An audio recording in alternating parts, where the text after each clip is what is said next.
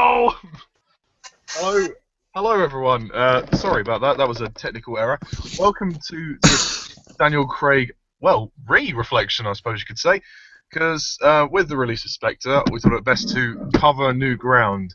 And today, we're going to be reflecting on all four Daniel Craig Bond films. I am joined by Alan Caylow, Louie B, and The Watcher. We're going to be reflecting on Right. Casino Royale, Quantum of Solace, Skyfall, and of course Spectre. So, I think because Louis, you're new to the game, well, in terms of Bond anyway, would you like to kick us off with Casino Royale? Take it away, Sunshine. Oh, how fun. Hi everyone. Yeah, so I watched this film about 2 weeks ago because I had seen Skyfall. That's what brought me into the franchise. And yeah, I didn't really watch. I've seen a couple of previous Bond films, but if you quiz me about it, I'd have no idea because it obviously wasn't that like important to me because I completely forgot about it. So yeah, I know before Spectre came out, like I wanted to watch all of Craig's films, so I started with Casino and worked my way up to Skyfall. And yeah, I really like this film. Out of all of them, though, it's probably the lowest for me in his film. Like if I rank his films, but I still enjoy it. So yeah, Oh, anything else to say on it? I don't know. Like if you discuss it, and then I don't really know how to start it off. Like I thought it was not. I really like so I'm just trying to think what to say. Um, Right, do you want us to come back to you? no, if you what's probably best if you talk about it, and then I can like add my opinion on it because there's so much about it, and I don't want to forget anything. If that makes sense. All right, yeah, no, that's fine. So, Alan or Jack, do one of you want to take the reins on this? I think I'll go because I'm kind of in the same camp with Louis. Yeah, I really like Casino Royale. It's a great Bond film. I mean, after the absolutely abysmal 40th anniversary. Let's just say momentary blip. Yeah, no, after the god awful Die Another Day, um, uh, we bounced back with this Bond film, and it's a great reboot to the series. I mean, Die Another Day killed off the Bond series for 4 years, so they bounced back. Yeah, they bounced back with this, and it's great. I mean, first off, I have to say, Daniel Craig as Bond, he's great here. You know, um, his first few minutes on screen, he beats Brosnan in all four of his movies. I mean, he's just absolutely fantastic. That opening black and white sequence, we don't start with the gun barrel unlike the others, but we start off with a black and white sequence. That's really great, and Craig is like, how many does it take? Two, and we see him fighting this guy in a bathroom, and he's like, Craig's like, I know where you keep your gun, and he's like, well, the second is considerably, and we have that, that awesome gun barrel, that take on the gun barrel, the guy points at him and he turns around and he shoots him. That's great. The song and the title sequence, You Know My Name by Chris Cornell. It's a great Bond song, not my favorite, but it's still great. The title sequence by Daniel Kleinman, big improvement after the absolutely terrible Die Another Day title sequence. I mean, just the whole plot of this film is great. You have Daniel Craig as Bond. He's just been promoted to 00, and what I really like about this film, what Martin Campbell brings to it, which is great, is the whole fact that Bond has to deal with terrorism now. It's 5 years after 9/11. The world has changed. We're no longer in the Cold War, and Martin Campbell really shakes things up. He injects new life into Bond.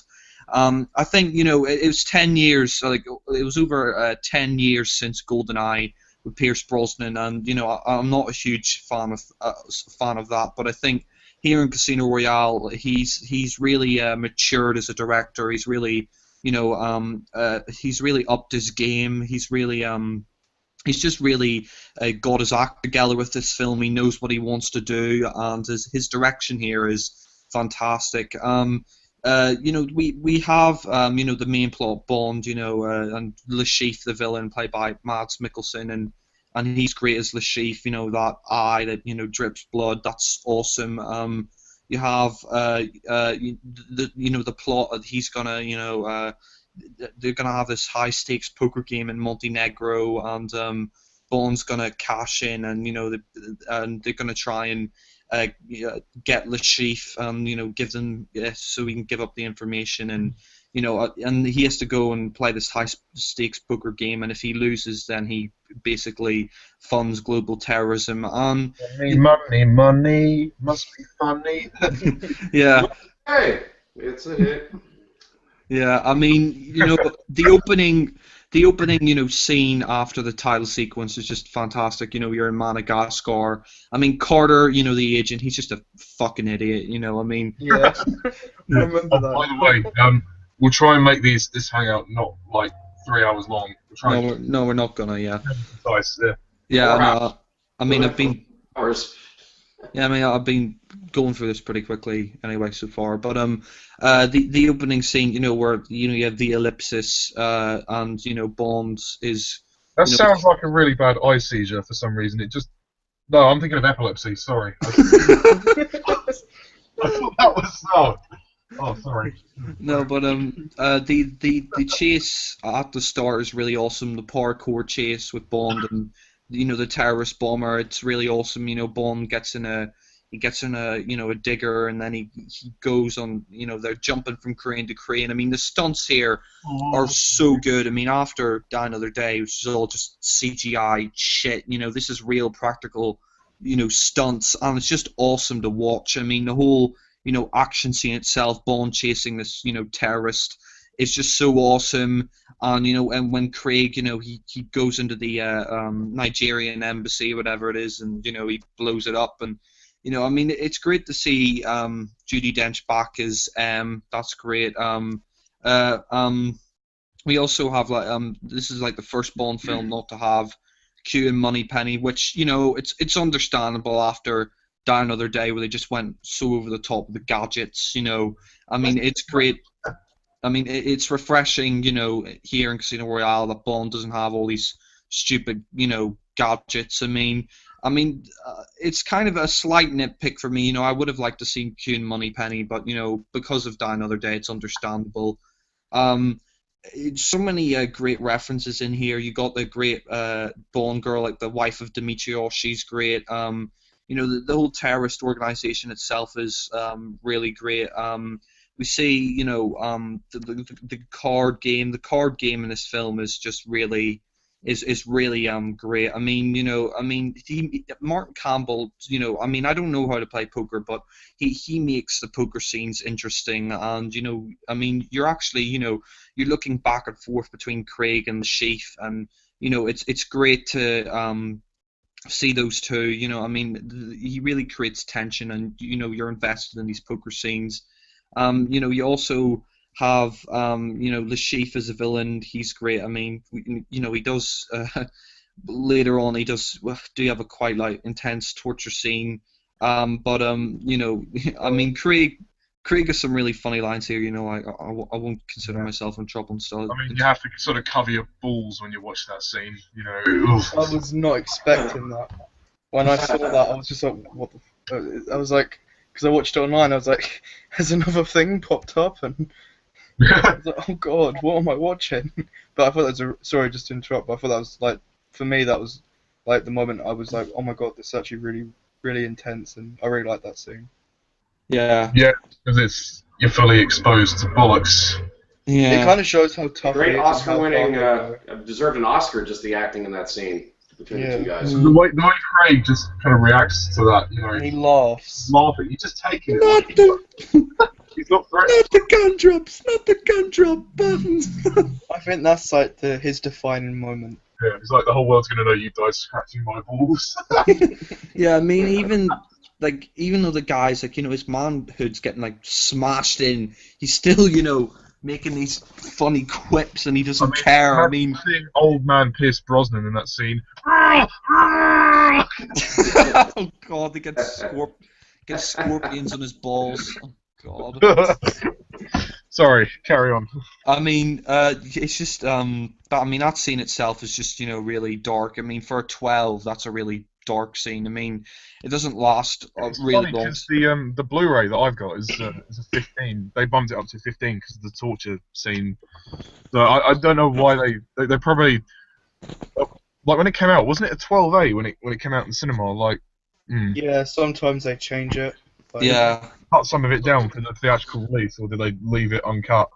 I know. I think they bumped it up for the DVD. I It think was the it's same with it was the same with the View to a Kill DVD. That was a PG, but now it's 12 because of some of the violence scenes in that. But yeah, Oh, yeah. I mean, Craig. I just have to say, Craig here. He's great. I mean, Bond. Because he's been promoted so early. Craig's kind of. He's an yeah. arrogant prick. Yeah. Sorry, what? Oh no, I was just saying goodbye to my dad. He's going to work. All right. bye, Yes, Ollie. Mr. Bond. Yeah, I mean, Craig here is great. He comes up, because he's been promoted so early. He comes off as this arrogant prick, and his humor is like, really funny. Like, oh, I'm sorry, I lost hand. Nearly killed me.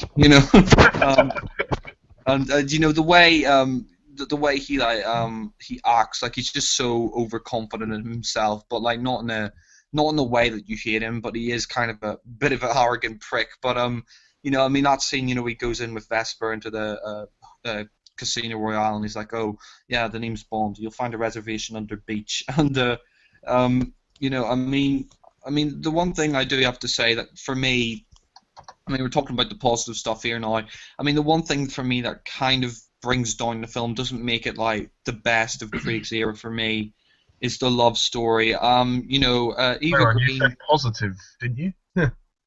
Yeah, I mean, Eva Green. She's great as Vesper Lynn, but the whole love story for me in this film doesn't really work. I mean, we had this before in On Her Majesty's Secret Service and a few other Bond films, and I just think for Casino Royale it just doesn't really work. I mean, the love story for me kind of comes across as a bit forced, a bit I kind completely of. agree with you though. Yeah, I mean, it kind of I mean, I didn't really. Well, somebody's just jealous of Eva Green. I just don't like their chemistry. I I think they were both good, but the characters, like when she first meets him on the plane, it just I mean doesn't. the train. Oh, train, sorry, plane, train. I've seen like they're all so similar, but like it just doesn't feel. I don't know. I just didn't buy into it. They're kind of like that banterous relationship. Yeah, flirting. Yeah. It Yeah, doesn't I like. mean, I've forgotten her name, but in Quantum of Solace, yeah, they had more of a tense like relationship. I thought that could have went somewhere. I bought into that more than Well, Vesper, but her death is really sad and a highlight of the film. I mean, But we can always touch on Quantum of Solace later on. I yeah, mean, I was just bringing it up as a point. yeah, no, of course. I mean, to be fair though, Jack, I mean, it is a new timeline, so they are allowed to experiment a little bit. But I understand where you're coming from On Her Majesty's Secret Service. I mean, that really was quite a tough act to follow. But this is a new timeline, so it's yeah. Yeah, I know, but I mean, I think one of my criticisms as well is just that it goes on a bit too long. I mean, it is nearly 2.5 hours, and I think, yeah, I know it's a new timeline, and yeah, it's kind of, we're restarting the Bond franchise here, but I just don't think we needed a love story immediately. I mean, I think, Yeah, save it for later. yeah, I mean, I think, um, yeah, I mean, I think, I just think the love story. I mean, I agree with Louie. When they meet each other on the train and they're talking to each other, I just don't really buy. I mean, the actors are good, and I mean, Craig and Eva Eva Green. Green, they work well off together, but I just don't believe they're really in love. I mean, they're just kind of flirting with each other, like you're perfectly formed arse, which is funny, but I mean, I think the whole film, I think it should have just focused more on Bond as becoming Bond and being an agent, and just focusing more on his mission. I think the love story just kind of feels like it's a bit forced in there. Like, if you'd taken that out, just focused it more on Bond and Bond, trying to take down the chief, and Yeah, I think that would have. I think that would have been better, because I mean, like I said, we've actually had it several times before. We've had it in On Her Majesty's Secret Service, and we kind of had it in Spy Love Me and a few other Bond films. And I just think here it takes away from the film a little bit for me. I just think the film goes on a bit too long. I mean, I don't buy the chemistry, like the relationship, as much I did, but Personally, I buy this more than Bond and Madeline Inspector. Not that one was bad, but I just think this. yeah, I mean, I buy it more than that. Yeah, I personally, sorry, can I? No, go Yeah, on. go ahead. No, sorry, I'm just as you're saying this, so I'm getting all my points together. I'm like, oh, I know what I'm going to say now. But the Madeline relationship, Inspector, I believe that just as much as I believe this. Like personally, like I think that she was a really good character, and I really liked her character, but I just didn't buy into it. Their chemistry, I don't know. It just for me, I think it was best. I really liked how it was kind of like this. For me, it was the first Bond girl I've seen, and I haven't seen all the Bond films, so I can't quote say all of them, but from the Craig era at least, I've seen all of his. That kind of was like a strong theme. Like she kind of, well, the one from Quantum's quite strong, but like the fact that she kind of just says like I'm done, I can't get involved in this. I've been here before, and kind of when she walks away, and that for me felt like stronger. Walk out the door. Just turn around now. You're not welcome. I just like the I've way she was a been lot here stronger. before. Sorry, again, on with Casino Royale because Alan needs to say his pieces on it as well. It's fine. No, thanks for chiming in, Louie. But yeah, just to wrap up quickly in Casino Sorry. Royale, the action scenes are great here. That car chase is great when the car flips. I really like that scene where That Bond. broke the world record as well.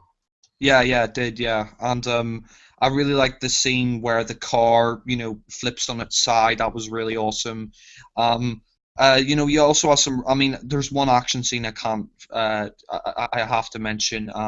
Is the fight on the stairs? That's just awesome. And in fact, I had the Wii game Quantum of Solace, and you can play that fight scene, and that's awesome. With the Nigerians and stuff. I mean, I think Martin Campbell's direction, like I said, it's a lot better than GoldenEye.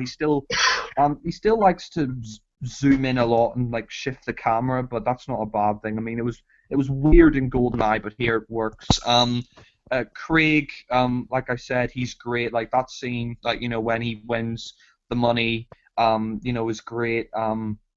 Because we see Lashif basically, he kidnaps Vesper, and then he's torturing both of them, and I mean, and that torture scene itself, it's just so dark, and it's really brutal. I mean, it's really saying, okay, the Brosnan films, like, okay, we were taking the piss, but now, we're not taking the piss. This is some intense shit here. I mean, I think License to Kill kind of tried to do this before, but I mean, I think with Casino Royale, we were ready for the gritty Bonds, and I think when Lashif gets killed, that's quite intense, and you see Mr. White, and the ending of the film, we see Bond basically resigns from MI6. He goes with Vesper, and we do have that kind of montage that we sort of did in On Her Majesty's Secret Service, which is great. And the final act of the film, like I said, I do think like some of the love scenes could be taken out. Like, I don't really buy the love story, but I mean, fair enough. But the ending is quite good. We see she betrays Craig, Bond, she's like, the bitch is dead, Oh. The bitch betrayed him. Like the final action scene in the house is great. I mean, all the action in this film, I really have to say, is just top notch. After Die Another Day, I keep mentioning Die Another Day, but yeah, I mean, after Die Another Day, where it was all just just computers and shit, and fucking rubber action men on movie, then surfboards. Well, Yeah. if you love the movie, don't be ashamed to, scream and pout and let it all out. Yeah. I mean, but the final action scene in the collapsing house is great.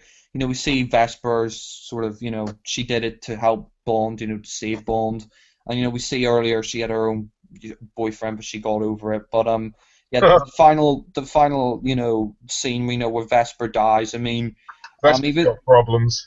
yeah, I mean, the final scene where you know she drowns. I mean, even though I didn't really buy the love story, I thought that was quite a powerful scene. You know, that was quite good. I have to say that was a pretty good scene. And you know, we see Bond. You know, he's trying to save her. I mean, even though he does hate her, you know, I mean, I do like that line from Craig. I think it's a bit underrated. He's like, you know, I'll kill her. He's like, let me, or whatever it is. You know, Allow me, yeah. yeah.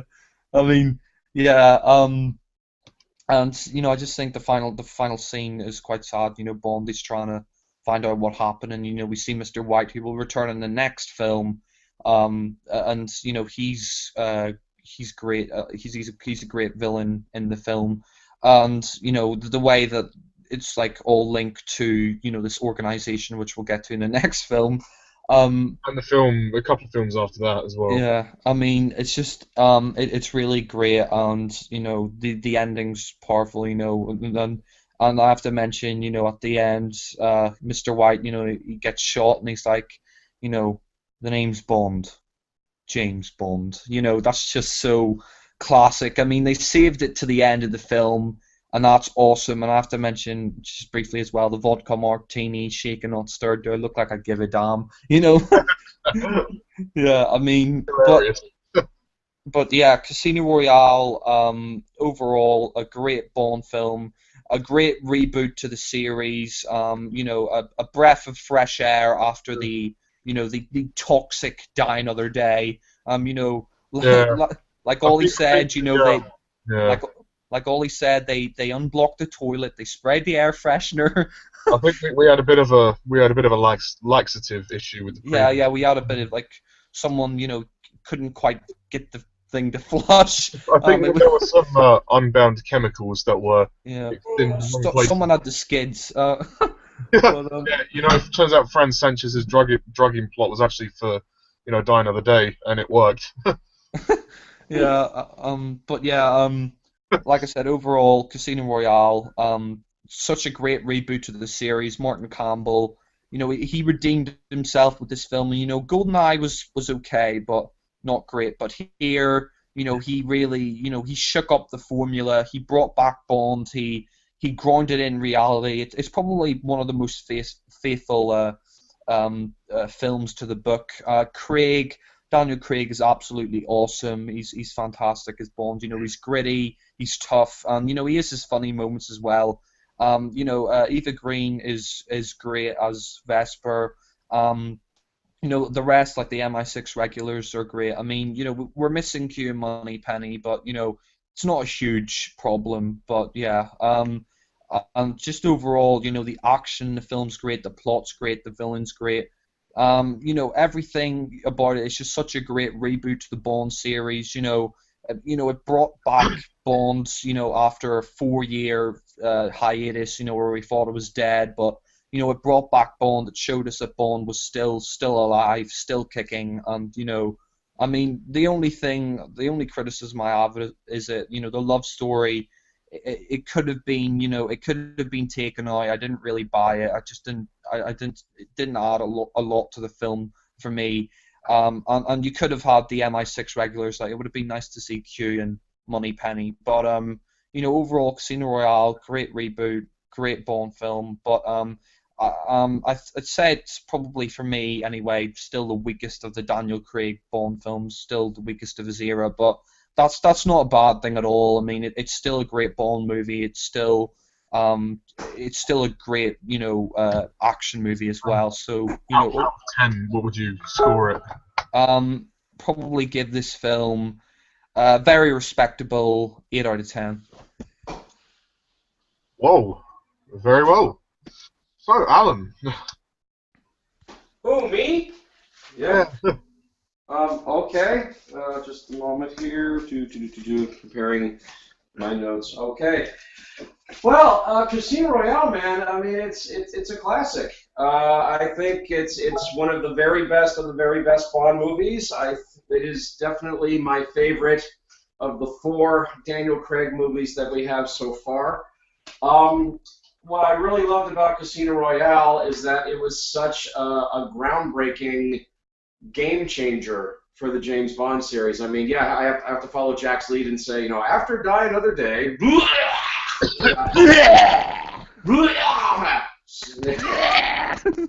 Yeah, I mean, Die Another Day, yeah, it made money, but I think it obviously did not age well. It left a bad taste in everybody's mouth, and it turned Bond into a cartoon character. It really, really did. I mean, I have to agree with your previous reviews when you said that when they did Die Another Day, they didn't do a James Bond movie so much as they did a James Bond spoof movie with that one.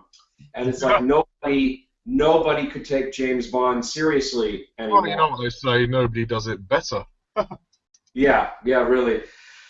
So, if they wanted to save James Bond, they really needed to do something different. I mean, desperately, and it had to be, really, really. I mean, really good stuff. I mean, bring back James to his roots and give us something a hell of a lot better and a hell of a lot more meatier than Die Another Day. And Casino Royale was definitely the remedy to the disease that was Die Another Day. Yeah, it's brilliant. It's absolutely brilliant. I mean, of course, it starts with Daniel Craig being just a fantastic James Bond. I mean, tough, gritty. He's real. I mean, he feels pain. He bleeds. He's real. Adding to that, sorry to interrupt you. Adding to that, you feel the pain as well. Like when you watch the film, every time I watch it, you go, like you feel it beaten up. You actually feel it, and for the exactly. And was this the first? Sorry to interrupt. Was this the first Bond film that we saw? Bond clean up, after he's been in a big fight. I think so. Yes. Yeah. So yeah. Yeah, I mean this Bond definitely could get beat up. He bled. I mean he's real. He's very, very real, and I like that. Very, very tough, but yet he's also very, very suave. He looks terrific in the suit. I mean he's a great Bond. And again, I appreciate that he proved all his naysayers wrong, because there were people making fun of him even before they'd even seen the movie, saying, "Oh, he doesn't look like James Bond. Oh, he's blonde. He's got big ears. He doesn't look like James Bond. Blah blah blah." And he just came out with guns blazing, and he proved all the naysayers wrong. That hey, there's a new Bond in town, and he's cleaned it up, and he was great. I love the realism of the film. I think Martin Campbell's direction of it is outstanding. And for the record, I love GoldenEye. I mean, GoldenEye, it's in my top 10 now. I guess I put it at number 9 now instead of number 8, but it's still in the top 10 for me. But I thought Martin Campbell really outdid himself with Casino Royale. I mean, this was like Oscar-worthy direction that he did on Casino Royale. I mean, just first-rate direction, and how he keeps the movie moving, keeps it well-paced. The action scenes are outstanding, and I think they're all the more outstanding because they're all done in real time. We don't have any of that cheesy, slow motion action. CGI shit. Yeah. Or any double take pigeons. What? Or any double take pigeons. Double take pigeons, yeah.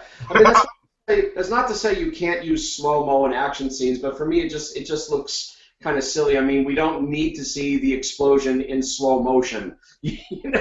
Let's do it in real time. So all the action scenes are done in real time, so they feel a lot more real, a lot more realistic, and I love that. I mean, the scene, the action scene on the construction site where Bond's chasing the guy, and the guy is an expert in Parker. I mean, that's a brilliant action scene. And I mean, not that there are too many action scenes in Casino Royale, but when they are there, they're brilliant. And then, of course, there's the action scene at the airport. Bond trying to stop the bomber with the airplane. That's brilliant stuff. I really enjoyed that. And of course, later on, when Bond finally does he takes out the bad guys in the final shootout in the building, is fantastic as well. I love Vesper, Ava Green. She's a fantastic Bond girl, and you can see quite clearly why Bond falls in love with her.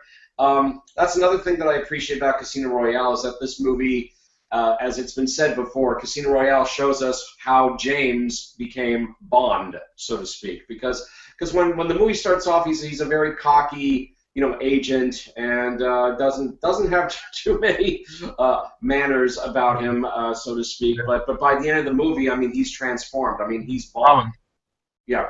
doesn't Judi Dench as M also, doesn't she say, I knew it was too early to promote you? And also, like, you can tell, Yeah. he's kind of he's a bit reckless. He's just kind of having like fun, like, I suppose, Yeah, because he's blowing up embassies and he's. I never knew M stood for Muffy. I mean, Well, yeah. now we know it stands for Emma, but we didn't know that during Casino Royale. But anyway, yeah, he's a reckless cop. That's how he's been described. At the beginning of the film, he's basically a reckless cop, just blowing up and killing everybody, and doesn't have a better sense of what's the right thing to do, what's the wrong thing to do. He I'm just quite goes in surprised there he's and- a reckless cock, considering how many women he likes to bang. Yeah, really. We see his journey. We see him become the 007 that we all know and love. And when I say all know and love, I mean true to Ian Fleming. Very reminiscent of Connery or Dalton, even as far as a realistic kind of Bond, which is not to say I don't like the other Bonds. Of course, I like the other Bonds, but I'm just saying, just more realistic. Because again, by the time we got to Die Another Day, Bond had become a total cartoon. So Casino Royale made Bond real again, and I really enjoyed that. I also appreciate. I think Le Chiffre is a fantastic villain. Mads Mikkelsen, he's a terrific villain, and he's got a lot of great villainous charm about him that I like. I mean, he's believably evil. He's not like, hoo-ah, I'm so evil, hoo-ah. I mean, there's method to his madness. He's calculating. Yeah, very calculating. And another thing I love about the film is that it makes a card game exciting, which I never thought could be done. But when Bond and Le Chiffre are facing off at the poker game, I mean, it's really, really exciting stuff. It's very, very tense. And you can see quite clearly that there's a lot of mind games going on between Bond and Le Chiffre. It's not just about, holding your cards, picking a card, putting it on the table. I mean, there's definitely mind games going on between the players as they're trying to psych each other out at the table. Actually, also, on set, they actually played poker as well to get a sense of the, the actual, like, Bond and Le Chiffre, like, the kind of the mind games that were, the mental battles that were going on. So I think they actually learned how to play poker on offset as well, which was really good, and that shows, and also like when he flushes him out, like that look of fear on Le Chiffre's face for the first time. He's actually scared for his own life because he's like, oh shit, I'm in debt. Seriously, I've lost any chance I had of getting money back, and now. And then, that's the tipping point for Le Chiffre. Then he tortures Bond, which is very uncomfortable to watch. Oh yeah. I'll get to the torture scene in a moment, but yeah, and I also applaud them changing the game to poker because in the original novel it was baccarat, and even though that's Bond's, I guess, card game of choice, baccarat, I still personally don't understand how to play baccarat. I really, really don't understand the game, but I definitely understand how to play poker. I've known how to play poker for years, so I'm glad that they changed it to poker to make it a little more understandable for us in the audience. So that was a good decision, I thought. Did you ever wear your tuxedo to a poker game, Alan? Oh no! I mean, the times that I've played poker, I've just been, sat around a table with friends, and we're just dressed in plain clothes. But I wouldn't mind dressing up in a suit and have a beautiful babe across the table from me, and yeah, maybe someday. Hope springs eternal. Give you a lucky kiss. Let's see what else. Oh yes, the torture scene. I mean, if you thought Bond getting tortured in Die Another Day was interesting, I mean, it's nothing compared to what happens to Daniel Craig in his torture scene. I mean, that torture scene is brutal. I mean, the fact that they got away with giving the film a PG-13 rating over here instead of an R rating, I think was amazing. I mean, it really, really is tense stuff. And in fact, I saw Casino Royale in the theater, I think it must have been 3 times, and all 3 times somebody, usually a female somebody, would get up and leave during the torture scene, and when the torture scene ended, she would come back into the theater. Yeah, like at all 3 screenings I went to, somebody got up and left during the torture scene, and then they come back. I don't know why. Some too much. people can't handle it. They just can't handle it. But I just think that scene is That's just the thing. You know why? Too much testosterone. or something, yeah, or just a little too realistic. But I mean, it's a brutal scene, but I mean, it's brilliantly acted between Daniel Craig and Mads Mikkelsen, and as and I would say that that's definitely Oscar-winning acting between the two men here. What they're doing, I mean, you're looking at two desperate men, one who's desperate for Yeah. information, because he's got these assassins on his tail if he doesn't pay them back the money. And then, of course, there's Bond, who's desperate because he's just being tortured within an inch of his life, and he may actually be killed. But that's funny as well, because they also make it quite comedic. Like when he starts laughing and joking Oh, around. yes, they do. And I thought the humor definitely helped. I think that was good to interject a little bit of humor in there to make the audience feel a little at ease. Those of us who don't get up and leave during the torture scene, which is most of us, thank goodness. Yeah, it's a brilliant scene. It's just absolutely brilliant. I love the love story in the movie. I think the love story is very, very believable. I think you can see quite plainly why Bond and Vesper fall in love with each other. And another thing is we get to see another aspect of Bond. I mean, why he's kind of the cad that he is. That he beds women, quite consistently. But it is very rare that he falls in love with them. Although it has since happened again in Spectre, I believe. We'll get to that shortly. But I mean, I think it's a wonderful, genuine love story, and when Vesper dies, I mean, it is absolutely heartbreaking. I mean, yeah, she betrays him, but then we find out the reason why, and it was actually to save his life, not to betray him for the sake of betraying him. So it makes her loss all the more heartbreaking.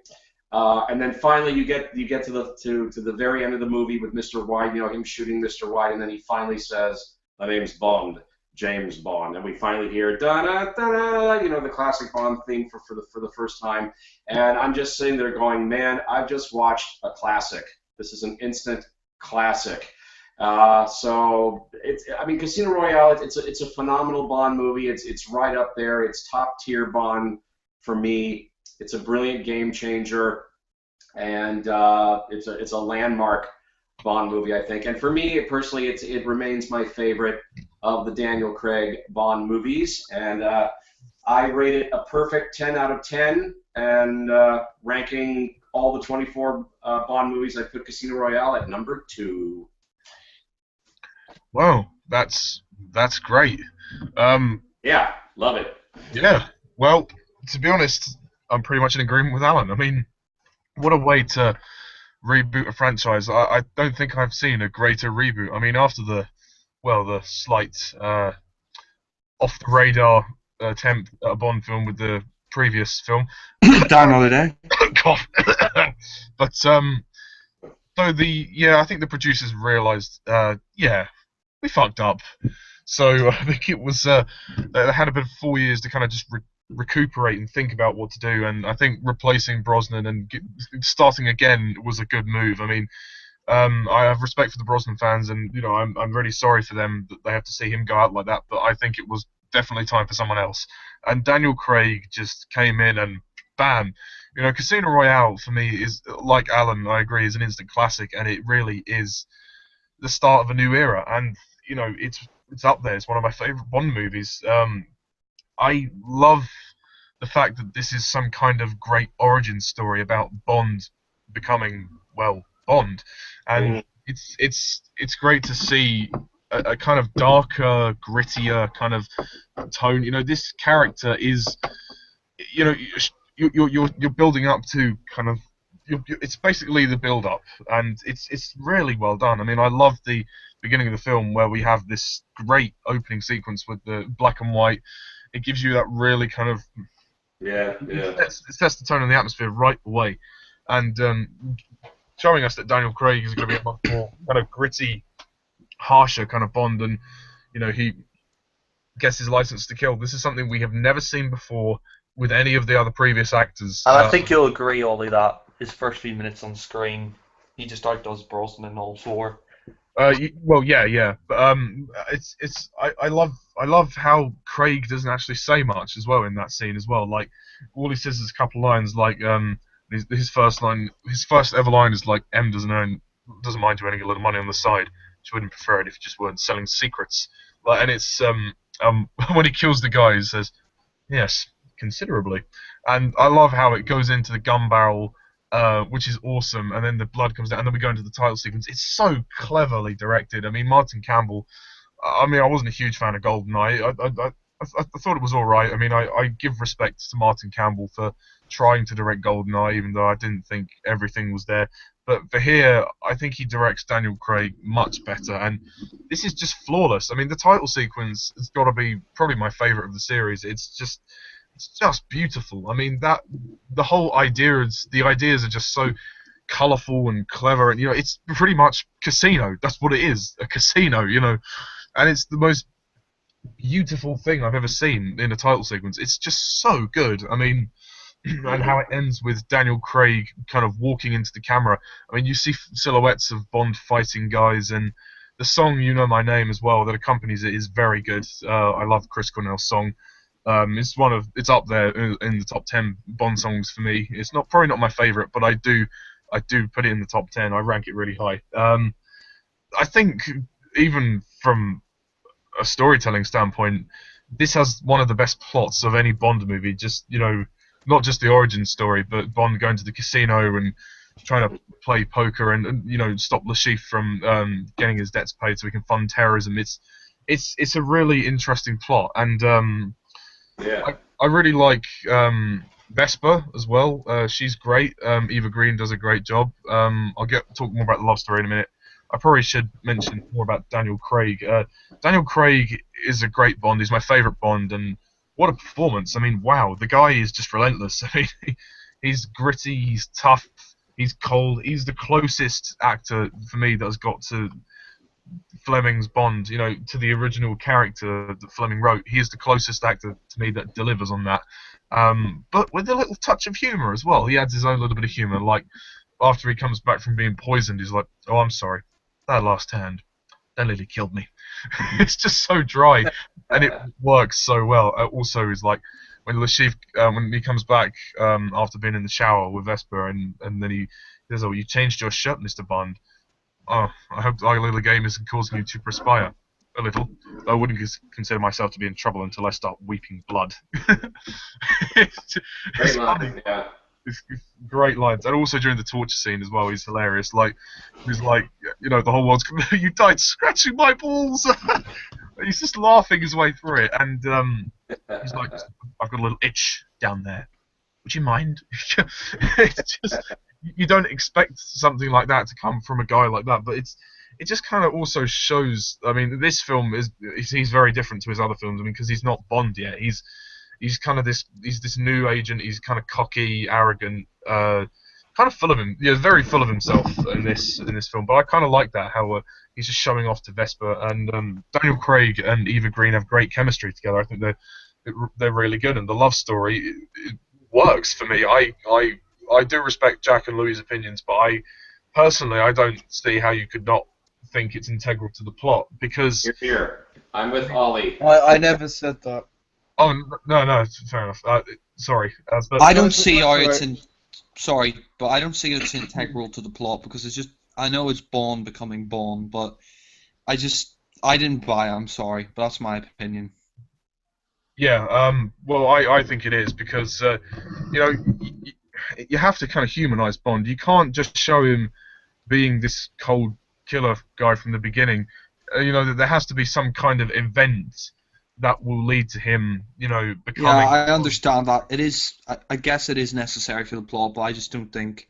I just don't buy the actors' chemistry. Yeah, same. Well, I don't really buy Love Story. I'm sorry, but that's just my opinion. I mean, fair enough, it's your opinion, but. So I guess we're split down the middle on this one.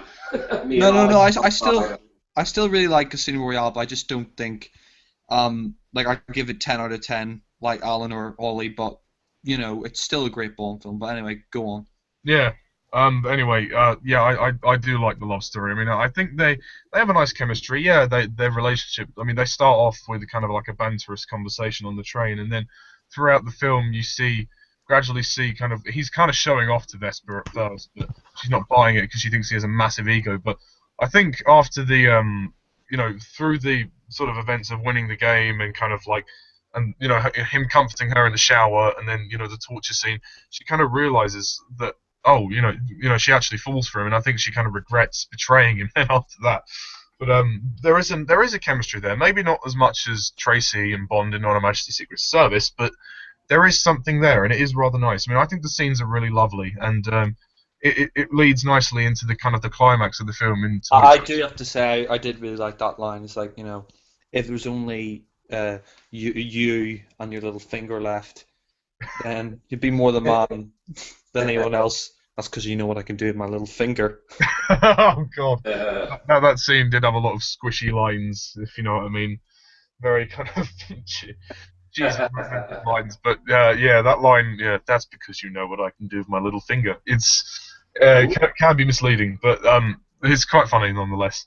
I think it is very sad when Vesper dies. I mean, there is no question about that. It's not the saddest death in the Bond film for me personally, but I mean, it's horrible, like seeing her kind of like drown herself. Essentially, she kills herself because she leaves herself to die. She's like, I'm sorry, Jim. I think it's the guilt of betraying him, and she decides to lock herself in the elevator and leave herself to die, but then realizing, oh shit, maybe that wasn't a good idea. Oh, too late. But yeah, sorry, that's a very blunt way to look at it. But it is sad. I mean, it is sad. But then that's what kind of launches Bond to become this really cold, emotionally shut off killer. And he says the job's done, bitch is dead, and you wouldn't hear that from Roger Moore. But although when he says that line, the job's done, the bitch is dead, I don't think he really means it. I think the look in his face. I mean, he did love her. I think he's just saying it to M just to say it. The bitch is dead. I'm fine. Yeah, he's kind of angry at the same time because she betrayed him, but he did love her. I mean, yeah. But yeah, it's a lovely relationship, and I think the two actors have a great chemistry. I mean, sorry, Louie, but that's my opinion. Also, one character which none of you have mentioned yet is Mathis, which I think. Yeah, I was gonna mention him when it comes to me. Yeah, he's really good. I like him. Yeah, definitely like him better here than in Quantum. Definitely. Yeah, I agree. I mean, Mathis is he's great in both films, but I like him better here. He gets a great amount to do in this film. Like Mathis is a really warm character, and in this film, you never as the film goes on, you start to question what side Mathis is really on, like whether he's actually good or bad. I mean, because the sheep says, "Oh, I'm afraid your friend Mathis is really my friend Mathis," and I like the dynamic between him and Bond. I mean, it is kind of carried on in Quantum of Solace, but not much. We'll talk about Quantum of Solace in a minute, but he's a good supporting character, and I like how he kind of gets arrested for no reason when Bond just sends the guys in to take him away, which is a bit harsh, but yeah. Le Chiffre, played by Mads Mikkelsen. I really like Le Chiffre. He's a great villain. He's very cold and calculating. He doesn't speak very. He's not one of those cartoonish villains or campy villains, or he's not one of those shouty villains. He's very calm. He's collected, and there's a great sense of, I guess you could say, mental. Well, I mean, yeah, there's a great sense of disfigurement about him because he's got a scar across his eye, but his mind kind of like he's a guy that plays. He's a mentalist. He plays mind tricks on people, and he's a businessman essentially. Well, I suppose you could say that. I mean, he's a terrorist, but yeah, he's many things. Mads Mikkelsen does a great job, and I agree, Alan. In that torture scene, he acts really well with Daniel Craig.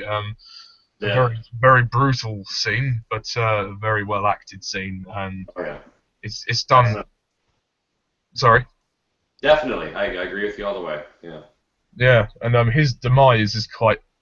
It's a little bit abrupt, but it's quite intriguing. Like, oh, who is this man that's come in and murdered? Oh.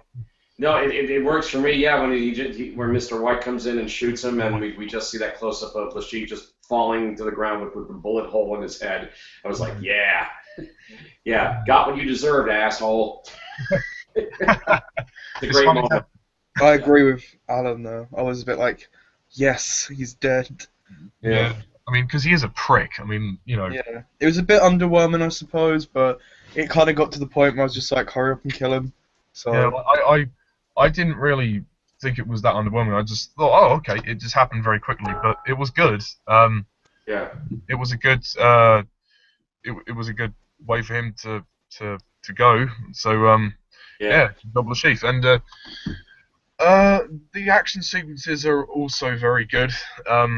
You have that brilliant opening in the bathroom, which is done really well. And then the parkour chase, as it's called, is one of the best action scenes I've seen in a film. It's so good. I mean, the way it's choreographed, it's quite long as well. And it's just a huge chase throughout a construction site. When they go on the crane, that's really impressive. The stunt work team are just amazing. None of this rubber CGI, none of this, tacky, windsurfing, parachutes. It's all for real. It's all played for real, which is great. The airport action sequence is also a highlight too. I love that. And you've got the stairs fight, which is great. When Bond kills the guy, strangles him with the neck, and then. Oh yes, the stairwell fight. I forgot to mention that. Yeah, that's great. Yeah. That's awesome. I think also it's quite an impactful moment because it's the first time you see that shot of Vesper reacting to it. That's the first time she kind of sees who Bond really is. He's this killer, and she kind of has to take that in. And I just love that shot of Vesper's reaction to Bond killing Obama. And what other scenes were there? You said Obama. No, Obano. Sorry.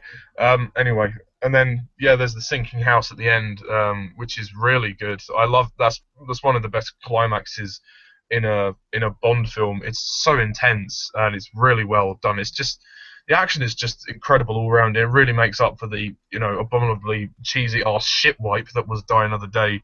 Yeah. But we can move on from that. The film is quite long. It is quite long. It does romp along for 2.5 hours. But I do love. Sorry about that. I do love it and adore it, and I'm glad that they saved that last line till the end. The name's Bond, James Bond, and Daniel Craig delivers it perfectly, and it's a great way to end the film. Definitely one of the best deliveries of the line. Yeah, I agree, and it's a great setup. That's the cherry on top. Yeah, that's the cherry on top of the cake, and it just sets up. It leaves you at the end of it thinking yes, like just that yes feeling, like for every Bond fan, and then leaving you wanting more for Quantum of Solace, but we'll get to that in a minute. If there was any scene, I mean, it is a bit long, and if there was any scenes to take out, maybe just the scene where he gets poison, perhaps. I mean, sometimes some people have said that's filler. I don't really know what parts you would take out. I mean, also nobody's. Leave that in. I would leave that in. I think that's a same. Scene, and it adds more conflict between Bond and Lashif. So fair enough. I to be honest, I think the scenes I'd take out are the montage of Bond and Vesper. If you took that out, because I mean we sort of had that before. Sorry. No, go on. No. I mean, I think it is a bit too long, but I think I would have kept in that poison scene because that's really good. I mean, if I were to take some scenes out, I would have taken out the scenes between Bond and Vesper, like the montage scene, like Someone rename this Hangout. Oh. Yeah. You didn't need to do that, mate. It was already called the Daniel Craig reflection. All right. No. Anyway, I think the scenes I would take out would be the scenes with Bond and Vesper, like the montage scenes. I love because we had that before in Honor Majesty's Secret Service. But yeah, I think if you took that out, shortened the film, that would have been better. But yeah, go on. Anyway, but yeah, no, I don't mind the length of the film too much. I mean, I think Me neither. I think it's paced really well, and the score by David Arnold is also really good. Nobody's mentioned it yet.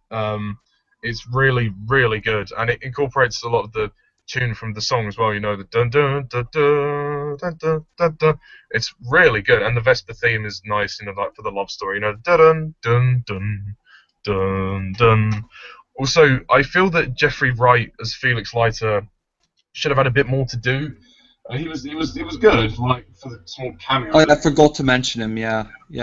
He's a good Leiter. He's not the best, but I prefer David Hedison, but Jeffrey Wright is pretty good. I mean, he's only in it briefly. He's in Quantum of Solace, so I can mention more about him there. But also Judi Dench returns as M, which is a little bit confusing if you've seen the Brosnan films because this is a new timeline. But fuck it, it's Judi Dench. Who wouldn't want Judi Dench back?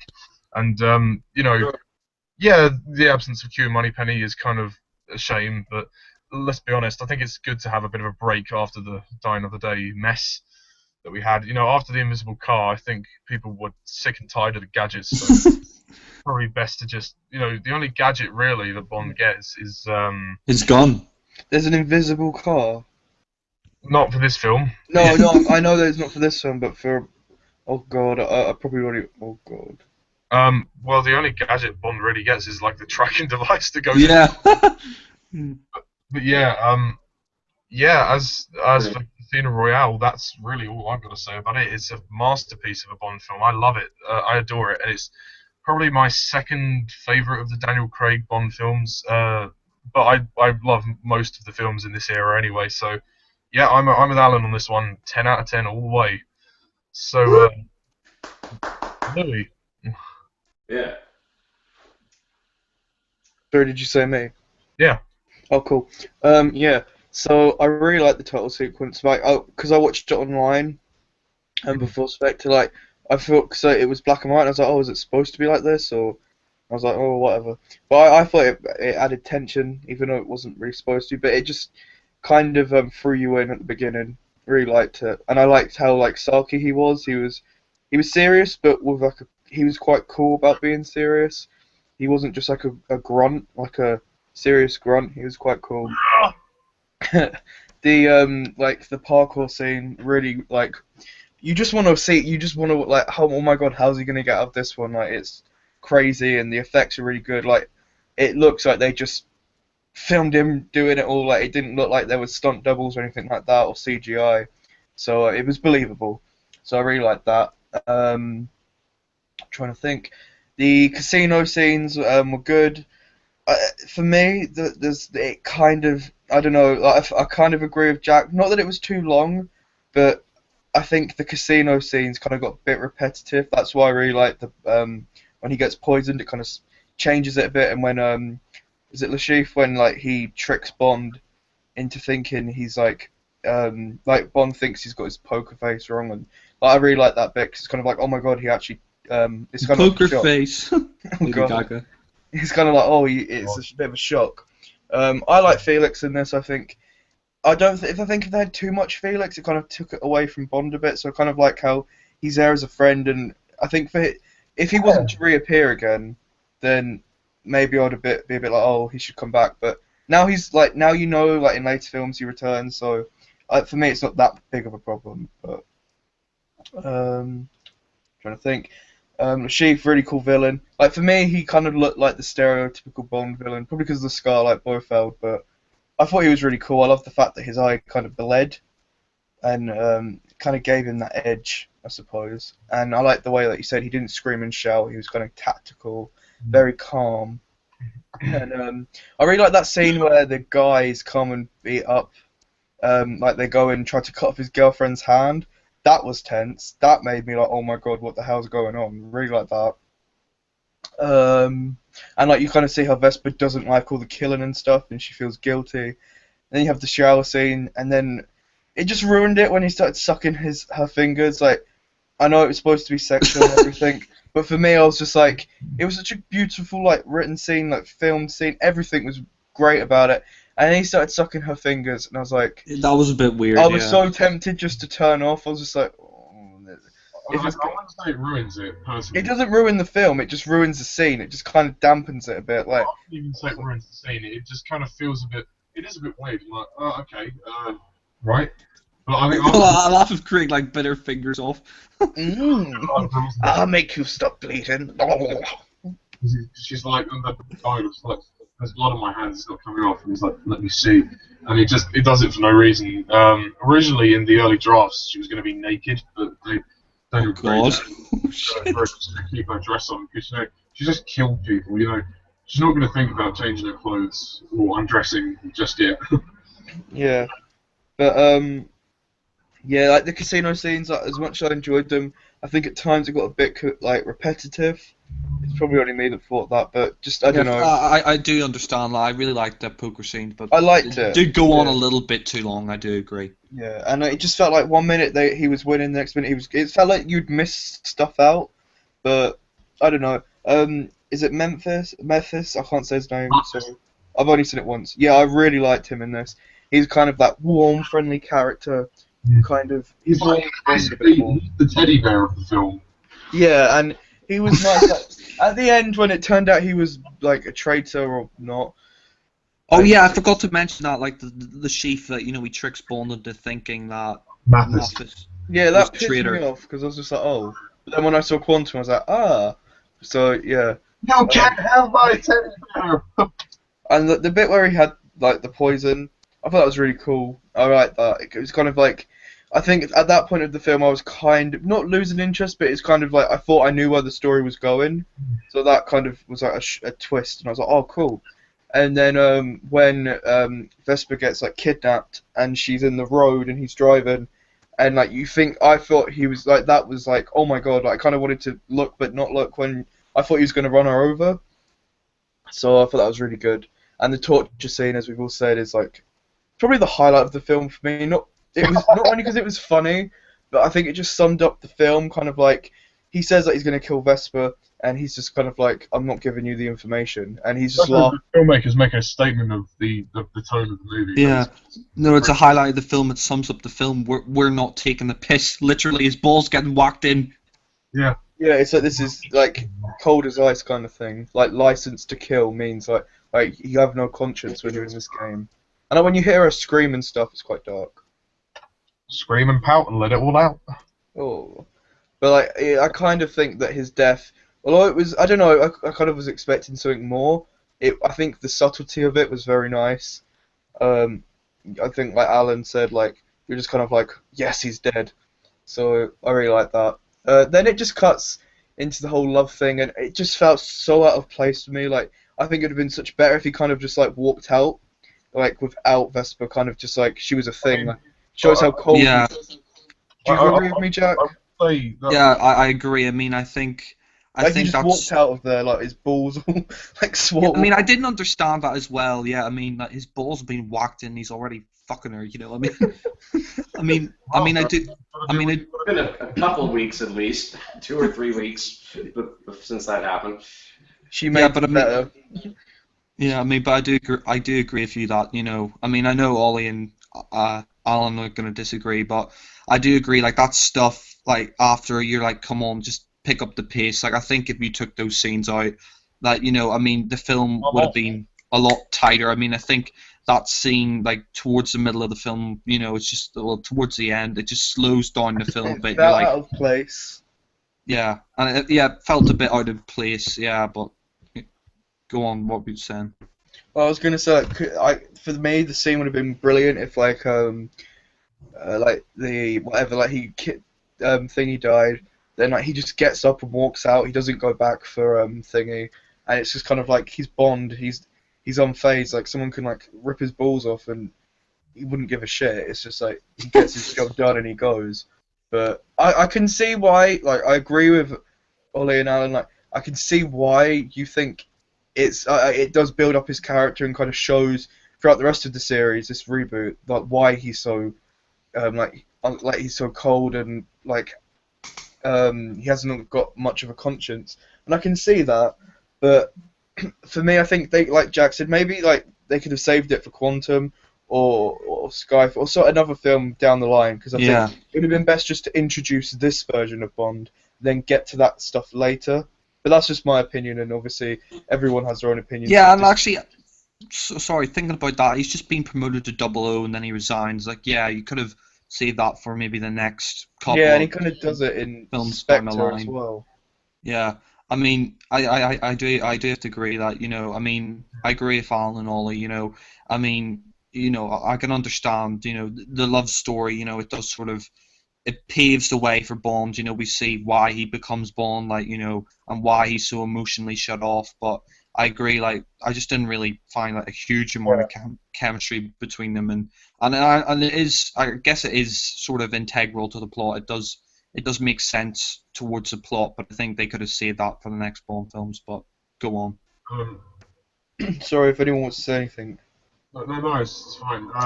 We probably have you got much to say about the scene, or I think he's wrapping up. Yeah, I was just gonna wrap up the her death and then. because we've been on this film for an hour. Would you be up for doing it in like part 1, part 2, part 3? Let's just get it over with. Alright, sorry. You can move on from it, it's alright. No. No, it's probably all stuff we've already heard, so you might as well move on. No, Louie, it's fine. Just say your final thoughts and then give your rating on the film. Okay, all I was going to say was that her death, like that whole scene, like the twist and turn, like her betraying him and all of that stuff, I just was like, well, it kind of was too much, like, fitting it. If they spread it out a bit more throughout the film, then maybe it would have been a bit more believable, but her death was really sad, and it was just so horrible, and it was kind of, like, horrible to watch, but it was so bittersweet. But I was kind of like, the moment she died, then he managed to get in the cage, and I was like, surely you could have just done that in the first place, but yeah, I thought it was nice, and the bitch is dead line, I thought that was just ridiculous. I really wasn't a fan of that at all. I was just like, well, why are you whining about her for like the next couple of films? For me, it just felt wrong and out of place, but that's me. And yeah, I'll probably give it an 8 out of 10, but I really did like it. It's probably the weakest for me, but I enjoyed it.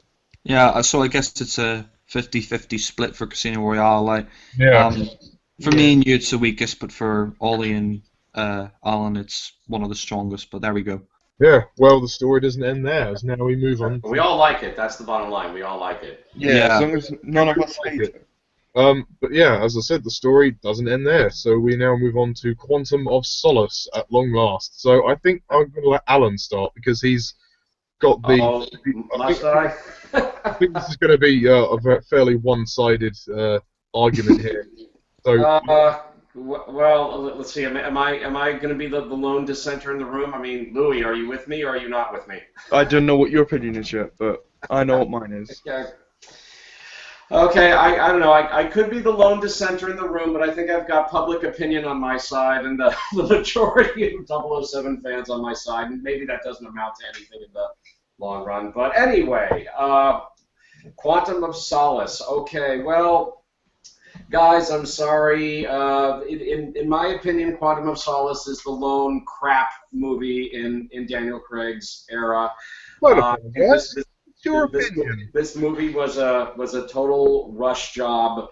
It came out only 2 years after Casino Royale, and I think the filmmakers were thinking, we got to follow up Casino Royale really fast. We got to follow it up. We got to strike while the iron is hot.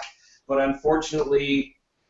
And I will give the filmmakers this one little bit of leeway that maybe it wasn't entirely their fault, because there was a writer's strike going on at the time that the screenwriters were writing the script for. And there were financial difficulties with MGM. Okay, yeah, there were some financial difficulties going on with MGM, so this movie was in fact... Go on. No, to say which the financial problems kind of continued after Quantum of Solace as well. Which is why Skyfall took so long to be made. Yeah, that's why Skyfall was delayed. Yeah, so there was definitely some movie studio problems going on at the time, and there was a writer's strike going on at the time, and the screenwriters basically the script wasn't finished when they started shooting Quantum of Solace. I mean, the screenwriters had to turn in their script. I think they turned it in reportedly like 2 hours before the writer's strike commenced, because if they didn't turn the script in time, if they didn't turn it in time, then the movie couldn't have been shot. That's just the way it goes when there's a writer's strike going on in Hollywood. But so they just had to turn in what they had. But I just think the script, what they had there, was poorly written. Although it was probably poorly written because, again, the writer's strike didn't allow the screenwriters to properly finish it. So the filmmakers just had to take what was there and run with it. And any dialogue that wasn't written, they had to either improvise it or write it themselves. I mean, they say that Daniel Craig and the director Marc Forster had to write some dialogue themselves, or the actors would simply improvise on camera some of the dialogue. But I think it shows. I think it really, really shows. I mean, like I said, maybe I'm the lone person in the room who feels this way about Quantum, but I mean, for me personally, I immediately sense that something is very, very wrong with this movie from the moment it begins. I mean, the opening action scene is cut way too quickly. It's cut like a coming attractions trailer. It happens way too fast. It's hard for me to see what's going on in this car chase. So that's one thing that throws me off. And then it's like 5 minutes later, we get like little five minutes of drama, and then pow, we're in another action scene, and now Bond is chasing a guy on rooftops. Although I think the ending of that action scene where Bond's chasing the guy on the roof, I think they ended the scene where they wind up fighting in an art gallery, and they're totally swinging on ropes, and they're bashing into the windows and all of that. That part of that action scene I thought was really good, because I'd never seen that in a film before, with guys fighting each other on ropes and smashing into the windows. That part was cool, I thought. But I just thought the dialogue, it's just poorly written. There's stuff in this movie that doesn't make any sense. I'm still befuddled later on in the film when M tells Bond that she doesn't trust him. She strips him of his license to kill. He goes into the elevator with those three heavies, and somehow Bond beats the crap out of all three of them in the elevator. I still can't figure out how he managed to do that. But when he comes out of the elevator, M is on his side again, all of a sudden. I wouldn't be surprised if that was one of the scenes in the film that may have been improvised. It's possible. The movie has a very cold, very dark tone to it that I simply don't like. I think the movie commits the crime of making Bond unlikable. I mean, he's just a killing machine. He's or as another critic described him, he's basically a one-man demolition derby in this movie. He's just killing anybody within sight. Although some like to use the excuse, well he's broken up inside about the death of Vesper, because I realize the argument could be made there. I get why you have your points, but for me, he's doing it out of grief, and he doesn't know how to control himself. I get what you mean. This is probably his weakest performance for me personally, but he's not bad. It's still a great performance, but I think there's less life in Daniel Craig's Bond in this film because of the events of Casino Royale and how that's affected him. Like, he's trying to deal with the emotional side of Bond, and it might not be coming across in the way that it should. Maybe that was just it had a bad time on set, or maybe that was just something to do with the writing. But who knows? But yeah, I get your points. I mean, if it makes you guys feel better, and any problems that I have with Quantum of Solace, I don't blame it at all on Daniel Craig. He's totally innocent here. I just think it's unfortunate that, in my opinion, he got saddled with a terrible script that wasn't even finished yet. My other issue with the film is the director, Marc Forster. I personally think the guy totally had his head up his ass when he directed this movie. He's known for directing dramas, and he did direct Bond girl Halle Berry to an Oscar in the film Monsters Ball. He also directed the film version of Kite Runner.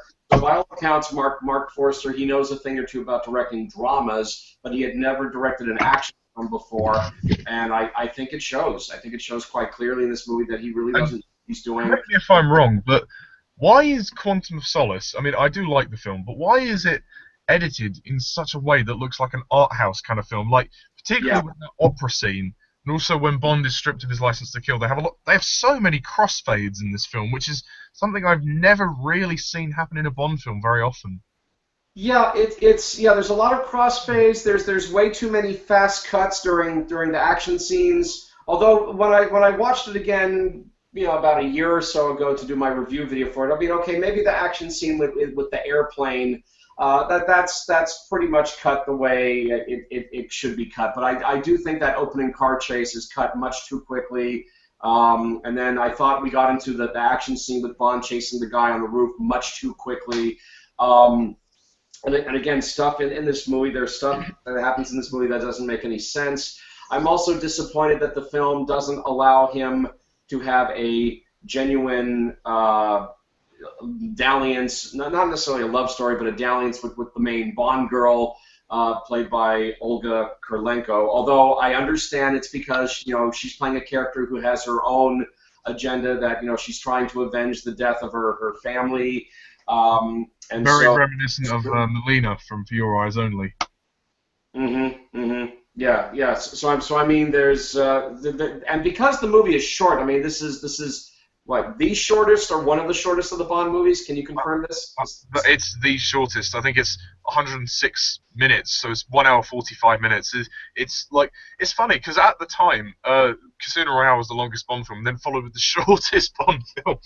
It's, Yeah, yeah, yeah. it's odd. Like it's too short. I mean, at least 15 more minutes for me would have been nice. I mean, I'm not asking for another 2.5 hour film, but at least another 15 minutes to really just kind of delve in. If the script hadn't have had the problems that it had, then maybe we would have got kind of a well-grounded 2 hour Bond film, and it would have been great. But Yeah, I mean, I still liked it. But yeah. yeah, yeah. This is a Bond film that you can say is too short. I mean, it leaves you wanting more, and there isn't more, And again, Marc Forster, he admitted that he wasn't exactly a James Bond fan when he took on the part. The only reason he did it was because he liked Casino Royale, but it's not that he's seen all the James Bond movies or that he has any great affection for James Bond, like say Sam Mendes or Martin Campbell or the other classic Bond directors like Terrence Young. I mean, this guy admitted he's not really a James Bond fan. So right there, I think he was the wrong choice to direct a Bond movie.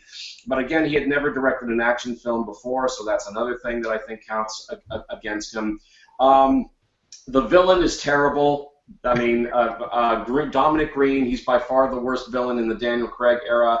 He is a cardboard, I'm so evil kind of villain, and Just the voice is so annoying. Like, don't talk to me like I'm stupid. And but other lines like, if you don't sign this contract, I'll make you choke on your own balls or something like that. Wake up tomorrow with your balls in your mouth. Yeah. I mean, there's nothing. He has no villainous charm about him, unlike Le Chiffre. I mean, this guy, he's just a dick. He's just this French dick. There's nothing likable about him as a villain. When he's got when Dominic Green has the axe and he's yelling, he's going. It's hilarious. I mean, you're a tough guy now because you're wielding an axe. Yeah, you need an axe to be a tough villain. Yeah, you pussy. I mean, the problem is with Dominic Green, there's no he doesn't stand a chance against Daniel Craig because Daniel Craig's Bond is like the toughest of them all. He's like this pathetic sissy of a villain, and Yeah, he's a sissy. Agreed. He's a total sissy. I know Jack likes him, but I'm sorry, but I don't like him. Yeah, I don't either. I'm sorry. I'm glad we agree on that There's one. no need to apologize. Yeah. But anyway. Yeah. What else? Yeah. The Bond girl. I mean, Olga Kurylenko. I mean, she's very pretty and everything. But I mean, again, considering that her character has her own agenda to avenge her family, she and Bond aren't really allowed to have any dalliance whatsoever, except for that one kiss that they give each other at the end of their time together. So that I don't feel that the two of them have any real chemistry or even allowed to have any real chemistry. So that was a bummer. Mathis, I think, is totally wasted in this movie. I don't like the fact that after he gets killed, Bond just dumps his body in a dumpster and he says, "Oh, he wouldn't care." Actually, I think he would. Yeah. If all four of us in the room were sitting in a pub somewhere and having some drinks, and all of a sudden I just keel over and die, just throw my corpse in the dumpster behind the pub. I won't care. It's what he would have wanted, guys. No. I think it's pretty disrespectful. Yeah, it is disrespectful, considering that Bond turned him in, and then they found out he was innocent, and then it was like, now Bond's going to be a real dick and chuck him in the bin. That is the one dickish move. Yeah. I think you're missing the point. That's what he wanted. Well, that may be, but it's still disrespectful. In his will, it's just written, "Throw me in garbage bin." Throw me in the bin. I'm wasted. Yeah. Well, like I said, I mean, I understand he and the Bond girl were out on the street with Mathis's body. Maybe they didn't have anywhere else to put the body, but I think they could have been a little more respectful and put it somewhere a little bit more decent than a garbage bin. Let's see. He takes Mathis's money as well. What's that? He takes Mathis's money as well. Yeah. Well, he won't be needing it anymore. Yeah, I guess not. Anyway, to wrap up my feelings on Quantum of Solace, I also have to say I thought it was pretty ridiculous that Green has this big hotel out in the middle of the desert for no particular reason, other than it's just there for Bond to blow it up. That's basically the only reason why that hotel is out I think there. it's only like disguised as a hotel, but even then people are going to be a bit suspicious. But I mean, yeah, it is only meant to be a disguise, but it doesn't matter because they're like, hey, fuck it, we're going to blow this place up anyway. I mean, Yeah. I mean, why would anybody in their right mind want to stay at a hotel in the middle of the desert? You got nothing but sand all around you. It's hot. I mean, it's absurd. But it's there, so Bond can blow it up, which of course he does. So basically, guys, yeah, I'm sorry. I mean, I'm just not a fan of Quantum of Solace. I think it's a poorly made Bond film. It was very rushed. although I think and we can all directed. agree that music, the score by David Arnold is very good. I think we can all agree on that. The Hopefully. score is fine. I'm not the biggest fan of the theme song by Jack White and Alicia Keys. The title sequence. I mean, they're trying to sing a duet, but I think their voices just don't sync particularly well. And Hey, is it just me, or does it sound really depressing? Like Another Way to Die, like another snake thing for majesty. Dude. Like that's what it sounds like. It sounds to me very depressing. I don't know whether that's just. It's quite a depressing film, though, really. yeah, and then again they're off key. Oh. You know that whole bit, and again their voices don't match, so it's not a great duet. Alicia Keys is trying to sound all tough and gritty. She's like, oh, lucky bye. It's like, no, stop. Well, when I first heard it, I despised it. I thought that title sequence wasn't bad though. I didn't mind the title sequence. Yeah, like, when I first heard it, I was like, oh god, this isn't Bond. That's when I first saw Skyfall, and I was like looking at old theme tunes. But then when I reheard it recently and I watched the film, it's actually one of my favourites now. I just think it's such a cocky song. Like it's just like, fuck it, it's just Another Way to Die, and it's just I don't know. I love the classical like intro and stuff, and I think for like rebooting the series, yeah, they had the Shirley Bassey version that wasn't used, but in a way, I'm kind of glad they didn't, 'cause it's kind of new and fresh, and it's not like copying what used to be. It's like a new thing. So yeah, I see what you mean, but I would like it. I mean, it's not terrible, but I would like it if it had a bit more life in it. Like if Another Way to Die actually had a bit more. If they actually gave it a bit of life, so when they were singing it, then it might be a bit better. But I kind of like the grittiness of it though. Like it's not like what's her name, Alicia Keys. Like I agree with Alan. They're not really. They don't suit each other, but that's what I like about it. You wouldn't expect them to sing together, and it's like the classic intro, and it's kind of just like a fuck it song. It's like I think it works. Yeah. It revamped the Bond. It was like I believe I don't know if this is right, but isn't it the first duet for Bond? Probably, but Yeah. not really. 'Cause I think if they used Shirley Bassey again, like as much as I love Shirley Bassey and her songs for Bond, I think it's just it would have kind of just been every song after that. It would just be like going back to the ballads. Do you get what I mean? I think it kept it fresh. Like Casino Royale was kind of like a rocky song, and then this one was a duet, kind of gritty. Then obviously Skyfall. I get what you mean. I mean, it is tonally. I can see what they're trying to do. They're trying to follow on from Casino Royale, and it's just a bit wasted potential, really, for me. It's just like it just feels very underwhelming after listening to Chris Cornell's song. It's just like, oh, okay, we get this. It's just kind of like, I don't care about it really. I mean, anyway, sorry, Alan, you were wrapping up your thoughts.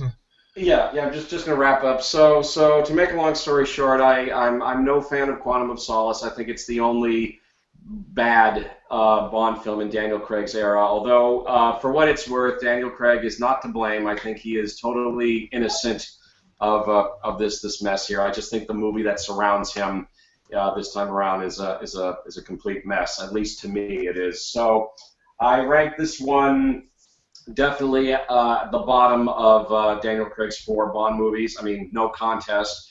And on my overall ranking of all 24 Bond films, I send Quantum of Solace towards the bottom at number 23. So there you go. In 24. Well, 23. There are now 24 Bond films. There's only I mean, there's only one Bond movie I hate even more than Quantum of Solace, and that's A View to a Kill, but that's another argument for another video. But yeah, Quantum of Solace, I now put, now that Spectre is out, I rank it Quantum of Solace 23 of the 24 Bond films. Wow. Right. So I think we've heard the negative. Let's hear a bit more positive about this film. Louie or Jack, who's gonna go next? Could I I go? don't mind. Yeah, Oh. just be aware. We don't want to make the No, hangouts. I'm not gonna go on long. I have to go mute my mic again in another 10 minutes or so, so I'm gonna try to be as quick as I can. Yeah, no worries. I completely disagree with Alan. I love Quantum of Solace. This is the first Bond film I ever saw in the cinemas. Sorry, 1 minute. Do you want me to?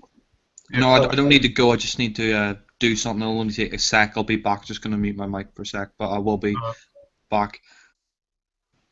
For now, Louis? Why don't you just? Yeah, should I just go? Yeah. Okay. For me, like I only saw this recently, and I didn't know it was like I didn't know it was like considered by the fandom like the weakest or the most unpopular, and so for me I kind of went in with clear head. I noticed it was like Back. Sorry, false alarm. All right. Sorry, Louis was just saying. Do you want me Go to on, finish or? It's up to you. Yeah, well, I thought it. Like, I went in and I saw it was remarkably shorter than Casino and Skyfall, so I was like, okay. And I went in with a clear. I really liked the opening.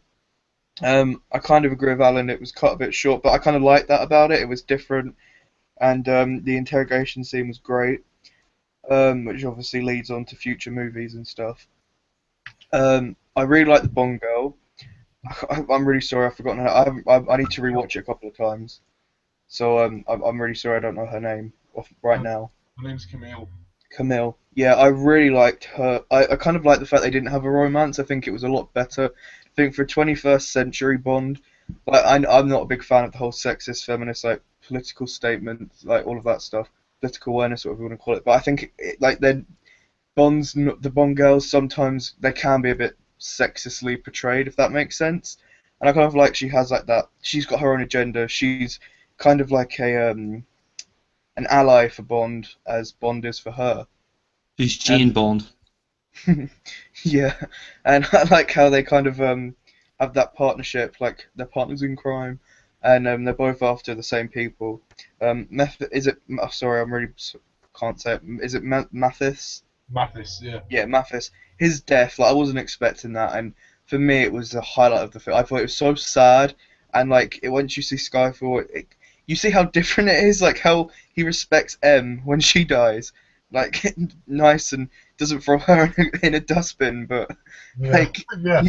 you see this and it's just like, oh my god, like it was sad because it showed that he does care, and after the events of Casino, it was nice, and yeah, I really liked it. Felix again was in it, really liked him, and like he wasn't in it a lot, but what he was in it, I did enjoy.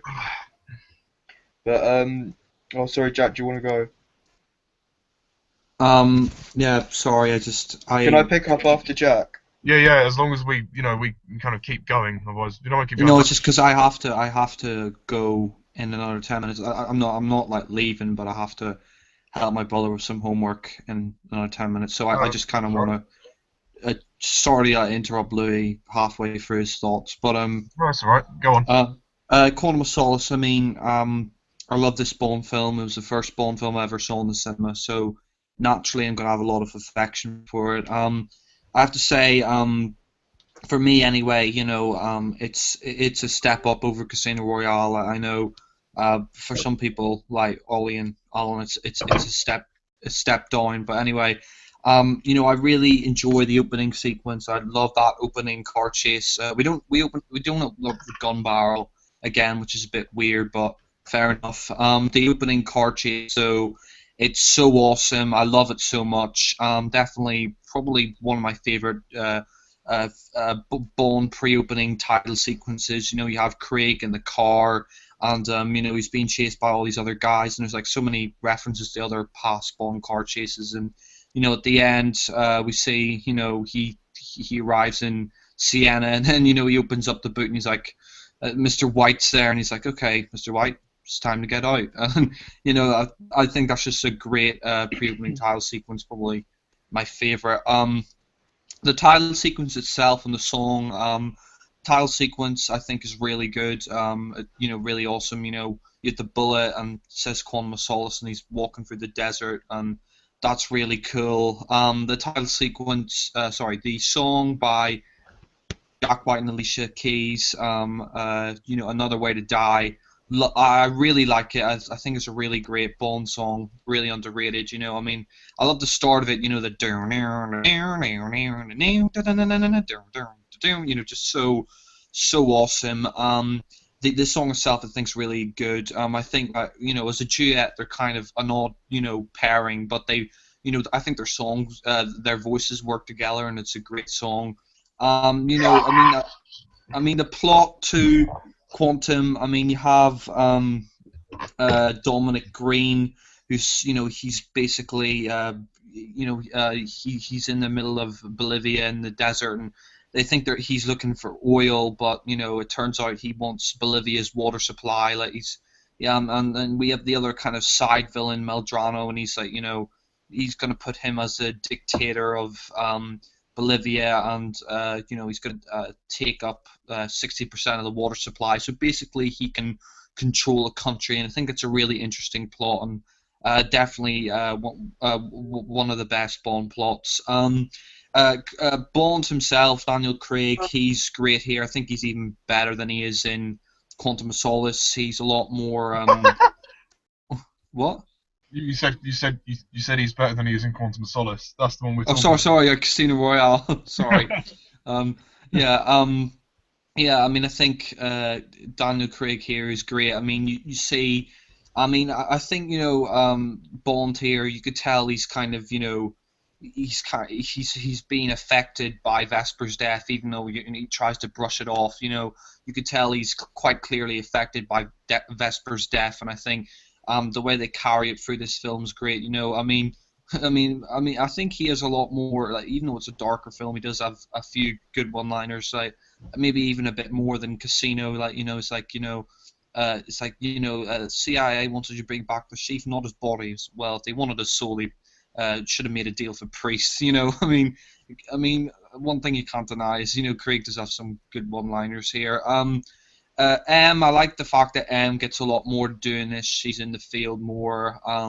We get to see more of Mr. White, which is great. And we find out about Quantum, which we will find out later is Spectre. That's really good. Some of the action scenes, I think, I can understand some of the editing. I know Alan, sometimes I can understand it is a bit hard to follow. It is quite fast, and I can understand that criticism. But I think the action, I can understand it. But yeah, the editing could have been better, but it's I don't think it's terrible. I like the fight on top of the rooftops in Italy. In Bond, they're swinging on the vines, and he shoots him with the gun. It's to be noted this is the first Bond film where they brought back the wolf for PPK. 11 years after Tomorrow Never Dies. Brosnan. Ditching it. Yeah. It's great that we have the wolf for PPK back. The Bond girls in this, the Bond girls are great. Camille's one of my favorite Bond girls. I just love her whole backstory. Her family, her mother and her sister were raped and they were killed, and her father was shot, and he burnt the house down when she was a child. And I'll blow your house down. Yeah, and I think her backstory is really great, and her relationship with Daniel Craig is really good. I think she's definitely one of the best Bond girls. It works well because they're kind of two sides of the same coin, which is great because they're equals. Yeah, they're equals, and they're both out in the same mission. They're out for revenge. They're out avenging for their loved ones, and I think they work really well together. You also have the villain Dominic Green, and Dominic Green, he's not the greatest villain, but I don't think he's terrible either. I just think he's an okay villain. I mean, yes, he's not a physical threat to Craig. You know, I mean, he is pretty pathetic when it comes to physicality. But I just think as a villain, like I think, he's a passable villain. I mean, I think, the fact that it makes more sense, realistically. He's an environmentalist, so he's not going to be this big, buff, strong guy. So it makes sense that he's. Don't you find his voice annoying? Like the, don't talk to me Yeah, like I mean, yeah, don't talk to me like I'm stupid. Yeah, I mean, I do have to say, when I was watching it, I did laugh at the axe scene where he's like, Sounds like you just lost another one. yeah. I mean, I did laugh at that, but I don't find his voice really that annoying. It's only that scene where he's like, he's screaming that I kind of laugh out loud. But Balls in your mouth. yeah, I think Dominic Green, yeah, I'm gonna admit he's not the greatest Bond villain. I mean, he's definitely not in the top 10, but I don't think he's absolutely terrible either. He's not the worst for me, but there you go. The other villains like General Meldrano, I think he's really good.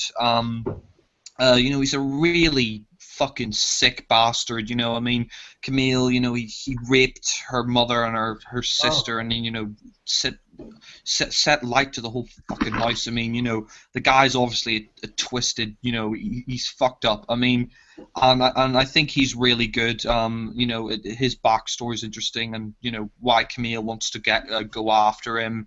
You also have another Bond girl. You have Strawberry Fields, and Strawberry Phil. Yeah. She's just called Fields in the film, but the end credits her as Strawberry Fields. So I get mean, Yeah. I mean, I'd have just preferred it if they just called her Fields. I mean, they didn't have to add Strawberry Fields in it. Just Fields. Yeah. So maybe she ignored the script. Yeah, exactly. They didn't need to add in Strawberry Fields.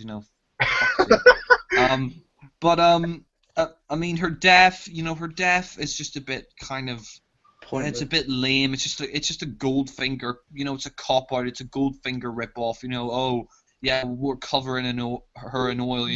It's like that's just a pointless reference. It's like, come on, you don't need that. I mean, that was stupid. Did she drink the oil though?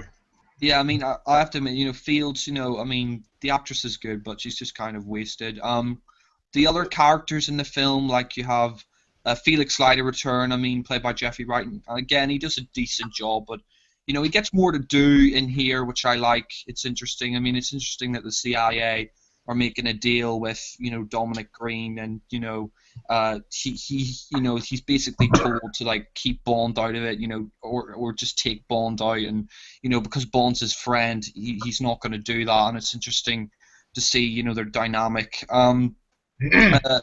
The rest, the whole plot, like I said, I find really interesting.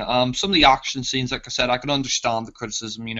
The editing is a bit, it is a bit jumpy, and you're kind of like, okay, what's going on here? But I don't think I can get my head around them. But yeah, they could have been edited better. The opera scene I really enjoyed. That was great. And I love the soundtrack. I mean, I have to say, David Arnold's soundtrack here is great. I think probably even better than Casino Royale, especially the opera scene. The do do do do do do do do do do do do do do do do do do do, just great. The opera scene itself is really really awesome. Kind of added in dramatic effect. It kind of felt like Godfather 3 here. Yeah. But that was good. I love the final action scene in Bolivia. You have that plane action scene. That's awesome. I know when they crash into the sinkhole, and him and Camille, they're talking to each other, and she tells him about her backstory, and it's quite a sweet scene between them. You also have Mathis. Yeah, I forgot to mention Mathis returns here. I mean, Mathis, I think he could have done a little bit more. I mean, it's interesting to see, the chemistry between Bond here, because Mathis basically in the last film, Bond basically, he thought he was a traitor, so he handed him and had him tortured. And I mean, it's interesting to see that they rekindle and they become friends again. And I like that scene, where Craig's just staying up drinking martinis, and he says to him, oh, you need to get over death. And I mean, I think the death of Mathis was kind of like, I thought, I mean, it was a sweet scene. I thought it was like, it was well acted. It was a sweet scene. He's like, forgive Vesper and forgive yourself. I thought that was good. But when he just dumps his body in the bin, you're like, come on. He's like, oh, he wouldn't care. Yeah, I think he'd care if he just threw his fucking body, in a trash, and in the trash can. Yeah, I mean, yeah, but You But raise we all me agree on. up. yeah, I mean, but the final the final action scene in the desert in Bolivia, that's awesome. Craig, he's talking to Camille. He's like, you've only got one shot, make it count. That's great. And we see Meldrano. That scene where he rapes a girl. It's really quite That dark was and horrible. Oh, yeah, that was Yeah, I uncomfortable. think he'd actually be better off if he was the main villain. Good scene. yeah, I agree. Yeah, I mean, Yeah. That stuck in my head. yeah, but Meldrano, I think he still works as a side villain as well. But I mean, but that rape scene's quite brutal. Oh. I mean, it shows how much of a fucking bastard his character is, and I mean, it is Well, a bit hard to watch, but you don't see Even though he anything. didn't. wait. he To didn't- be honest, we saw how bad he was when Camille told her story. So No, he but I didn't mean, it actually kind of rape her, adds. though, No, did he? it makes him more hateful. I think that scene. Yeah, it kind of showed. I think it's like you can say something, but when you actually see it, Yeah, but he didn't actually rape her, did he? He just tried to. yeah, he tried Still- to. I mean, for a Bond, I know you're uncomfortable with that scene, Ollie, but I think that scene was necessary to It's show how much of a poignant. prick he was. well, if you Yeah. like watching rape scenes, that's up to you. Well, it's not really about I liking don't like watching rape scenes. Come on. I think it's just the fact that it adds character.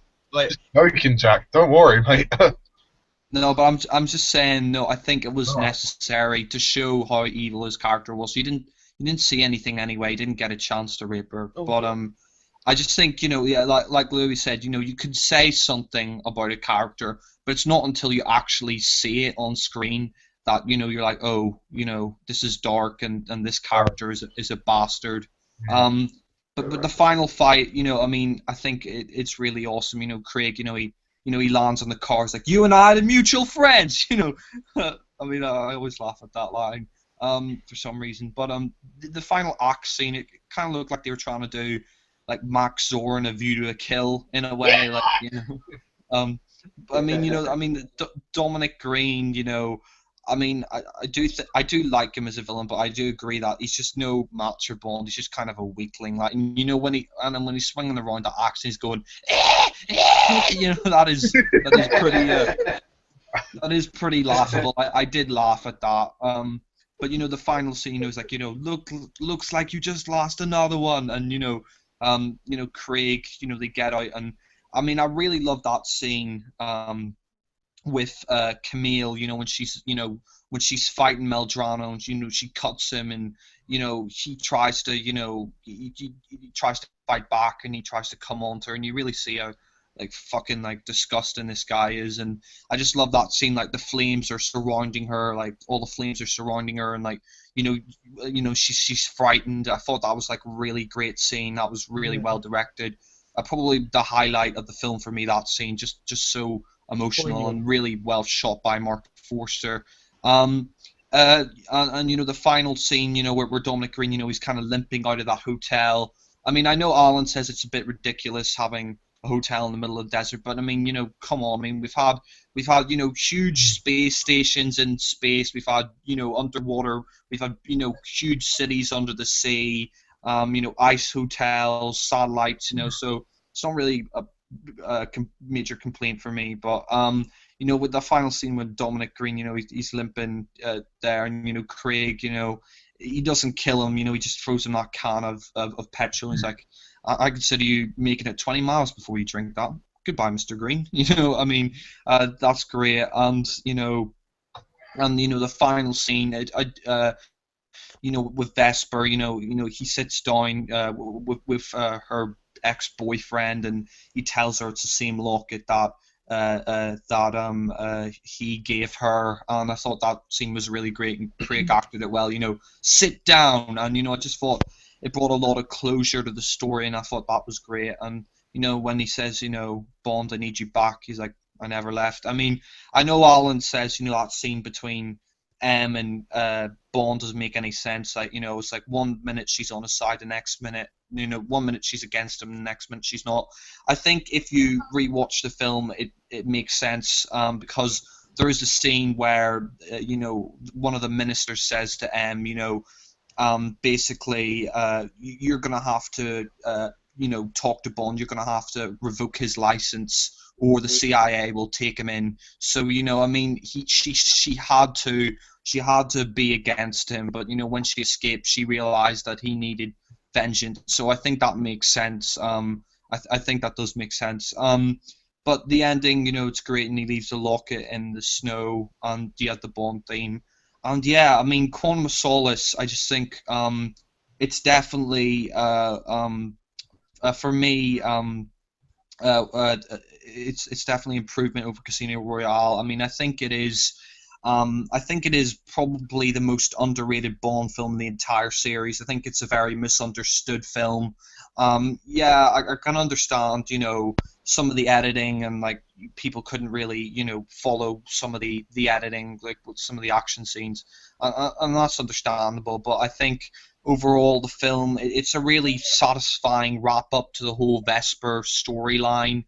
I mean, of course, like there are a few loose ends which they do wrap up in the film after next, but I think it's just a really great film. It's a really great character piece. We see Bond, struggling. He's going around this film killing everybody. He's just killing, everybody. Just, he's reckless, and and I think Craig definitely gives a great performance, better than Casino, although he was great in that. And I think this is License to Kill done right. I think this is License to Kill done better. License to Kill, my problem with that was it was kind of like, it didn't really feel like, well, Bond was on a vendetta, but it didn't really feel like, it didn't have that same emotional thing with Vesper. I thought they tried to throw too much comedy and it was too dark. But Quantum, I think it has the right balance. It is dark, it is a dark film, but it does, it does have its, Craig does have a few funny lines in it. I can't find the stationery. Yeah. But I just think overall, Quantum of Solace, it's a very underrated Bond film. Marc Forster, I think, does a very good job continuing the story from Casino Royale. The Bond girls are great. Camille, I love that scene where he just drops her off back at her town. That's great. And I like that scene, when Craig, he's on the bike. He's like, you're supposed to kill her. Well, I would have missed. That's great. And overall, I just think, Quantum of Solace, I mean, for me, it is better than Casino Royale, even though I do really love Casino Royale. This is a great Bond film, but Quantum, was the first one I saw at the cinema, so, I do have a preference for it. But I just think it's a really great Bond film. I do agree. I'm not going to give it a solid 10 out of 10. I don't think it's I don't think it's worth a 10 out of 10. But I do think, Casino Royale was too long, but I do think Quantum of Solace, it was a bit too short. Like, you stretched out another 15, 20 minutes, it would have made it, a bit better. I think that's one of the reasons why I give it a 9 out of 10, is that, it's just a bit too short. Like, an hour and 45 minutes is just a bit short for a Bond film. Marc Forster said he'd watched Casino Royale and he thought that was too long, so he decided to make Quantum a lot shorter. But yeah, I think if you made it 20 minutes longer, then that would have been better. But yeah, that's Quantum of Solace. Definitely an underrated Bond film, not the weakest of Craig's era for me. And yeah, so my rating would be a 9 out of 10. Cool. Well, thank you, Jack, and I'm sure we'll see you back in a little bit. So, Could I Louie, finish what I started? yeah, if you got anything else to say about Constable Solace? Yeah. I got up to a bit of method. Yeah. Talking another plane sequence. Yeah. For me, that was a real highlight.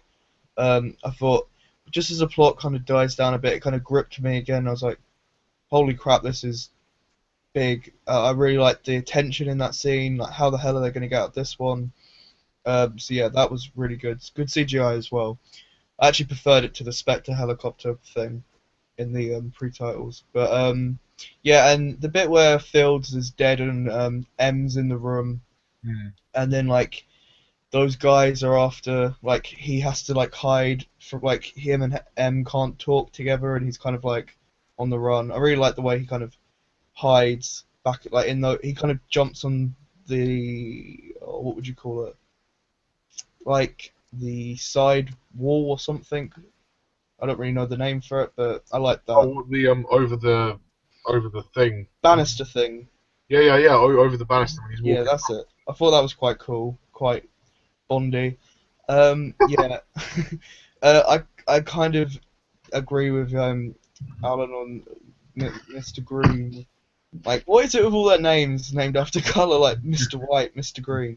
Dominic But, Green, yeah. yeah, I thought he was just pathetic. Like, it's hard. I can kind of agree with what Jack said. He's not supposed to be this big hard guy, but Yeah. I don't know. It just didn't work for me. Like that scene where he's like gonna push Thingy off the balcony at the party, and then Phil and Bond kind of stop him and like unintentionally. It's Oh, sorry, I just have to say I actually like that scene, but go no, on. I like the scene. I'm not saying. I'm just saying it. I liked it.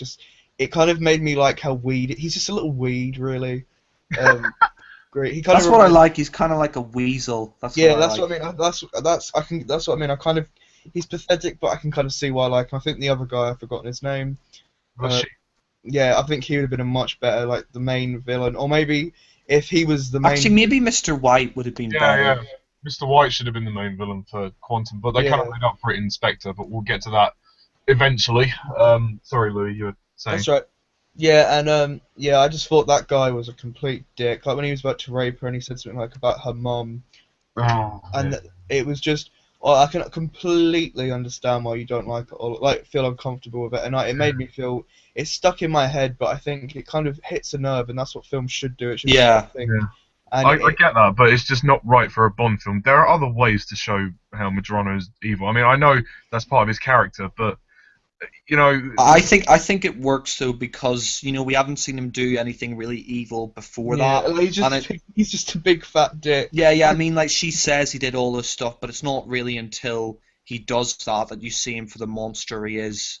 I think it helps develop her character a bit more as well. Like you see could her- argue that he's underused then, and he needs more development. Yeah, that's my point I'm making. He is undeveloped, and I would have preferred it if maybe he was the main villain, and Mr. Green kind the of side villain, yeah. yeah, or maybe like it was a twist at the end. Like maybe Mr. Green was kind of setting stuff up, Mr. like Green.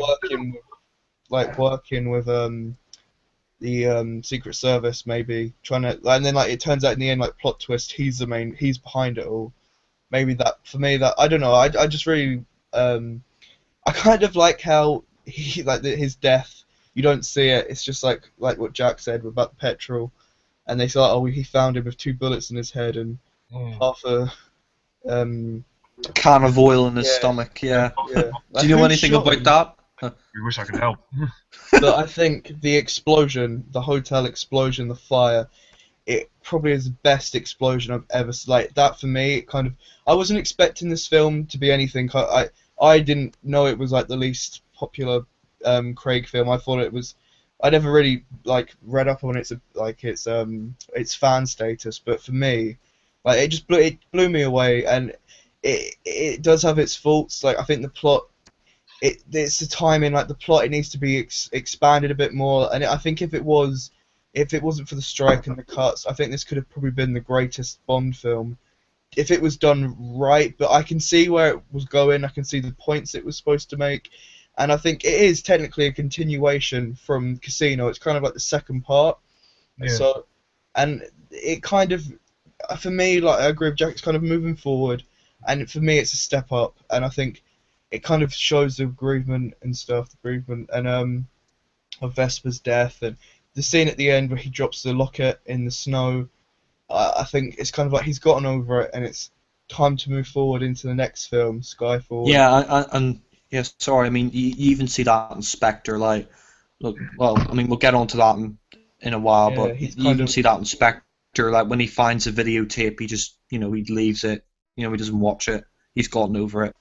Yeah, so for me, I really like this film. Not worthy of a 10 out of 10, mainly just because of the film. It wasn't paced very well and plotted, but it has its I think it was reasons. paced well, but I No, think for what it was could- paced well, but it could have been a lot better. Like they could have, I don't like know. it could have been longer. Yeah. Yeah, I don't even think it's about being longer. Like it doesn't bother me that it's short. It's just the fact that what it does, it focuses. It could have focused on points a bit more, and I don't know. I think the villain could have been in it a bit more. Like that's my problem with Mr. Green as well. He's not really in it that much. And I when think he he's is, in it. I think he's in it enough, but Maldrano Too should have much. been in it more. I don't think he's in it. For me personally, I don't think he's in it enough to make a scene like a point, like make you think, oh, he was a weird, like scary villain. Just because he could have been a good weedy villain. Like yeah, he's weedy and weak, but he could have used his Not power. very worthy of more screen time. To be Yeah, honest. no, but I mean like he could it would have worked a lot more if he used his power as his greatest His strength. Terminator powers, Gustav Graves.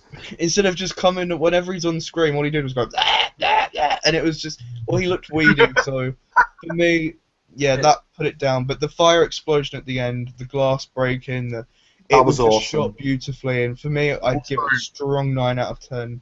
And I was surprised how much I liked it. That's all Right. for me. Well, I can now talk about Quantum of Solace, and to be honest, I mean, I want to apologise for Alan. I'm sure this is excruciating for you to hear all these positive comments, but I'm kind of in the middle of all this. I like Quantum of Solace, but I don't love it. I'm kind of torn with this one, really. I never really knew how I felt about it first time. Like, I didn't think much of it the first time I watched it because I didn't really understand what was going on. But since I've got back into Bond, since Skyfall, I kind of went back to this and I kind of thought, oh, it's not actually half bad. It's pretty good. I mean, I quite like the story. I mean, even if it's not fully kind of arced out as it should be, like, I mean, if it is a bit short, but I mean, the story is interesting to me, like the whole, environmental plot, how Dominic Green wants to take over Bolivia's water supply. I find that interesting, and also the personal story about Bond trying to overcome the death of Vesper, which is kind of ties in nicely to that. So the story, the kind of the two parallel stories kind of throw in nicely with one another, and they do mix very well. And I like the tension between Bond and M as well, like how Bond's going around killing everyone because he's so grief-stricken and he doesn't know what to do, and then M's trying to keep him under control, and she's like, if you could stop killing every possible lead, that would be very deeply appreciated, and like it's really well thought out. It's just the fact that the writers had the strike, and here we are. I mean, it's a shame that happened, but I think Daniel Craig is fantastic in this film. He is brilliant. I mean. He doesn't really dwell too much on the humorous side of his Bond in this one. I mean, he does have a couple of funny moments, but he mainly focuses on the emotional side of Bond, which is very good. And I like his performance here. It's a very strong performance. I think the Bond girls are a bit hit and miss. I really like Camille. Camille's great. Her backstory is really interesting, very reminiscent of Melina, but obviously done a bit differently in the sense, that her family was raped and killed, whereas Melina's family were just killed. And yeah, that's quite dark. Fields is I don't know. I mean, She's a strawberry. yeah, yeah. I don't know. Fields. I'm very kind of torn about Fields. I like Gemma Arterton as the act. She's a good actress, but she's completely wasted here. I mean, maybe there were more scenes with her in the original version of the script, but who knows? I mean, they could have made so many alterations. But I find it also the moment when she trips up Elvis is just really fucking stupid. I mean, Yeah, I forgot to mention Elvis is just so Agreed, fucking yeah. pointless. Yeah, Elvis is just shit. I mean, yeah, not only is Elvis a shit henchman, but that moment when she trips him up is just really random. Like, because Dominic Green is standing at the top of the stairs and he can see that she tripped him up. And then you briefly, I only noticed it when Calvin Dyson pointed it out in his review. You see that Elvis is actually wearing a wig, which it just is weird. So is that his big character trait as a henchman? He wears a wig. Is that it?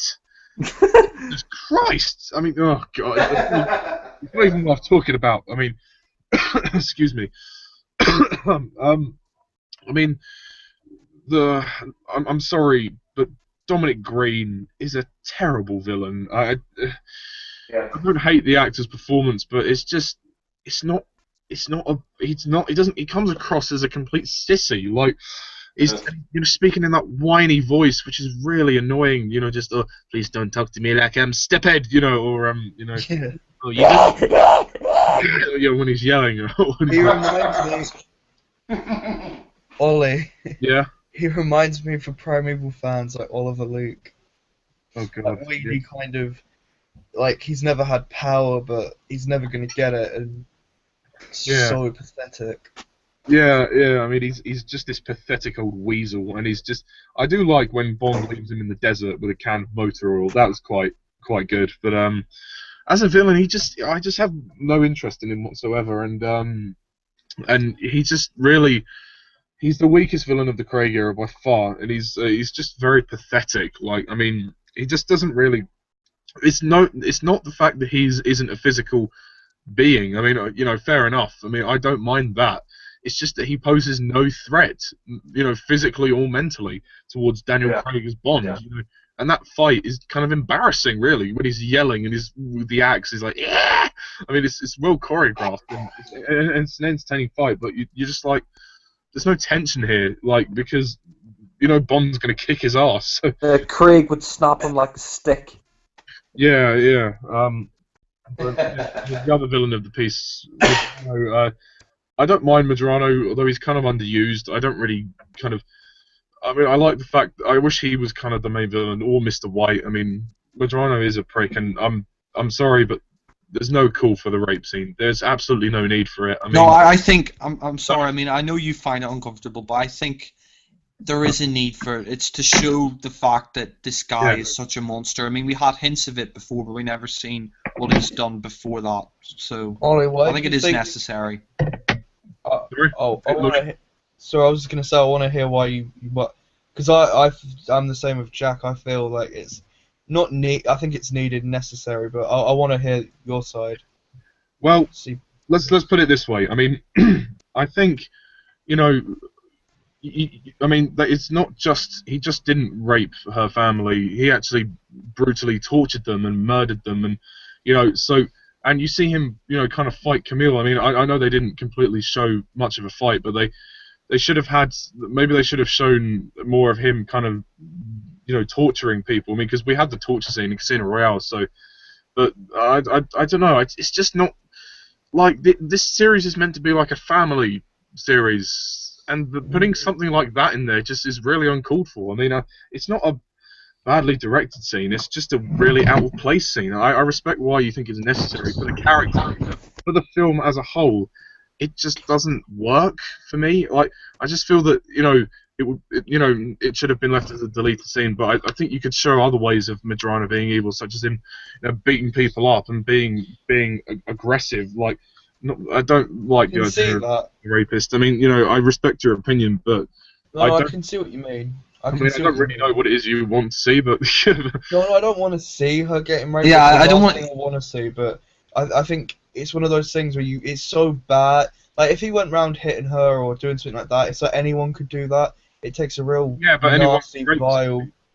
Yeah, but I know it's like a nasty, vile piece of work to rape someone. Yeah, exactly, and it's not like it's like we don't want to see him rape her. I mean, he didn't even like. You don't even see her getting raped. He's attempting to, but he doesn't. I'm just saying, I think that scene is necessary. I know, like you're saying, Bond's kind of a family thing, but Bond also has its darker elements. It's not supposed to be for like little kiddies. I don't think Bond was a family thing at all. But I thought it like was quite a dark, like Yeah, teenager it is. kind of It is in that way because Bond is, he's in MI6. He's having basically, sex with everyone. yeah, exactly, and he's kind of a gun for hire for the British government. So, I mean, I can understand why you Yeah. felt uncomfortable with it, but I mean, like we're not asked. Like, I mean, I think you're going a bit too far saying us like we want to see a rape. No, we don't. I just felt like me and Louie just felt that scene was necessary. It was just to show how evil he was. But I understand if you were uncomfortable with it. I mean, No, Well, I potato. can see that as well. I'm going to move on from that. Um, I do quite like the action sequences, even though some of them aren't really well edited, but they're well enough. I mean, they're competently edited, but not edited to a professional standard. I could watch them and enjoy them, but it's just there's so many jump cuts, it gets a bit distracting. But I've seen the film enough times to kind of deal with it. Like first few times when you watch it, you're going to be like, what the hell's going on? Like it's too quick. I mean, Marc Forster obviously isn't he's a good dramatist, but he's not a good action choreographer. I think to be honest, like sorry to interrupt you. I think to be honest, his like action, yeah, he's a good dramatist, but I think his action is kind of it doesn't really suit the Bond series. I mean, it's not like his action like isn't edited badly. It's just it doesn't suit the Bond series. I mean, you have editing of action scenes like that in Avengers and other like films out nowadays and around the time of Quantum. I think his editing for the action scenes is good, but it just doesn't. It's just not right for a Bond film because Bond film you have long, wide shots of like clear action. So yeah. Yeah, well, it was a little unclear then. But anyway, yeah, I mean, there is some great action here. You got the car chase at the beginning, which is entertaining enough. It's serviceable. You got the rooftop chase, which is great. I really enjoy that one. It's not a patch on the construction site one from Casino Royale, but it is good. It's good fun, and I like the bit on the ropes. That's cool. The boat chase is all right, I guess. The opera action is. I like the opera scene, but the action sequence I'm not a huge fan of. It's a bit weird. Like, just it looks really like. I mean, I know you compare it to The Godfather 3, but I mean, not making that comparison. Yeah, I know it shouldn't be in a Bond movie, but I was just saying, yeah, like the dramatic intercuts. That's what I meant. Yeah. Yeah, like those dramatic cuts when you cut him back to the opera, it's just like what? Like that was a bit weird. I will admit. Yeah. It doesn't. It's probably the weakest action scene of the film. It doesn't feel like a Bond. Yeah. Piece of action. I mean, I admit I give Marc Forster the credit for trying to do something different, but it doesn't work for this film. It's I don't know. It's just a bit weird. We also got the climax in the hotel, which is that's a really good climax. It's really entertaining, really fast and furiously paced, and everything's burning. It's getting dramatic. Yeah, the Dominic Green bit with the axe is really silly, and but yeah. You've also got that aerial action scene, the big flight scene, which ends in a really impressive stunt when they're jumping out of a parachute. I mean, you could kind of tell there's a bit of green screen in there, but it's not. It's all right. It's a good action scene. It is an entertaining sequence, and the music as well that accompanies it is great. I mean, the music overall is just really good. I mean, I really like David Arnold's scores for the Daniel Craig era. I'm not too crazy about his Brosnan ones. I mean, they're okay, but I really like his scores for Casino Royale and Quantum of Solace. I mean, especially for the opera scene, that's really entertaining to listen to. You've also got some returning characters like Mathis. I like Mathis in this film, although he's kind of wasted. He doesn't get much to do, and then they just kill him off, which is kind of a shame, really, because I don't really feel like. I mean, I suppose it is nice in the sense there's a resolution between Bond and Mathis. He's forgiven him, and they've forgiven each other, and he's trying to encourage him. He's trying to motivate him to forgive himself, and it's nice, but it happens too quickly. It happens too quickly that it's ill-timed. That's the problem. Mathis's death is ill-timed because the movie's too short. It doesn't have enough time to redevelop the Bond and Mathis relationship. Whilst it's nice to see Mathis again, it's a shame, really. Judi Dench as M is good in this film as well. She's a lot more kind of she's a lot more direct with Bond. In Casino Royale, she was kind of, I mean, she was annoyed at Bond for blowing up the embassy and whatnot, but after Vesper died, she was like, she's prepared to let it slide a bit. But in this, she's holding back no expense. She's prepared to bring him in, at any cost. So she's willing to get the job done. Well, Judi Dench is great. We also get Bill Tanner in this, who kind of doesn't do much, really. Doesn't do much in any of the Bond films anyway. Yeah, anyway, I mean, all the MI6 regulars, there's not really many in this film. Hugh and Moneypenny aren't in here, but that doesn't really matter. I don't think you need them for this film anyway. The movie's a bit too short. I think another 15-20 minutes, as you said, Jack, would have been nice to kind of stretch it out a bit. But yeah, it's all right for what it is. I mean, pacing is decent. It could be better. I mean, if the movie was longer, but it's not bad, I guess. It's just, for me, it's the least interesting of the Daniel Craig films. I never really, I mean, I don't mind the plot and whatnot, but it's just, and Fields' death is a complete rip off of Goldfinger. We all know that now. And the title song and title sequence, I'm not really that much of a fan of Another Way to Die. It's not terrible, but it's just very depressing. As I said earlier, it's just very depressing. Like, I don't think Jack White and Alicia Keys was a good mix for a duo. The song has a good beat to it. The tune is really good, da da da doom doom da doom doom. But just like the way they sing it, like lyrically the song is fine and the tune is fine. It's just Jack White and Alicia Keys that are the problem. Nothing drink for Majesty. And as Alan said earlier, the bit in the chorus when they go, oh. It just feels, it doesn't feel like a Bond song. I mean, I respect that it is trying to keep within the tone of a Chris Cornell song, which is great, and I admire it for that. But for me, it's just depressing, and it doesn't work. The title sequence is good. I like the title sequence for Quantum of Solace. It is different. Nice to see something in the desert. Which I suppose it makes sense. But yeah, I don't have anything else to say about Quantum of Solace, and they stuck the fucking gun barrel at the end. Oh yeah, I have to say, yeah, the gun barrel. Like, I heard somewhere that Craig said when he was doing it, he thought it had to be aggressive and quick, so that's why he's like walking really quickly. But it looks like Craig needs to take a shit. Like he's running for the bathroom. It doesn't work. It just doesn't work. Yeah. And plus, because you're fading out from that kind of somber kind of ending of Quantum of Solace, where Bond basically has gotten over Vesper, and he doesn't kill her boyfriend and he leaves the locket in the snow. That's a very poignant ending. It's quite powerful and it does its job. And then it's kind of squandered by the gun barrel. It's just like, what? They got away with it in Casino Royale because that was the origin story. That was about Bond becoming Bond. There's no excuse to have the gun barrel at the end. Skyfall, that's different because of the opening shot. We'll get onto Skyfall in a minute.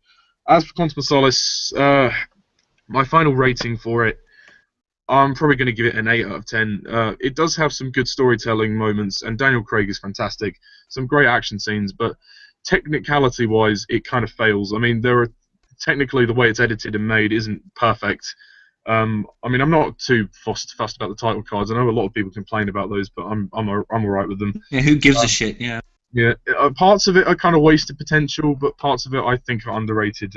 It's a mixed bag, but I'm going to be generous and give it an 8 out of 10. So, yeah, with that, we're halfway there. So, let's move on to the third, and in my opinion, the best Daniel Craig Bond film, Skyfall. So, Louie. Hello. Yeah, so, little backstory to this. This was the first one I ever saw at the cinema or in general. I'd seen clips and stuff, like people in my class and stuff. Growing up, they'd been fans of it. For me, I'd never really got into guns or anything, and that's what I thought it was about. Like this killer just goes around killing people with guns and girls and cars and gadgets, and it never really interested me. And then one day, my granddad was like, "Oh, do you want to come to cinema with me and watch this film?" And I was like, "Yeah, sure." And I went and saw it, and didn't really expect much, and I came out absolutely shocked of how much I enjoyed this film. I just connected. The character's attention was great. Great storyline, great emotion. It just really got me into the franchise, and I was so shocked. I think the villain was great.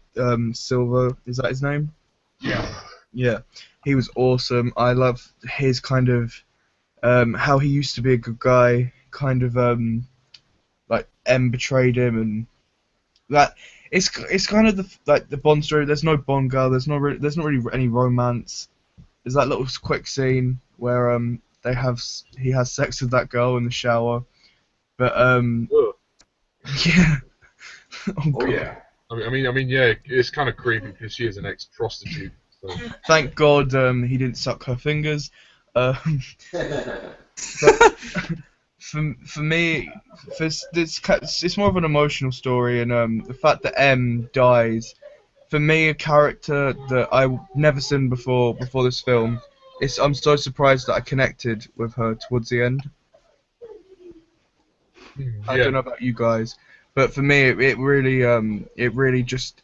It was so sad because I really wanted her to live in. Like, they go to Scotland and you got the Skyfall, the mansion. You find out a bit more about Bond's childhood. Really, really, really good.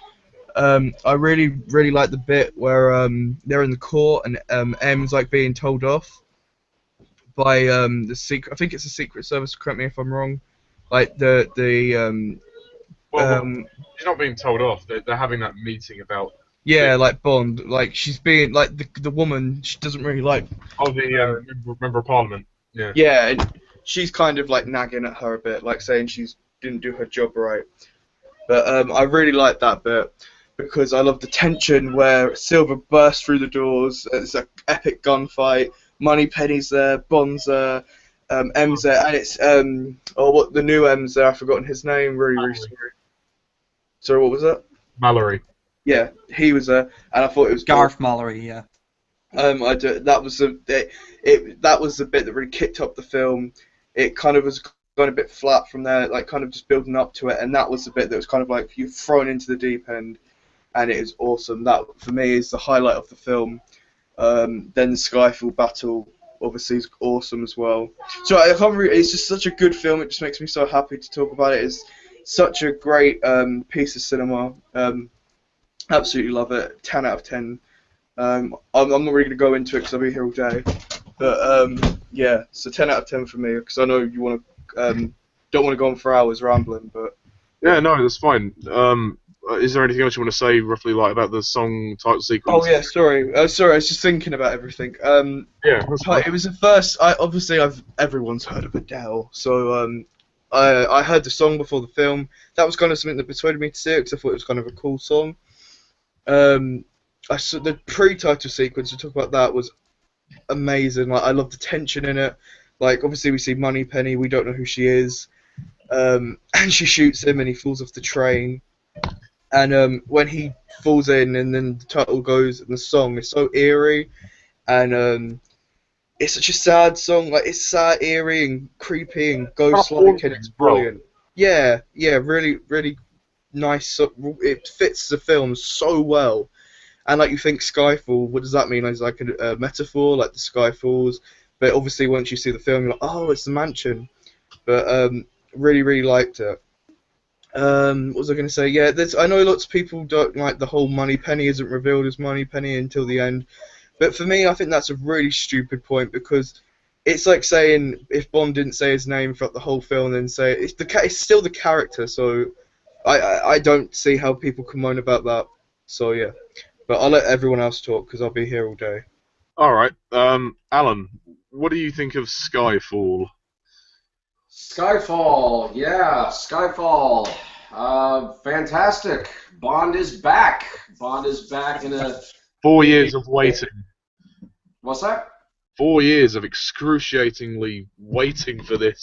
Yes, because there actually were reports that there weren't going to be any more Bond movies for a while because of all the financial problems. Yeah, because Made because MGM was in financial difficulties, and like they said, Quantum might be the last one.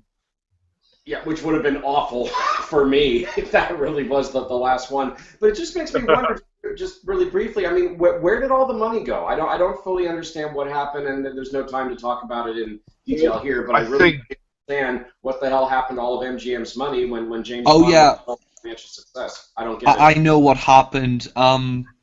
Because MGM now, it used to be a big movie maker, but now it's like a sort of minor one. It's owned by other companies.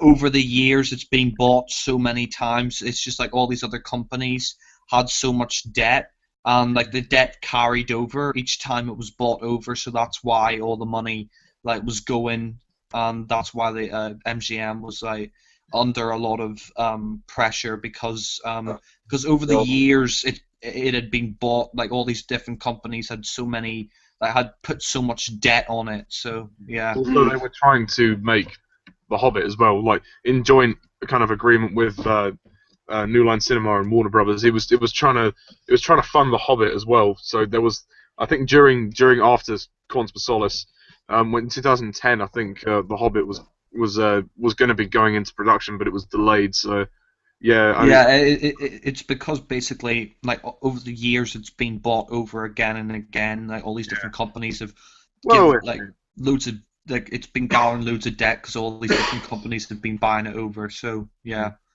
So I think Sony Pictures bailed them out this time, I think.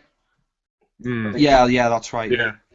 Yeah, okay. So we can thank Sony Pictures for Skyfall, I guess, and getting Bond back on track. So thank you, Sony. Thank you. Yes, Skyfall is brilliant. This is again another magnificent Bond picture from the Daniel Craig era. I mean, it really brought Bond back in a huge way. Because as you know, I really do not like Quantum of Solace. I was very disappointed by that one, but they really brought back Bond in a big way. They brought back Daniel Craig's Bond in a big way, and I think from start to finish, it's another instant classic from Craig's era. Daniel Craig himself is in top form as Bond. I mean, this is now his third go around in the part, so he's really quite comfortable in the role now. Sam Mendes' direction is brilliant. I mean, the guy. I mean, thank God. I mean, no comparison with Marc Forster. I mean, Sam Mendes is terrific. Just terrific stuff. The screenplay is great. Lots of great dialogue. It's a great story. I like also that Skyfall is a much more. They decided to make this a very personal adventure for Bond. Maybe it's the most personal adventure for him. Well, Casino Royale was kind of sort of personal adventure, but I mean, Gun, going back to the Roger Moore era, was I think the last one that strikes me as a very personal adventure for him. So for this adventure, basically having to protect M from the evil Silva, I thought was a really neat twist. And also considering that this movie coincided with the 50th anniversary of James Bond. I mean, again, and you compare it to the atrocity of Die Another Day. Yeah, this is how you do an anniversary picture. This is how you do it. I mean, the references. This is why, Lee Tamahori, you buy toilet paper and wipe your ass. You don't leave it to run, and you don't leave yourself getting dysentery or whatever. Exactly. No, I mean it makes very subtle references to Bond's past, but it doesn't. Wink, wink, nudge, nudge, subtle. What? Wink, wink, nudge, nudge, subtle. Subtle. Yes, exactly. but I mean, it does it very subtly. It doesn't try to whack you over the head with reference after reference. I mean, again, just references about Bond's age. That you've been in this business for too long. There's also the scene where Silva's forcing Bond to do target practice on the girl, and when we see them drinking from a bottle of scotch, and it has the year 1962 on it. That's a reference to Dr. No, the first Bond film, came out in 1962. So they're very, very subtle, very subtle references, but they're not trying to bash you over the head with them. And I also think this came out in the UK anyway, the same day that Dr. No came out. Oh, they timed it, came out to the very day? Yeah, when it was released in the UK anyway. Oh, okay, well, that's cool. I didn't know that before. That's very, very cool. But anyway, it was a wonderful 50th anniversary present, I think, from the filmmakers to the fans. I mean, they really got everything right here. Again, it's a terrific adventure for Bond. He's great. Fantastic villain in Javier Bardem playing Silva.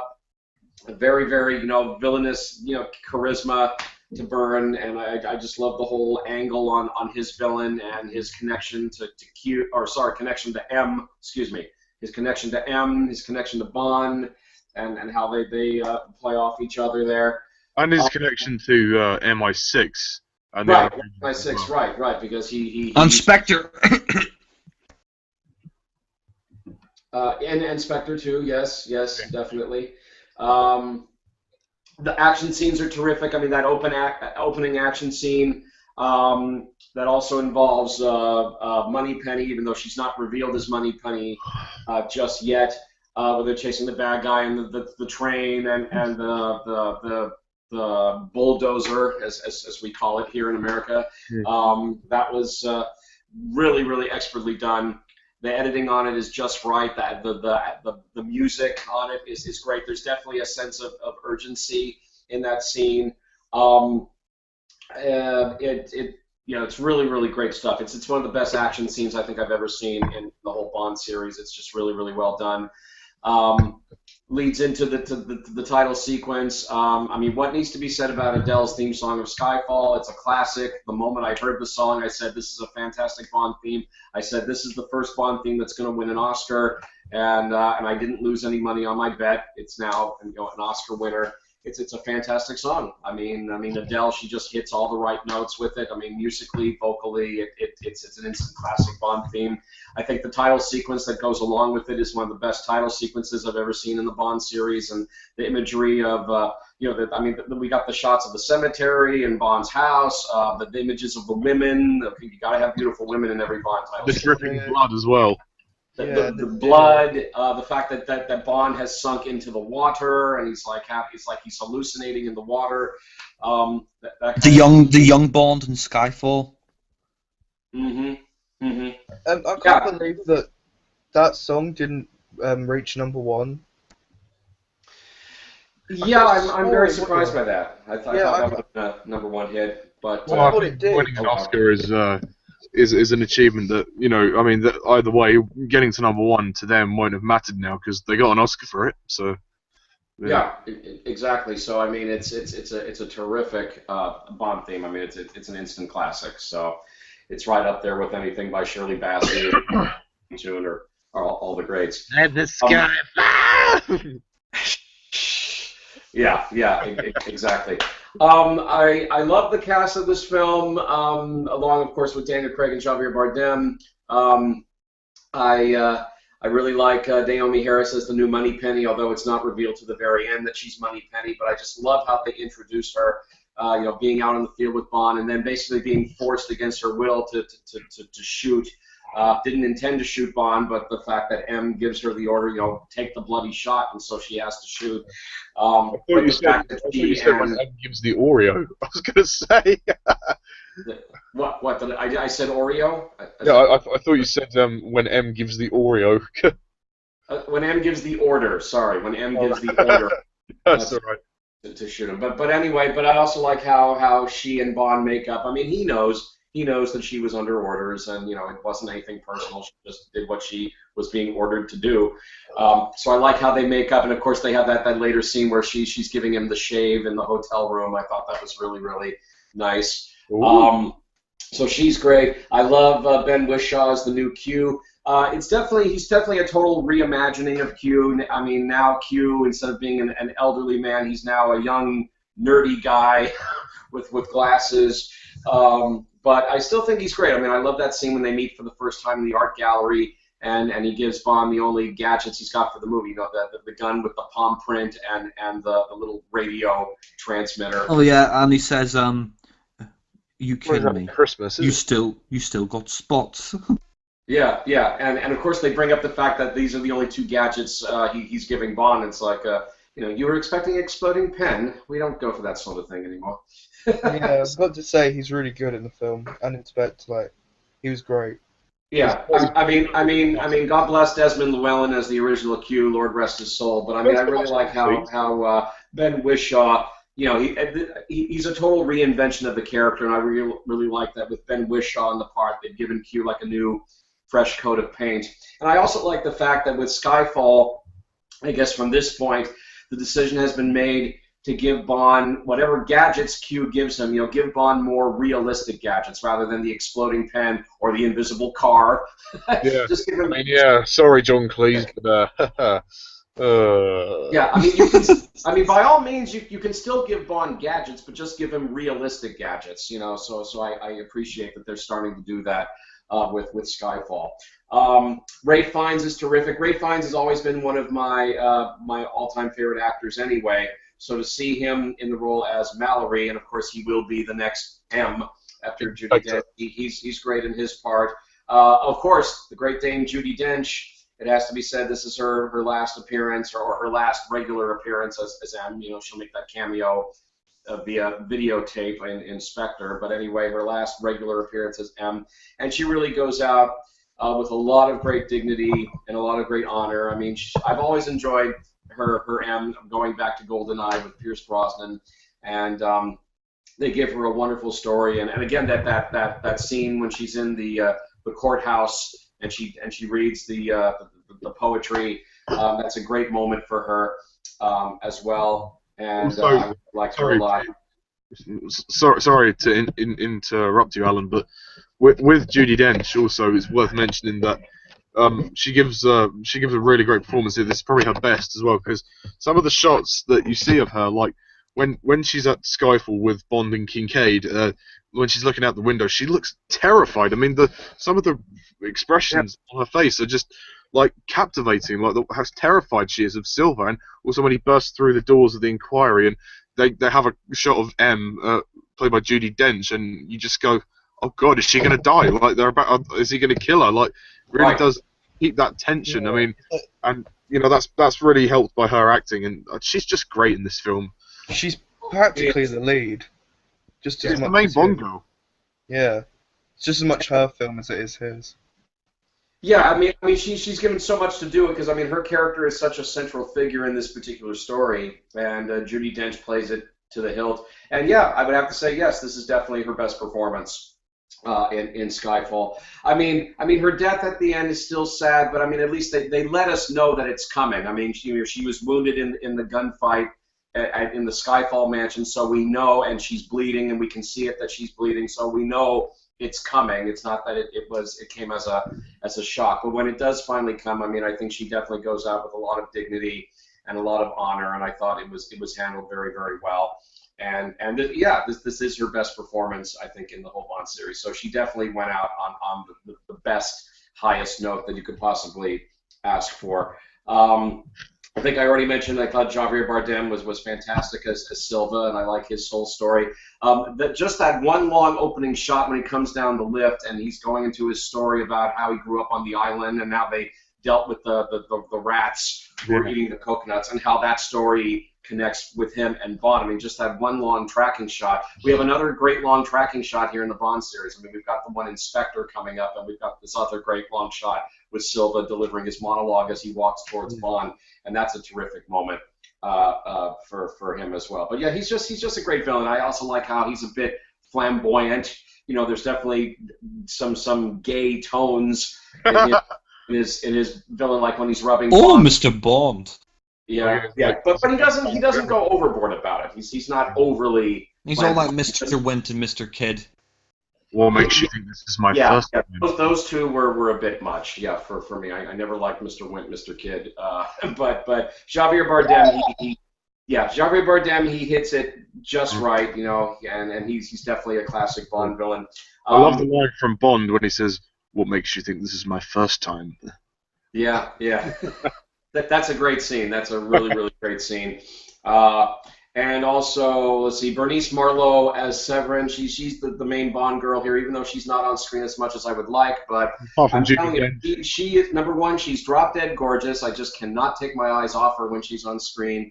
And the screen time that she does have in the film, I think she definitely makes the most of it. I like her interplay with Daniel Craig, and I actually like that scene when Bond surprises her in the shower. Maybe it's not a surprise. I think she knew that he was coming. I think she knew that he would survive and he would make it onto the boat and join her in the shower. So that was cool. Her death is.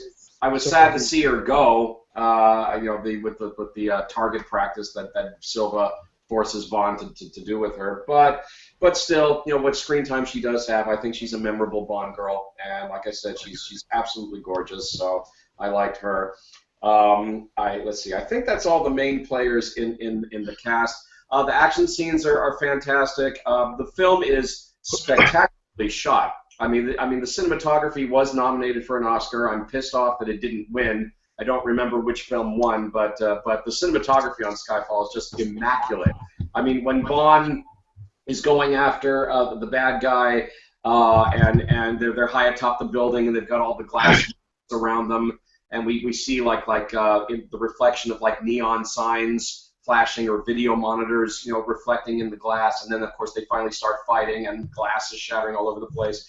That's just one example, but I mean the film is just elegantly shot. And then the scene when Bond pulls up to that Shanghai nightclub on the boat. He's just gotten shaved by Moneypenny, and we hear that great Thomas Newman music, and Craig is just totally dressed to the nines in his suit and coming to the club on the boat. I mean, it's just brilliantly shot. It's a beautifully shot Bond film as so well. colourful as well. Like it's really vibrant. I mean, it's very different. The visuals are so much different to Quantum of Solace and Casino Royale. Absolutely. I mean, again, the photography on it is just immaculate. So I really think the movie was definitely robbed of that Oscar for cinematography, because the Especially in the cinematography on it casino is scene. just fantastic. Of course, and great more action scenes. Great stuff when Silva escapes from MI6 and Bond has to chase after him. I love that scene when he gets on the train. Very, very well done. And of course the final confrontation at Skyfall. Oh, excuse me, I did skip an important person in the cast. Albert Finney as Kincaid.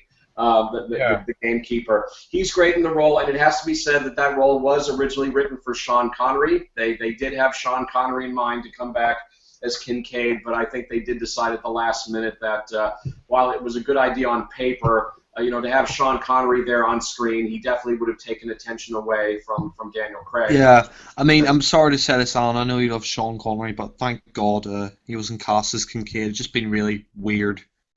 It would have been weird. I mean, even I have to admit it would have been weird. I mean, again, because everybody in the audience would have been going, "Hey, it's Sean Connery! Hey, it's Sean Connery! Hey, it's Sean Connery!" And they wouldn't have been paying attention to Daniel Craig anymore. Yeah, it would But have a nice callback.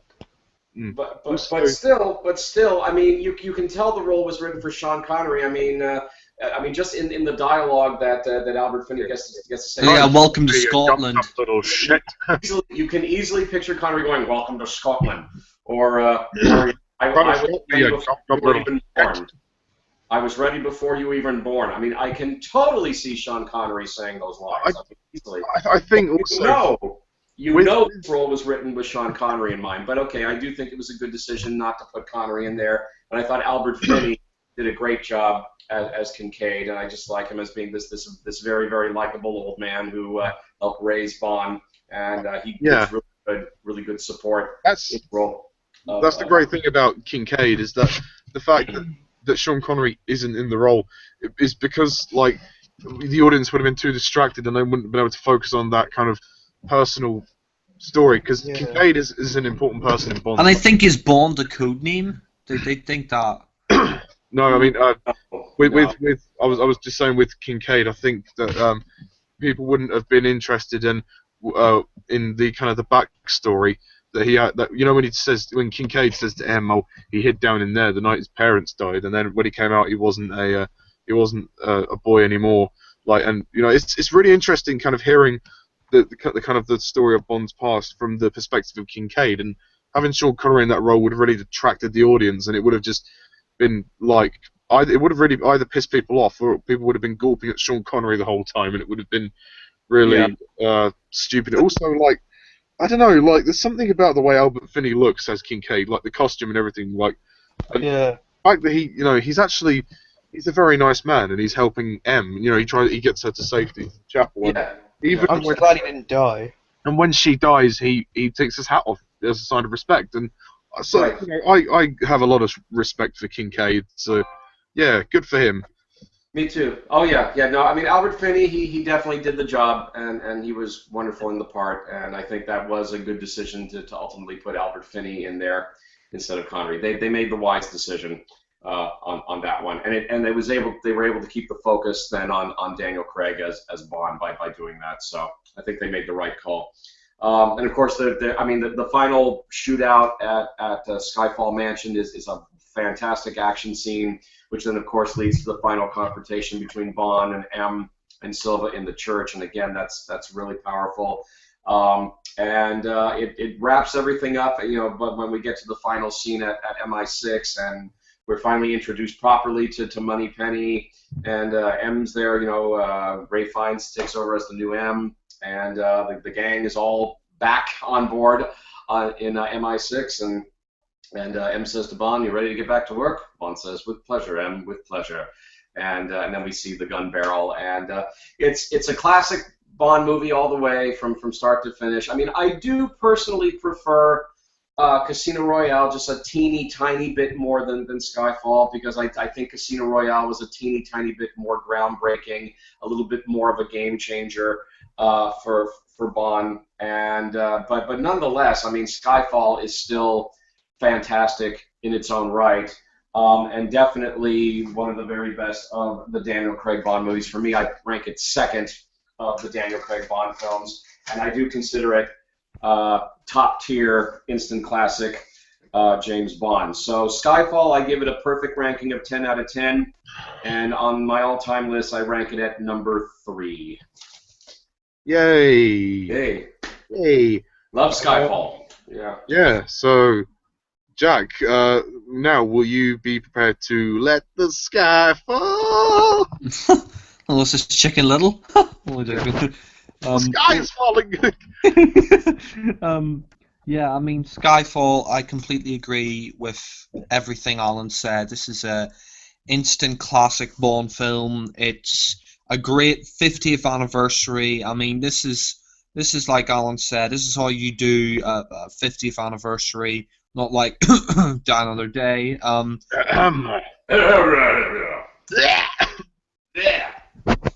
Yeah, I mean, everything about this film just works. I mean, after Quantum of Solace, been 4 years, and I mean, even though I enjoy Quantum of Solace, I mean, critics did rip the film apart, and it didn't do as well. But here they definitely bounced back with it, and Skyfall, just from beginning to end, is just an absolutely fantastic Bond film. Daniel Craig here once again as Bond, he's brilliant. Probably one of his best performances. You could tell he's settled into the role now. The pre-opening title sequence, we don't have the gun barrel, which is a shame, but it's understandable. I mean, it makes sense. That opening shot, the din. I have seen some people edit the opening of Skyfall on YouTube, and it just doesn't quite work. So I understand why Sam Mendes said he didn't put the gun barrel at the start. But the pre-opening title sequence is just so great. Bond's on they're on the bikes, and he's chasing Patrice, and he gets on the digger, and then they're on the train, and then they're on top of the train. And can we fix it? yeah, I mean, it's just so great. I mean, and of course you have Eve Moneypenny, although you don't know it's her yet, and she's like, "Take the bloody shot," take the bloody shot, and it's just such a great opening sequence. That's what it would be like if you went to a bar with Judi Dench. Take the bloody shot. Just whiskey, yeah. Shots with Judi Dench. Yeah, I mean, the pre-opening title sequence is just so great.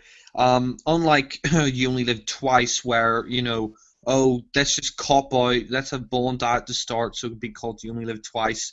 Here, it's it works a lot better, and the title sequence theme song, the title sequence by Daniel Kleinman is just absolutely fantastic. One of the best title sequences, with the young Bond and Skyfall, and the grave, and you see Skyfall itself, such a great title sequence. And the song by Adele, it really is a classic Bond song. It really is. You know, I mean, I'm not a huge fan of Adele. I'm not really a fan of her music, but you know, she definitely knocked it out of the park with this. You know, it's probably I mean, for me anyway, it's the best Bond song since "The Spy Who Loved Me." You know, I mean, it's just such a great song. You know, and I just love the fact, you know, the film, you know, it's all about Bond trying to rebuild himself. You know, I mean, they're addressing Daniel Craig's age here, and you know, he's only like 45 or something here. You know, I mean, and they're already starting to address his age, which is great. You know, I mean, You know what? I just want to say, Jack. I just want to say, I think it's also a sly reference to Bond movies being around for 50 years. So I think it was kind of a sly reference to Bond's history. I think. what was? The fact when M says to Bond, you know, that you've been in this business for too long, it might have actually been a sly reference to the fact that Yeah. the Bond movies have been around for 50 years. Yeah, Oh yeah, I never noticed that. Yeah, good when- point.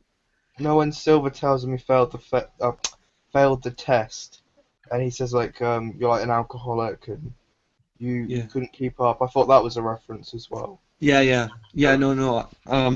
Good point, sir. But yeah, I mean, the whole story about Bond rebuilding himself is really great. You know, we see Bond. You know, he's been away for a while, and you know, he comes back, and you know, you know, we see you know, she's older, and you know, and they say, you know, Gareth Mallory, you know, Ray Fiennes, you know, you've had a great run, but it's time to retire. You know, I mean, you see Bond with. Yeah, you see. Yeah, I mean, you see like you know, like all these agents are being hacked onto the internet, like their identities have been leaked, and you know, and then you know, MI6 gets blown up, which carries on into the next film. But you know, we see Bond return, and you know, Bond's I was like, yeah, what did you say? Take the bloody shot. And you know, I mean, it's actually the second time that Bond has broken into M's apartment. You know, she said in Casino Royale, you know, if you break in again, I'll have you court-martialed. Well, is she? I wonder if she was thinking of court-martialing Bond after he broke in a second time. But you know, it's great to see the MI6 regulars. It's great to see the old MI6 regulars return, like Q. I mean, they've obviously had a revamp. I mean, you know, Ben Wishaw's Q. I think he's like a really great, like Alan said, he's a really great reinvention of the character. He's just so good. You know, and instead of this old man like Desmond, you know, God rest his soul. You know, I mean, we have this younger guy, and he's great. And you know, that scene where in the gallery, and you know, he gets his Walther PPK. He's like on the radio, and you know, he's like, I bet I could, you know, cause more trouble before my first cup of Earl Grey than you could in a year in the field. He's like, so why do you need me? Oh, every now and then a trigger needs to be pulled. That's great. I mean, I really liked what Sam Mendes did with this film. He injected humor. He injected a bit more humor into it, which is always really strong with this film. yeah. I mean, you know, I mean, what I like is that, you know, Mendes, you know, okay, Casino Royale and Quantum were quite dark and there wasn't much humor, but here he injects a bit more humor, and that's always welcome. I mean, it's not like over the top and stupid like with Pierce Brosnan or something like that, but, you know, here, yeah, I mean, here it works well. You know, you've got the villains, you know, Javier Bardem as Silva. He's just an absolutely fantastic Bond villain. Definitely one of the best. He's just so creepy. Like his backstory with M is really interesting. Not, you know, I mean, the fact that he was a old MI6 agent, and you know, he bit into a suicide capsule, and you know, that bit where he takes out his gums and Man. yeah, he takes out the gums, and you see, you know, it's basically destroyed part of his face. And Yeah, great scene. yeah, that's great. I mean, you know, Javier Bardem, you know, I think he was the second Oscar winner to be a Bond villain. I mean, we had Christopher Walken before in A View to a Kill, but here, you know, Javier Bardem. I mean, you know, he's great at playing the villain. In the next film, Christoph Waltz is. Yeah. Yeah, exactly. I mean, you know, Javier Bardem, you know, he's proved himself to be a great villain, as in No Country for Old Men, which he won the Oscar for. But here, he's absolutely fantastic. you know, that scene, you know, where Bond arrives on his island, you know, I think that's actually a real island in real life. Like, it was a real island, the workers lived there, and then there was like a meltdown and they left. But I mean, that scene, you know, where you know, that great long shot, and he's talking about the rats and how, you know, It's awesome. they fed, you know, like they put them in a cage. He and his grandmother put them in a cage, and they ate each other. And you know, he's like, no, they don't eat cheese. They eat What a rat. grandma. Sorry. I said, what a fucked up grandma.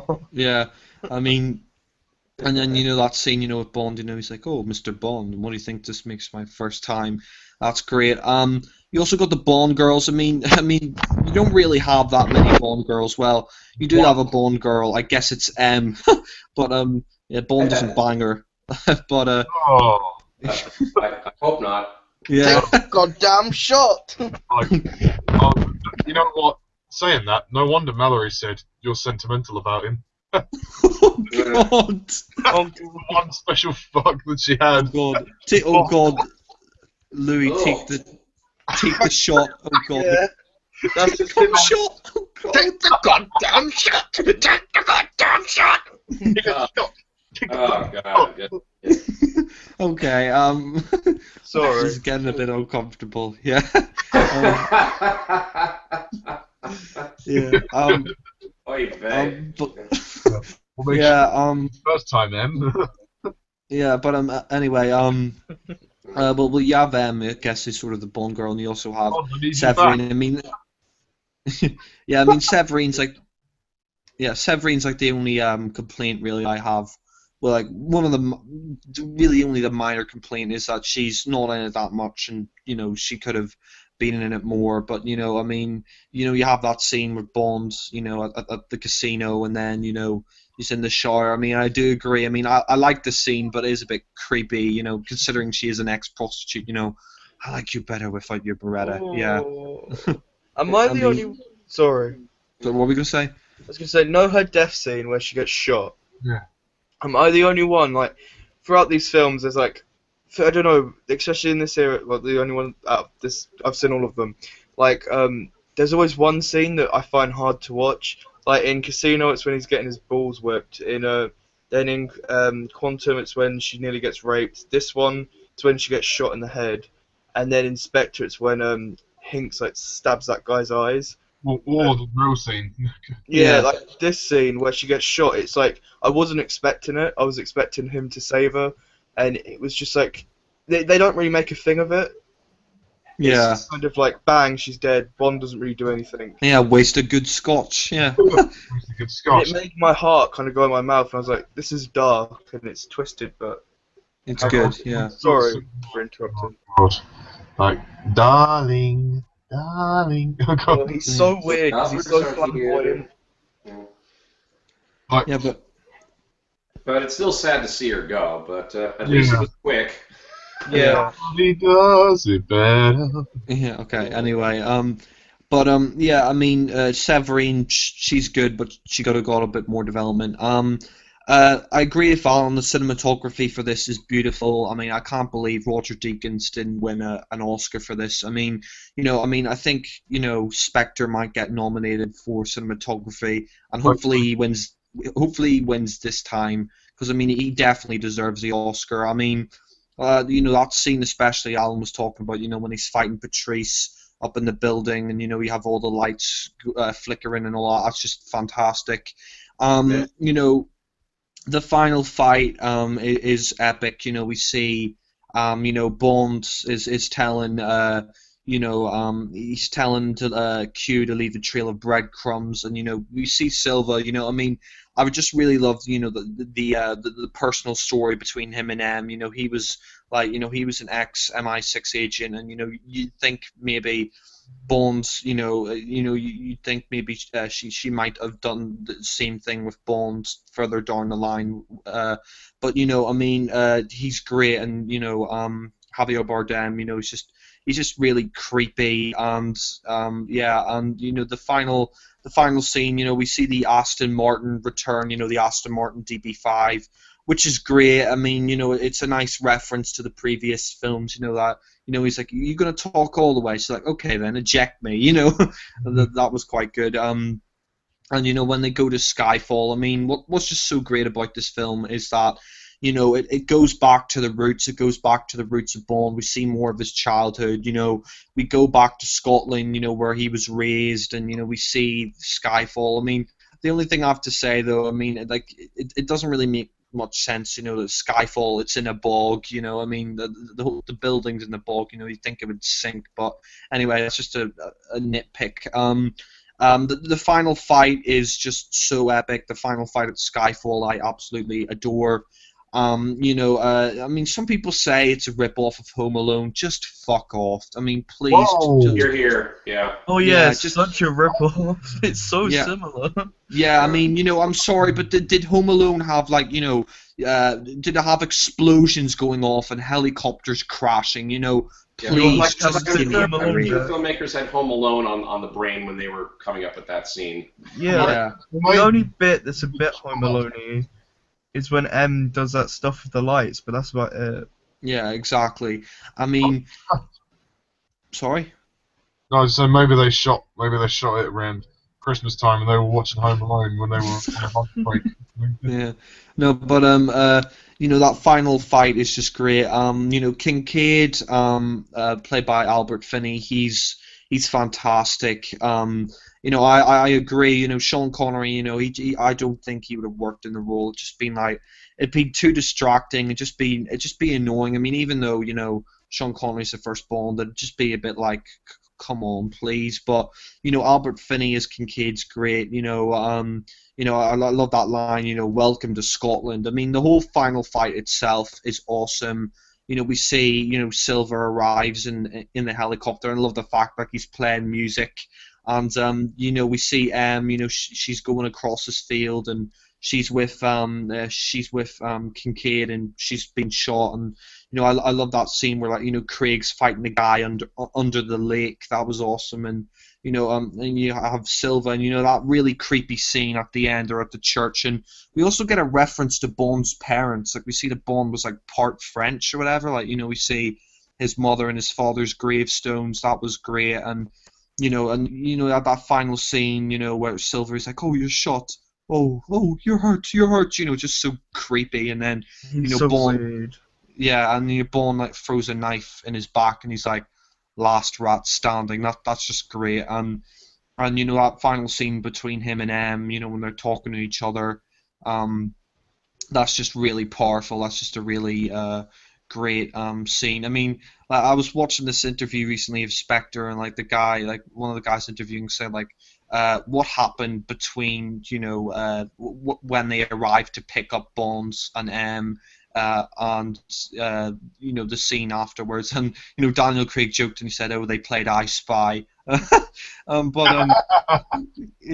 mean, that scene's really touching, really emotional. I mean, Judi Dench as M, even throughout the Brosnan films, which I'm not a fan of, the Brosnan films, but even there she gave a great performance. And you know what? I mean, I wouldn't have said it before, but I think she is my favorite M now. She is definitely my favorite M. She's probably the most three-dimensional M. She's the M that's had the most personal connection to Bond and got the most to do. And she was great throughout all 7 of her films, from GoldenEye right up to Skyfall. And here she gives her best performance, and it's a great send-off. And the final, the final scene's just so great. When Bond, he walks into the M's office, the old office from the old Bond films, and he's like, a lot of work to be doing, 007. He's like, a lot of work to get done. He's like, with pleasure, with pleasure. And you have the gun barrel, and the way everything just comes together. Like, we see Q, and now she's Moneypenny, as she says she's Eve Moneypenny. Just the way they tied this all together is just so perfect. It's just so well done. I mean, this is definitely the best combination it's a great combination of classic Bond and the modern Bond. Like, it works well together. It just really works well together. And that final scene, the gun barrel's great, and the 50 years logo, and you have the theme song, and it's just such a great Bond film. It's a fantastic 50th anniversary. It's a great love letter to the fans. There's so many classic references in there, but they don't throw them at your face like Die Another Day. They're not. Cough. Yeah, I mean Sorry. they're not constantly chucking references at your face. It's just a great Bond film. Like I said, Daniel Craig is great. The MI6 regulars are great. It's great to see them back. The villain's great. The plot is great. Just the whole film is great. And, Sam Mendes, he really delivered. He really understood Bond. He really showed that he understood Bond. And it's just such a great 50th anniversary. This is probably the Goldfinger of Craig's era, or The Spy Loved Me. The third time round, they just got it completely right. Yeah, I mean, that's Skyfall. I'm definitely going to give it a 10 out of 10. It's a masterpiece, and definitely deserves the praise it gets. Yeah.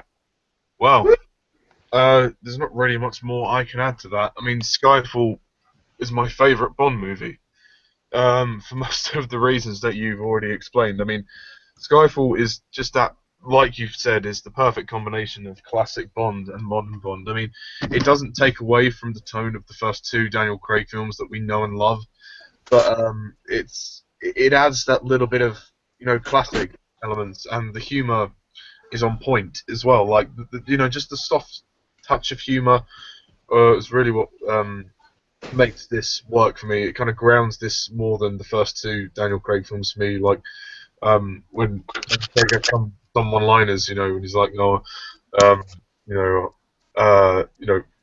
it's not exactly Christmas, is it? He's like, were you expecting an exploding pen? We don't really go in for that anymore. Oh yeah, and this is also the first Bond film where they said fuck. Yeah, Judy. Is it? Yeah, Judi Dench says, "Oh, I fucked this up, haven't I?" Yeah. Anyway, yeah, but I did say that. Yeah. yeah, I really like the story of this episode. That is kind of not episode, sorry, this film, and it's starting a new story, and but still on that personal level. I mean, we've gotten over Vesper, we've dealt with that for two films, so now this time we can start fresh, and I like how the plot revolves around M, played brilliantly by Judi Dench in this film, and kind of how Silver is kind of in the center. Well, no, sorry, M is in the center of Silver and Bond. Like they're kind of mirrored, because M is like M for mother, and this is that's the how they've written it, is like M's kind of the central figure as kind of like this maternal character towards. Yeah, and like Silver's kind of like the ugly stepchild. Yeah, and it's really great drama, and it prompts for really great drama. I think the scenes that really intrigue me the most are the scenes with Silver and M, which are really like when he interacts with her, she's genuinely quite terrified of him, which is great acting for Judi Dench. I mean, and it really kind of raises the stakes as well. I mean, then I forgot to mention that scene, where she's in court and she's reading the poetry and Bond's running. That's powerful, and that court scene itself is just a brilliant action scene too, and the tension. I agree. Best scene for me. Yeah. This film just races along. I mean, it's 2.5 hours long, but it's paced so well. I mean, like there's some great moments here. I mean, let's talk about the cast. I mean, Daniel Craig as Bond. Again, this is his third time round, and he's great. I mean, he's still really good, and he's experimenting with the part again. Like, because in the first film he was kind of becoming Bond. The second film he was kind of dealing with the emotional side of Bond. This one he's trying to physically rebuild himself, which is interesting how they've done that. And they're addressing his age, which is I think part of that, and the whole 50th anniversary thing. But I like that there's a great sense of momentum with this film. Sam Mendes keeps you entertained for 2.5 hours. From the opening act, I mean, the opening action sequence is great. I mean, I'll talk about that in a minute. Like Judi Dench, as I've said, is great. Gives a great performance. This is her best performance by far. And if you've followed the films, at least from the Brosnan era, you'll have a lot of tears to shed when she does die at the end of the film. I mean, you know, they did prepare you a little bit towards the end for it. I mean, I suppose you could kind of predict that she was going to end, but yeah, and it is sad, but it does prompt a kind of a revamp, coming full circle, bringing back the old ways, like kind of, you know, the old office with the new M as a man, you know, Moneypenny Q, they're back, and they're, you know, that's what's great. Skyfall kind of brings things round, uh, full circle. Yeah, which is fantastic, you know, and that really is another reason why I think this film is so good, is that it kind of it ends one era, it ends the end of the era for Judi Dench, but kind of brings in starts a new era. But the plot itself is great, and really dramatic and intriguing, and it's not just Bond on another mission. You know, he's on a mission that will lead him right back to where it all started, at Skyfall, which is where he grew up. You know, which is a great thing to do. I mean, no perfecter time to do it than the 50th anniversary, to go right back to the roots of Bond, his childhood home. Nobody's mentioned this yet, but the DB5 returns, which is great. And I did mention it, yeah. oh, I don't remember, but anyway, sorry if I didn't hear you say it. But yeah, the DB5 is cool. It's nice to see it back. It's a shame it gets kind of blown up, but oh well. They resurrect it in the next one. Yeah, we'll get on to Spectre. Yeah. But yeah, it's really great. I mean, I think this film is masterfully shot. It is brilliantly shot. It does make up for a little bit of shaky cam that happened in Quantum of Solace. I'm sure a lot of Quantum haters were really pleased that this film was shot the way it was, and I'm sure Alan is in that category as well. Yeah, definitely. Yeah, and cinematography is I mean, this film is just lush. That's a great way to describe it. You know, it's just lush. It's beautiful to look at. I mean, visually stunning. I mean, some of the locations are so varied. I mean, it's so bright and colourful, like from Istanbul to Shanghai. Yeah, the casino especially, like when he's on that raft. Is it a raft? Yeah, to Macau. Yeah. You know, to Silver's Island, to London, to And the Sky. score. Yeah. The score's really good. Yeah, the soundtrack is fantastic by Thomas Newman. He's the new composer, obviously, and he composed the score for Spectre as well. We'll get onto that in a minute. The score is great here. It's really, you know, energetic, and you know, I mean, especially during the action scenes, the score is brilliant. You know, and it just gives the movie a lot of pace and momentum, and even some of the quieter, somber tracks are really good as well. It's a very unique Bond soundtrack, and it does a great job. The song by Adele is masterful. It is a great song. I think everyone kind of loves it now, and the title sequence to accompany it is very good too. Yeah, and and it won an Oscar, so good for it. Good for it to do that. The action sequences are fantastic. I love the opening. It's probably my favourite opening to a Bond film. That first shot is great when Craig walks through the corridor, and then his eyes come into the light. I think putting the gun barrel in front of that wouldn't have been the best option. I mean, I like Jack. I did watch some of those edits, and it didn't really work. But I mean, I give him credit for trying. But yeah, what's great about the opening sequence is that it escalates from one thing to another. Like, it's 1 minute it's just a car chase, then it's a bike chase, then it's a bike chase on a roof, then it's a digger on the train, then it's a fight on the train. It's just so much that happens in that opening sequence. It's great. I mean, it's great that M is kind of like is involved in that too, like over the kind of the headsets. She's like, take the bloody shot, and obviously Moneypenny accidentally shoots Bond, which is quite interesting when you actually find out she's Moneypenny at the end of the film. Yeah. Also, the fight in Shanghai with Bond and Patrice is really good. Very well shot. Like, the silhouette kind of idea is really good. I like that. Sorry about that. My phone just went off. That's a very good. It's a very good way of shooting that. The fight near with the Komodo dragon is good too. When the guy picks up Bond's gun and he's like, "Good luck with that." Oh yeah, I was gonna. Sorry, could I just interrupt? Yeah.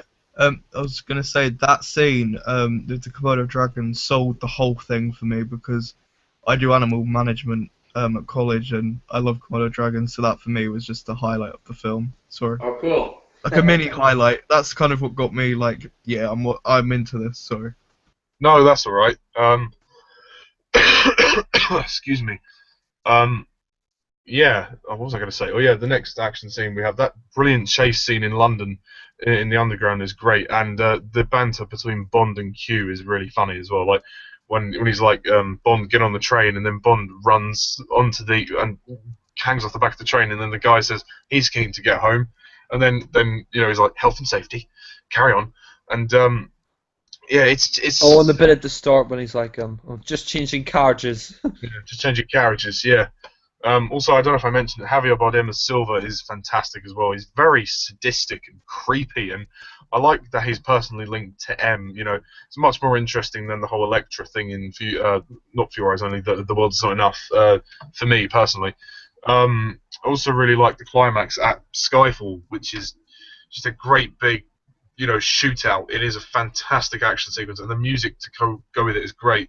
I also really like Kincaid, as I probably mentioned earlier. Kincaid is one of those characters you kind of want to see more of. I mean, he's like Mathis was the teddy bear of Casino Royale and Quantum of Solace. Kincaid is the teddy bear for Skyfall. He's just that lovable character that you just don't want him to go. And I don't know, like he's a teddy bear. I'm glad he didn't die. Like when I was watching it, I was like, because like you said, like the parallels, like M's the mum, he's the dad, Bond's the kid, and then Silver's a spoilt brat, like ugly one. Yeah, But I was like, I'm glad he didn't lose any of his stuffing. Yeah. I was just like, oh, don't kill him, please don't kill him. Yeah, I was glad too. That he made it alive. That's actually the thing about Kincaid. He's a teddy bear, but he kicks ass. Like when he's like, "Oh, welcome to Scotland," and he's firing with the shotgun and everything. It's really, really good. I mean, and he calls him a shit. yeah, he's like, "Try to stop me, you jump up little shit." That's really entertaining as well. I mean, just the action overall is entertaining at Skyfire, and also the scene where Bond is running to the lake. Like it's all dark, and like you see the light from the fire of the house. And it's just so beautiful to look at. I mean, also seeing the graves of Bond's parents is nice too. The film is just beautifully directed by Sam Mendes. He just has a great sense of love for the piece. I mean, I think with Marc Forster, I could see what he was going for, but it was kind of not really right for Bond. Kind of the art house kind of, character-driven. I'm all for character-driven dramas, but it just Fast editing, it didn't work. Whereas here it's wide angles where you can see the action quite clearly. It's not just that; it's also the kind of the storytelling as well. Like he really invested. You can tell he's a Bond fan. With Quantum of Solace, you can tell Marc Forster isn't a Bond fan.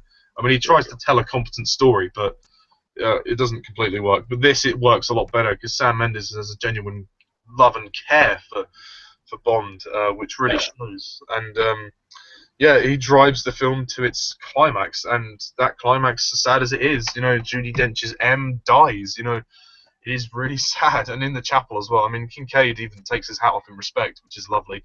And the gun barrel at the end. I mean, it's a better gun barrel than Quantum of Solace. There's no question about that. And it does. It's nice when it goes into the 50 years logo. I mean, sticking it at the beginning would have been a bit weird. So actually comparing how the shot looks. So for Skyfall it works. I can let it pass, and I really like Ray Fiennes in this film as well. I mean, I know he's not actually M yet until the end, but Mallory, he's a great character.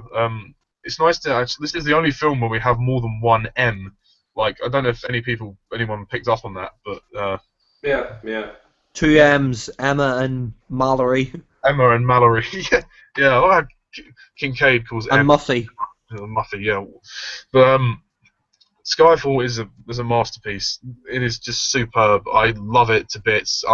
It's flawless. I mean, it is almost flawless. Like, the only problem I have is Severine, that she's kind of underused, but as a character, I thought her story was really interesting, and I'd love them to have explored that a bit more. I mean, yeah, the shower scene's a bit creepy, with a good Bond, he says, "I like you better without your Beretta." I mean, it's not the fact that he comes in, it's the fact that he comes in unannounced. The fact that, it kind of takes her by surprise. Like, she's in the shower, and then Bond just comes in without even like knocking on the door or asking her. Like, he just sneaks on and just jumps in the shower. Like, Excuse me, can I fuck you? yeah. I think she knew he was coming. I think Yeah, she.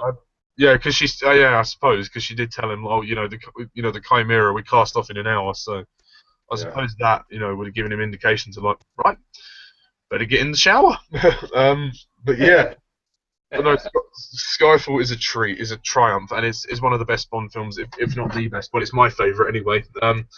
It will definitely stand to be a great work of cinema, and it's a great 50th anniversary present. It has the references, but it doesn't shove them down your asshole like Die Another Day does. Like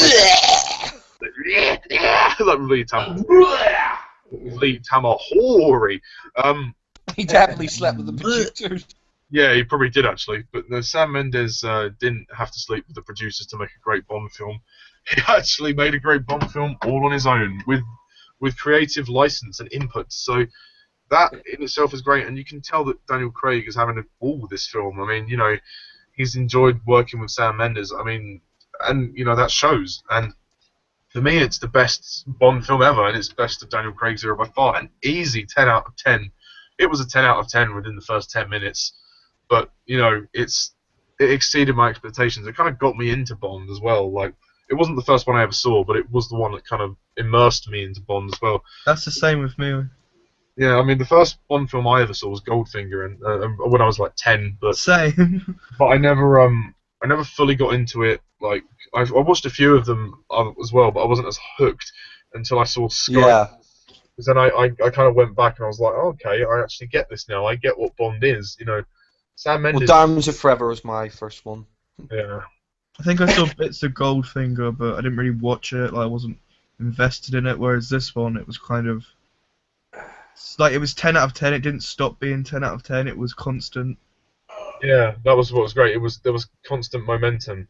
But yeah, with every end of an era, there is a beginning. So this is why we delve into the fourth and by far most recent Bond movie, the fourth Daniel Craig Bond film. Still in cinemas.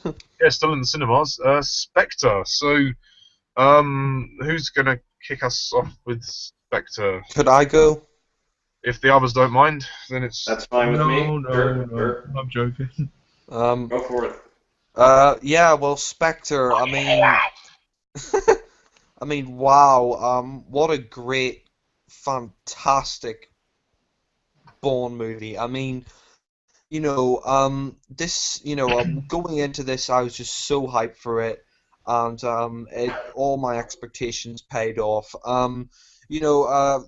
I mean, first off, we have to say, the gun barrel, it's back at the beginning. Yes, finally, I mean, great. Thank you, Sam Mendes. And it's a new gun barrel as well, which is awesome. And I love the look of it. It's sort of like a classic Bond feel, which is great. The opening sequences film, I have to say, is absolutely astounding. It is just so beautifully shot. That long tracking shot of this guy in a mask, and it's kind of reminds you of Baron Samedi a bit from Live and Let Die, and you're wondering who this guy is. He's this beautiful woman, and you're wondering who it is, and then when he takes the mask off, it's it's Bond, and I mean you have a reference to Diamonds Are Forever, when he goes out on the roof, that was great.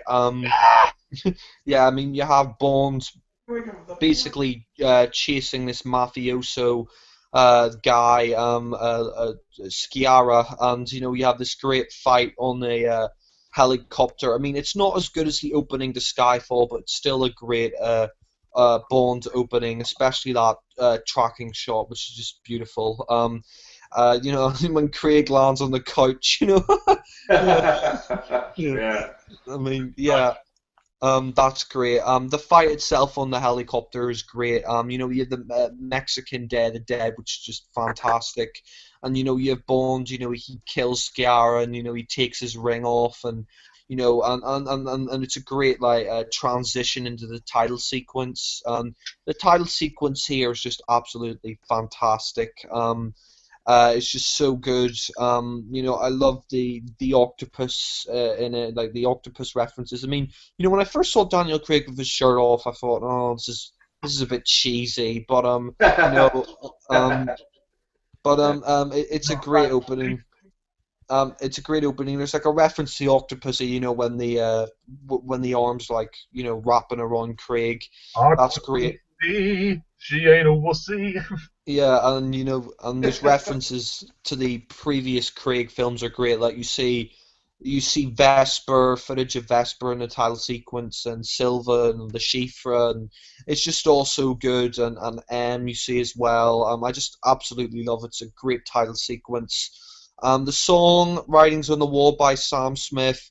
It's not a terrible song, but it's not great either. I mean, I think when I first listened to it, I absolutely despised it. But over time, watching it with the title sequence, it works well. It's serviceable. It's good. I mean, it's not a top 10 Bond song. It's not a classic like Skyfall, but it's still great. And I mean, it does make sense. The writings on the wall with James Bond's names on the wall.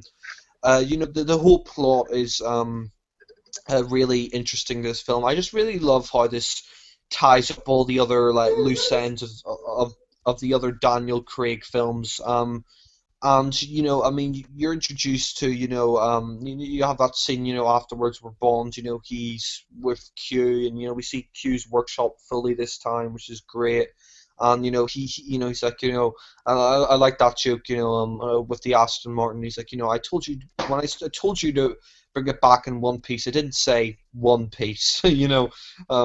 That's great. And we see and he's like you're right, sir. You do have a tricky day ahead of you. I mean, I think Daniel Craig here is just absolutely fantastic. I mean, I have to say, this is definitely his best Bond performance. I mean, he's so relaxed, he's so comfortable in the role, he's experimenting a lot with it, and he's great. And I kind of like it. It's kind of like a slight homage to Roger Moore. He has a lighter, he has a lighter touch in this film, but he's dark when he needs to be, which is great. When he goes to Rome, that's brilliant. Monica Bellucci. I mean, Monica Bellucci. My only real criticism of the film, she could have been used more, kind of like Severine in Skyfall. I mean, Sam Mendes, he does seem to underdevelop some of the Bond girls, but the other Bond girl in this film, Madeline Swan, played by Léa Seydoux, she's absolutely fantastic. She's beautiful, she's tough, and her chemistry with Craig is just so good. I really dig them together. They're great. We're also, we have that great, scene where, Bond, he's in Rome and he goes to the Spectre meeting, and it's probably the highlight of the film for me. When they're in a meeting room and it's all dark, and I mean, watching it for the first time, there's a lot of tension in that scene. There is a lot of tension.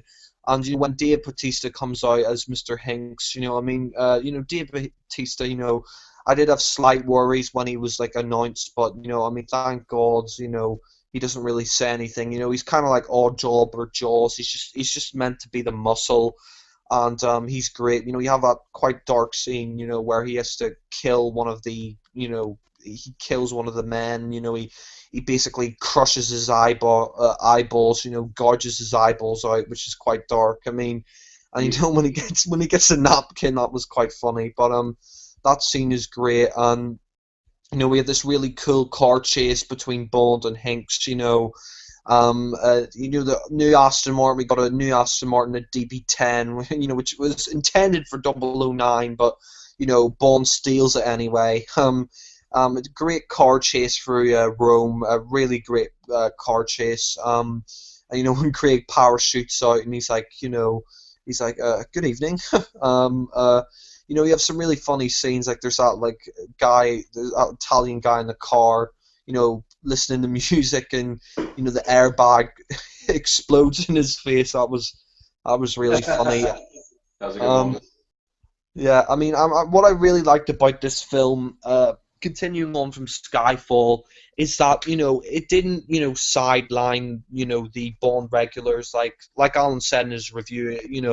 It's not like, oh, here's your token scene with Moneypenny, here's your token scene with Q, here's your token scene with M. No, Yeah. they got a lot to do in this film, and I think that was great. I mean, there's kind of two plots going on in this film, and it works really well. Like the the other plot, with Max Denby, played by Andrew Scott. He's the head of, he's the head of this, organization that basically wants to merge MI6 with MI5 and create this new surveillance. And Daniel Craig, he's. Oh, I think I'll call you C. The tension there is really great. We see. Now we know what C stands for. Yeah. Yeah. It's great. I mean, I really think, Ray Fiennes here. I mean, I have to give credit to him. I mean, Judi Dench is a tough act to follow, but he is absolutely fantastic as M here. He gets a lot to do. He really asserts himself as M. Like I love that scene. He's like, "You're a cocky little bastard, aren't you?" That's great. Moneypenny gets a lot more to do in this. That scene. The car chase. He's talking to Bond and he's like, "Who's that?" And she's like, "I have a life, James. You should try it once." Q as well. It's great to see. He follows Bond to the Alps, and we see Q's workshop for the first time since the reboot. Since before Die Another Day. That's great to see. Just the whole plot of this film. I just love the way they tie up all the loose ends of Quantum of Solace and some of the other Craig films that we didn't get full closure on. I love the fact that they brought Mr. White back, Jesper Christensen. That was a brilliant move, bringing him back. We see he's been living as a hermit, and Bond. I mean, that scene is really intense. Where he's talking to Bond, he's like, I could protect your daughter. And he's like, this is my word, and he's like, your word, the word of an assassin, and then he shoots himself. I mean, that's quite intense, and the build up to that scene is great. I mean, I have to say, the cinematography here is just absolutely gorgeous. I mean, the cinematography for Skyfall was great, but I think it's even better here in Spectre. I mean, if Roger Deakins really doesn't win the Oscar this time, I'm going to be so pissed off, because that'll be the second time in a row that he's robbed. I mean, the scene with Mr. White's great, and when he goes to, like, I mean, looking from the trailers, I thought that that place in the Alps was going to be Blofeld's lair, but it turns out it's the center that Madeline Swan works in. I love the one-liner. It's like he'll have the enzyme shake, and he's like, see that? Put that down the toilet. Cut out the middleman. I mean, Craig has some really great one-liners here. They've sorry. Stay. Yeah. Oh yeah. Stay. Yeah, with the guard. Yeah. I mean, what I really like about Spectre is like Skyfall. It amps up the humor, like not to a really stupid level. Like it's not like over the top. Like, oh god, no. It's enough humor and it's funny. I have to say, that action scene, when Mr. Hinks, takes away Madeline, you have that action scene, where he's on the plane and he crashes the plane, and it's just such a great action scene. Madeline Swan's great. She's like, you get away from me. Don't you realize that, you coming to me sent them here? She's just so great. She doesn't take any of Bond's shit. I mean, that scene where they're about to drug her, she drugs a guy instead. I mean, she's great. And Les Seydoux, she's beautiful. She's a great Bond girl. The scene, where they go to Tangier is great. We get more of her backstory. And, I mean, I think she's a really great developed Bond girl. She's really good. We see Bond is he's searching through, and he finds this. I mean, there's that funny scene. There's that great scene. She's like, don't think I'm gonna fall into your arms. That's great. My dead daddy.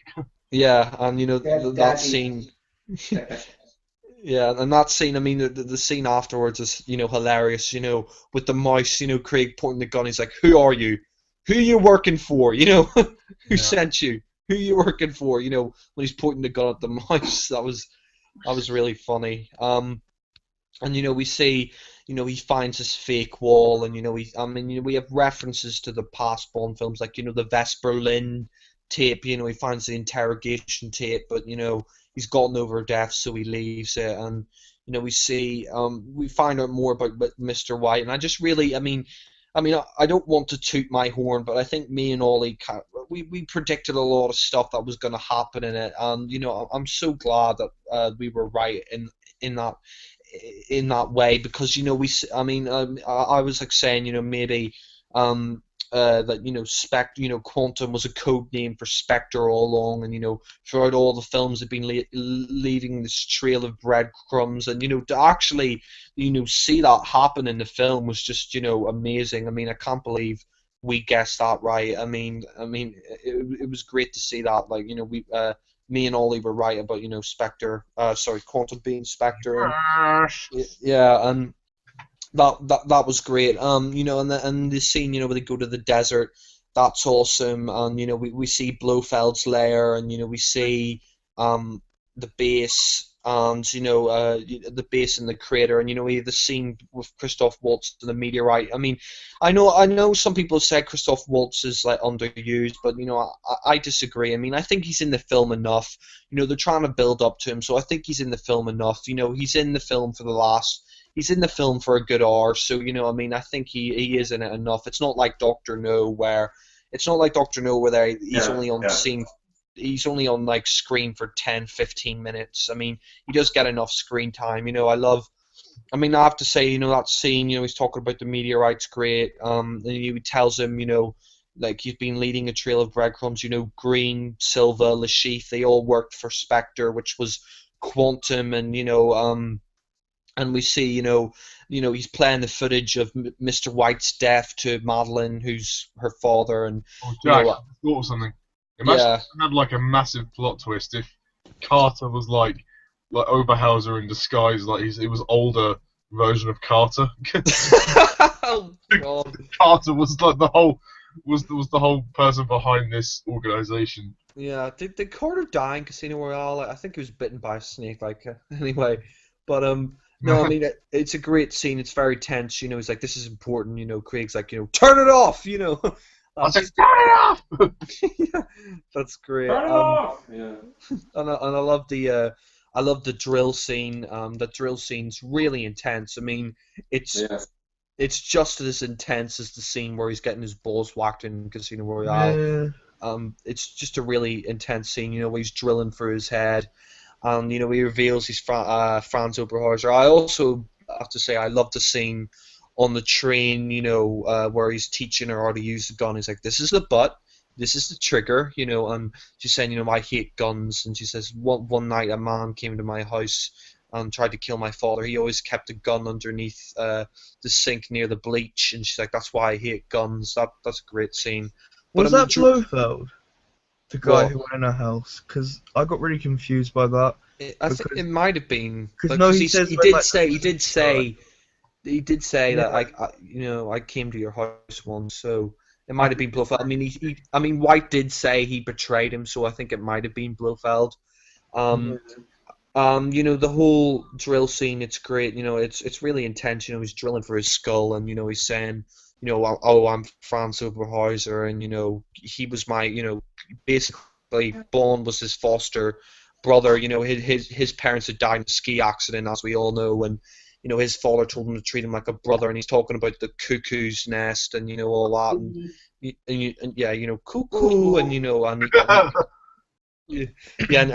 basically, he says to him, I decided that this cuckoo had to die, so he killed his father, and he's quite a psychopathic, and Christoph Waltz, I have to say, he completely nails it as Blofeld. He's just absolutely terrific. He's definitely, for me, the best Blofeld. He's just so creepy, and the fact that he's German as well just makes it even all the more better. He's just such a creepy screen presence. He's absolutely fantastic. And I love that, Blofeld's cat. We see Blofeld's cat, and he's like, hello, pussy. Want to stroke my pussy, Mr. Bond? Oh, no. God. And you have, he's like, from my mother's line, I am Ernst Stavro Blofeld. He's like, I died with my father 20 years ago, and the scene, where he gets the watch and he God, also where he goes, know any other bird calls friends? yeah, and when he gets the watch and he blows up the computer, it's great to see how Blofeld's got a scar, and and when they're exiting, they exit they escape the hideout and they escape the lair, and the whole thing blows up. I mean, I was watching a little featurette earlier today, and like apparently that's like. Apparently that explosion is the biggest real explosion ever on film, so Yeah, well one done to of Sam the- I Mendes. believe it. That was a great fucking explosion. Yeah, so Yeah, I was impressed. Woo! well done. yeah. That's it. Powerful pyro. I Yes. still Not think the CGI quantum like one Die was Another better. Day. It's like that's the thing. Like I love this attitude they've taken to Bond now. It's like if you're gonna do it for real. And because of that, they've now set like in the recent Daniel Craig Bond films, they've had 2 world records out of it. In Casino Royale, they're the car stunt, and now in this Inspector, they've got that explosion. So they should be very proud. Yeah, I mean, Yeah. and then, I just love the bit, where Craig's like, it's not over yet, and I really love the fact that it's one of the only Bond films I think where the climax is in London, and that's fantastic. We see they reunite. Reunites like he's out of a job. I mean, Max Denby's put him out of a job. C, and I mean, I love that scene where he's like, now C stands for careless. Yeah, I mean, and when Mark Denby dies, that's quite good. And he's a real prick. We see he's teamed up with Blofeld because he wants to get his way and he wants to get rid of the Double O program. And Blofeld tells him that the Double O program's dead. And the final climax in London is just so great. We see the old MI6 building still explode. It's still destroyed from Skyfall. I love that scene, where Craig's, he's in the he's in the building, and we see all like the pictures of Vesper and Silva on the wall, and all these people from Bond's past. That's great, and when we see Blofeld the scar, and I mean, I think the way they introduced the scar in this film is really good. The way they've introduced it is really well done.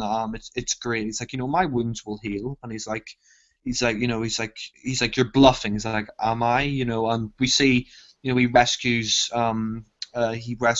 Madeline Swan, and he jumps on the safety net, and he shoots down Blofeld's helicopter, and you have the ending where he's like, go on, finish it, and Craig, he just tosses the gun. He's just like, oh, run out of bullets, and he's like, I've got better things to do, and he walks off with Madeline Swan, and we get the DB5 back at the end, and we see Blofeld's arrested, and it leaves the door open for, Blofeld to return, and, the ending's just so great. Yeah, that's Spectre. I mean, wow, I mean, this film blew me away. First time watching it, I thought, it's not as good as Skyfall, but second time watching it, I think it's even better, and, for me, it's just a great classic Bond adventure, and I think it's just such a great follow-up to Skyfall. Everything here just works so well. I love the way they tied up Craig's era so perfectly.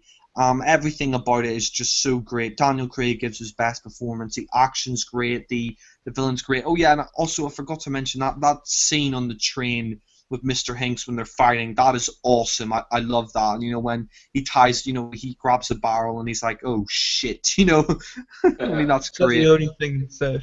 Yeah, he's like, yeah, shit. I mean, I like that. Just so overall, we've been on for roughly about 3.5 hours. yeah, well, it's better. It's better than last time. I mean, there's 4 of us and it's 4 Bond 4 films movies now. to talk about now. Yeah. Yeah. Yeah, true.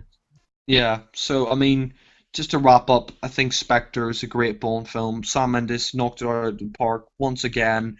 Everything about it works. The villain's great, the henchman's great, the locations are great, the stunts are great, and it's the longest Bond film. Out of all the Bond films, it is the longest. It's 2.5 hours long, but it is paced so well. There was never a dull moment in it. And, Here. yeah, and then there was never a moment that bored me. And Sam Mendes, I got to thank him for that. I mean, I think two and a half hours is the limit though on Bond. You know, I don't think we could have a 3-hour Bond film. I mean, good Right, luck with one that day. if they ever do. But I don't think we could ever have a 3-hour Bond film. Maybe one But yeah, I mean, overall, Spectre, just everything about it works for me. It, you know, I mean, for me, it's even more of a 50th anniversary than Skyfall was, and Skyfall was, you know, had a lot of references in there. This has even more references, and it's great the way they tied up the whole Craig era. And you know what? If this is Craig's last film, then it's a damn good film to end on. And you know what? I mean, it's just for me, it's a masterpiece. It's a definite 10 out of 10. And you know, I mean, Roger Moore's still my favorite Bond, but this is now my favorite Bond film, and yeah, so yeah, that's Wow. Wow. Well, so, Alan, what are your thoughts on Spectre? Spectre, yeah. Well, I went into the movie with a little bit of reservations because, you know, I read the advanced reviews from the critics in Britain, and then the reviews the reviews from the American critics came down, and you know the Rotten Tomatoes ranking on this one is like 63%, something like that, whereas Skyfall is in the 90%. Is it 63? It must have gone down then. God. Yeah, no, it went down when the American reviews came out. They went down, but I mean, even though we all agree that, hey, you know, you be your own critic. I mean, what you think of the film is all that matters, and I agree with that 100%. But nonetheless, I am nonetheless, you know, curious to what the professional, quote unquote, critics think about films that I want to see. And the fact that they all basically reacted to Spectre the exact same way, it seems to be like, it's okay, it's fine, it's all right. And some of them even reacting to it, well, it's not as good as Skyfall, so therefore it sucks. You know, those were the kind of reviews that I've been reading. So I went into the theater with a little bit. Some people absolutely hated it. Like I saw one review, you know, said it's the worst Bond film in 30 years. Piss off. Oh God, yeah, bullshit, just total bullshit. But anyway, and also the fact that it is the longest of the Bond movies. It's just a shy under 2.5 hours. So I went in there and I was wonderfully surprised at how much I really enjoyed Spectre. I will agree it's not the best of the Daniel Craig Bond movies, but that's perfectly all right. I do have a few minor quibbles with it, but overall, this is a very solid, very strong, more than worthy entry in the James Bond film series. And while I would rank Spectre third of the Craig Bond films, it's a very strong third. And I think, like Casino Royale and Skyfall before it, Spectre totally kicks ass over Quantum of Solace, which for me was all I really wanted out of Spectre. Just be better than Quantum of Solace. Please be better than Quantum of Solace, and it's miles ahead of Quantum of Solace, in my opinion. So I really love Spectre. I think the critics should basically just screw themselves. they really don't know what they're about in their negative or their negative opinion of Spectre, because this really is a much better Bond film than the critics are making it out to be. And I hope it's going to be a big hit. I know it's doing well so far. I don't know if it's going to do the box office business that Skyfall did, but hopefully it's going to do well enough. It did gross something like 73 million or something on its opening weekend in the UK, so it did do rather well. It has been doing well at the box office. Yeah, I mean, as far as the American box office goes, I mean, Skyfall did so spectacularly well. I mean, the fact that it became the first Bond film to gross over 200 million over here, and then it went on to gross over 300 million over here, which I didn't see coming. I think in the case of Spectre, if Spectre can at least do 200 million, I think that would satisfy the Bond filmmakers. So I hope it at least does 200 mil, even if it doesn't match what Skyfall did. But getting to the film itself, I mean, the film for me it's surprisingly really great. I mean, I have to mention that opening tracking shot that kicks off the film. It runs for about 4 or 5 minutes, where it starts overhead on the streets in Mexico City during the Day of the Dead celebrations, and I love how it swoops down into the street where we see Bond and I guess his temporary female conquest of the movie in the streets, and then it follows them into the hotel, and then follows Bond out into the roof, or the ledge of the roof. And I gotta tell you, Daniel Craig, if that really is him high atop walking on the ledge and jumping between the buildings. I mean, God, that guy has balls, big. I actually think it is. There is. I think if you have a look on YouTube, there's a couple of featurettes on Spectre. I mean, there might be one on the stunts, and they show a shot of the B-roll of Daniel Craig walking on a rooftop with the camera on a crane, kind of tracking him. Now, did he at least have like safety wires on him in case he fell? I didn't see that, but I hope he would have done. Yeah, because there's also the bit where he has to leap from one building to another, even though the buildings are only separated by a few feet. So yeah, he could easily make the jump, but there's still that little possibility he might mistime it, and then he could have fallen. You know, that would have been a very tragic end to the pre-opening title sequence. Yeah. But suffice it to say, no, he does the walk on the ledge and jumps between the buildings, no problem. I mean, that guy has iron balls, Daniel Craig, I tell you. So I was really impressed, you know, watching the shots of him, you know, walking on the ledge and jumping between the buildings, and the fact that the camera's constantly staying on him, and it isn't until he finally reaches the end of his walk and is, you know, getting the rifle ready, you know, to shoot Skiara, who he's been tracking in Mexico, that we finally get our first film where they have like a piece of text just before the film opens, like "the dead are alive." This is an interesting phrase to put at the front of the film, just after the gun barrel. Yes, it is. Yeah, that was pretty cool. And of course, I definitely enjoyed the gun barrel at the beginning of the movie again, and I think this is probably the second best gun barrel for Craig, second only to the Casino Royale gun barrel. He does a good having iron balls. I mean, you know, after being slaughtered by Le Chiffre, I mean, I suppose I would have thought he would have had iron balls by Quantum of Solace. Well, I mean, the fact that he, as you're saying to me, that he was basically doing his own stunt work, walking on the ledge and jumped between the buildings himself. I mean, total respect. I mean, that's not Craig in Casino Royale jumping high atop on the girders. That's definitely a stunt man. But for this one, you know, that he's walking on the ledge and jumping between the buildings, I mean, wow, total respect to Craig for having the courage to do that, because they could have easily gotten a stuntman and do like CGI on the stuntman's face and put Craig's face there. But anyway, it's a great classic tracking shot. Some people say the film goes south after that opening tracking shot. I say bullshit. The movie remains perfectly entertaining, or almost perfectly entertaining after that tracking shot. I think the helicopter fight is great with Skiara as it's doing flips, and it's totally, you know, putting the people down on the ground in danger as it swirls around in the sky. I mean, I thought that action scene was really great. Leading into the title sequence, again, the Sam Smith song, you know, it took me a while to get used to it, I admit, but I do think it's a really pretty song. And now that I see it within the context of the film, I mean, I guess it's a love song.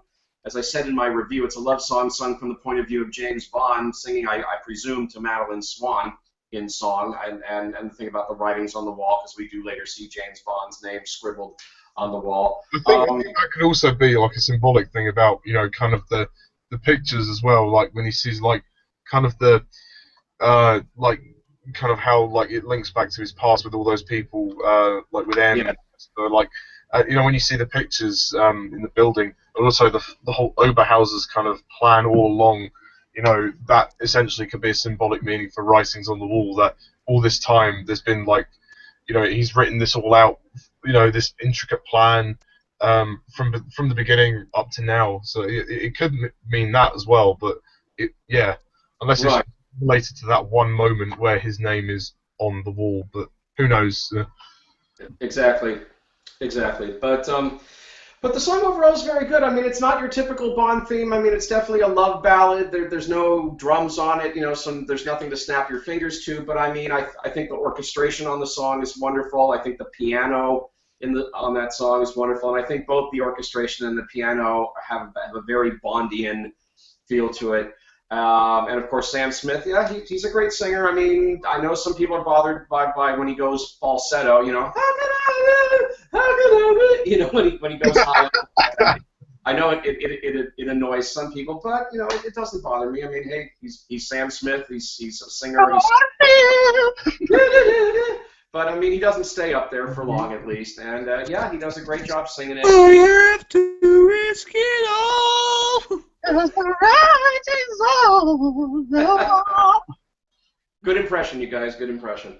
I wouldn't rate this song a Bond classic, but I mean, it'll do. It's a good song, and I have to admit agree. that when I heard the song, I didn't know exactly what the title sequence would look like, but I really thought that what Daniel Kleinman came up with was really, really good. Surprisingly, very, very good. Although, as Jack mentioned, I also was a little thrown with the sight of Daniel Craig with his shirt off in the title sequence, but I was like, oh, he's had his shirt off before, though, in Casino Royale and Skyfall. He's had his shirt off before. Well, I mean, his shirt off in the title sequence. I didn't expect that. But then again, then it suddenly dawned on me as the song is playing that this is a love song. It's for me, it's a love song from Bond to Madeline, and of course she also appears in the title sequence with them. And I was like, okay, I get it now. I get it. That's also, like many of the throughout the series, you've had like naked women, so I suppose they can get away with it having naked Daniel Craig in there, just for the ladies, why not? Oh yeah, I'm sure the straight women and the gay men in the audience appreciated it. So, sure, why not? So why not? And I mean, and again, Daniel Craig, he's got a great physique, so sure, why not? And again, the song is basically a love story, and we see Madeline in the title sequence as well, so it makes sense, I guess. But I really like what Daniel Daniel Kleinman, did with the title sequence, and I mean, although the image of the octopus, although that's the Spectre connection.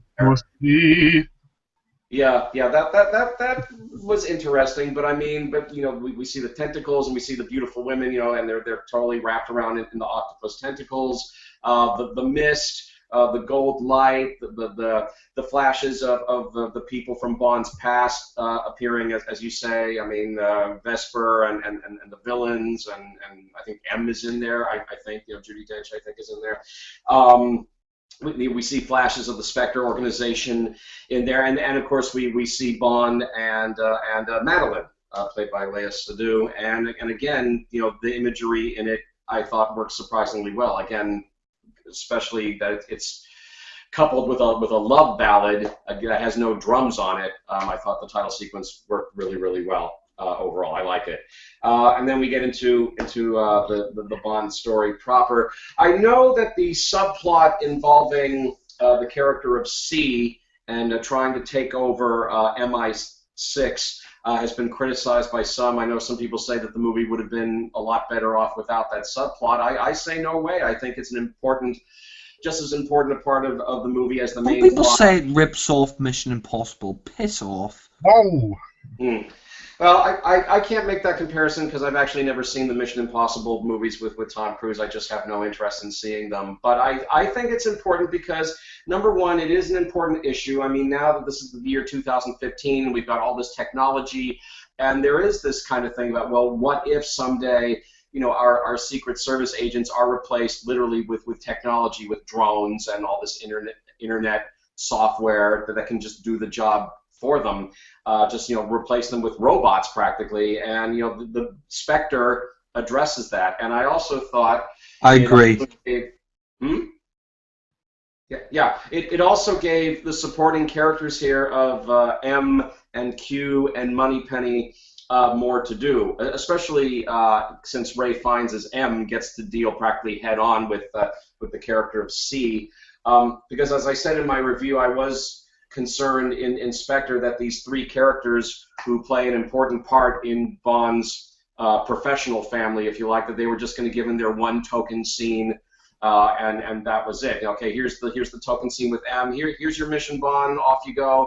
And here's the one token scene with Q. Okay, Bond. Here's your gadgets. Off you go. And here's the one flirting scene with Bond and Moneypenny flirting in the office, and that's it. But no, I'm glad that the filmmakers are giving these three supporting characters, who I think we all enjoy just as much as Bond, that they get a substantial amount of stuff to do. That they're basically sharing the adventure with Bond, even though Bond is the central character still. The supporting characters here in his MI6 family, they still get a lot to do too. And I really, really enjoyed that. That inspector, they're still given a lot to do. So that was great. I think this is a terrific cast. Again, Daniel Craig, this is now his fourth go-around in the Bond, and I think he fits the role like putting on a pair of comfortable shoes. And I also appreciated in this movie that they gave his Bond more humor. I mean, not more humor to the extent of the Roger Moore era, but the fact that, I mean, look, this is his fourth Bond movie. I know the one criticism about Craig that has followed him is that his Bond to some people is too serious. So let's loosen him up a little bit. Let's give him a little bit more humor, and I appreciated that. I thought it was very funny. I mean, the bit when he lands on top of the sofa, the bit when he's at the bar, and then Q shows up and orders the enzyme shake, and that's just a couple of examples. Oh, and I also appreciated. That great scene when after Bond gets that cool Aston Martin DB10, and the fact that not everything in the car works yet, not every gadget works. Oh yeah. Because I've been thinking to myself for years, wouldn't it be great for once if they finally give, Q finally gives Bond a gadget that doesn't actually work, and because Music enabled for 009. Yeah, exactly. So they finally fulfilled my wishes. I think, Inspector, that not every gadget on the DB10 works yet. I love the part when Bond tries to turn on the rifle in the back, but there's no bullets in it yet, or when he turns on the music and it's playing New York, New York, I think. Very, very funny stuff. And the fact that he's having a conversation with Moneypenny over the phone while he's being chased by Hinks in the car. All of that was very, very funny. So I appreciated totally the putting in extra humor in here, but not going over the top with it. I mean, just enough extra humor for Daniel Craig's Bond. He's terrific in the movie. I really enjoyed Christoph Waltz as Oberhauser, although it's revealed, yep, he's Blofeld. Surprise! We all knew it. Dun, dun.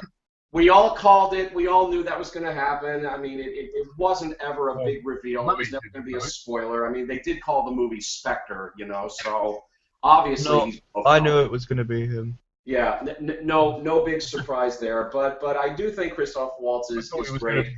Yeah, I definitely would have liked if he had more screen time, but again, he's Blofeld, and as we know from the early Bond films with Connery, Blofeld likes to hide in the shadows. The very first time we see Christoph Waltz, he's in shadow.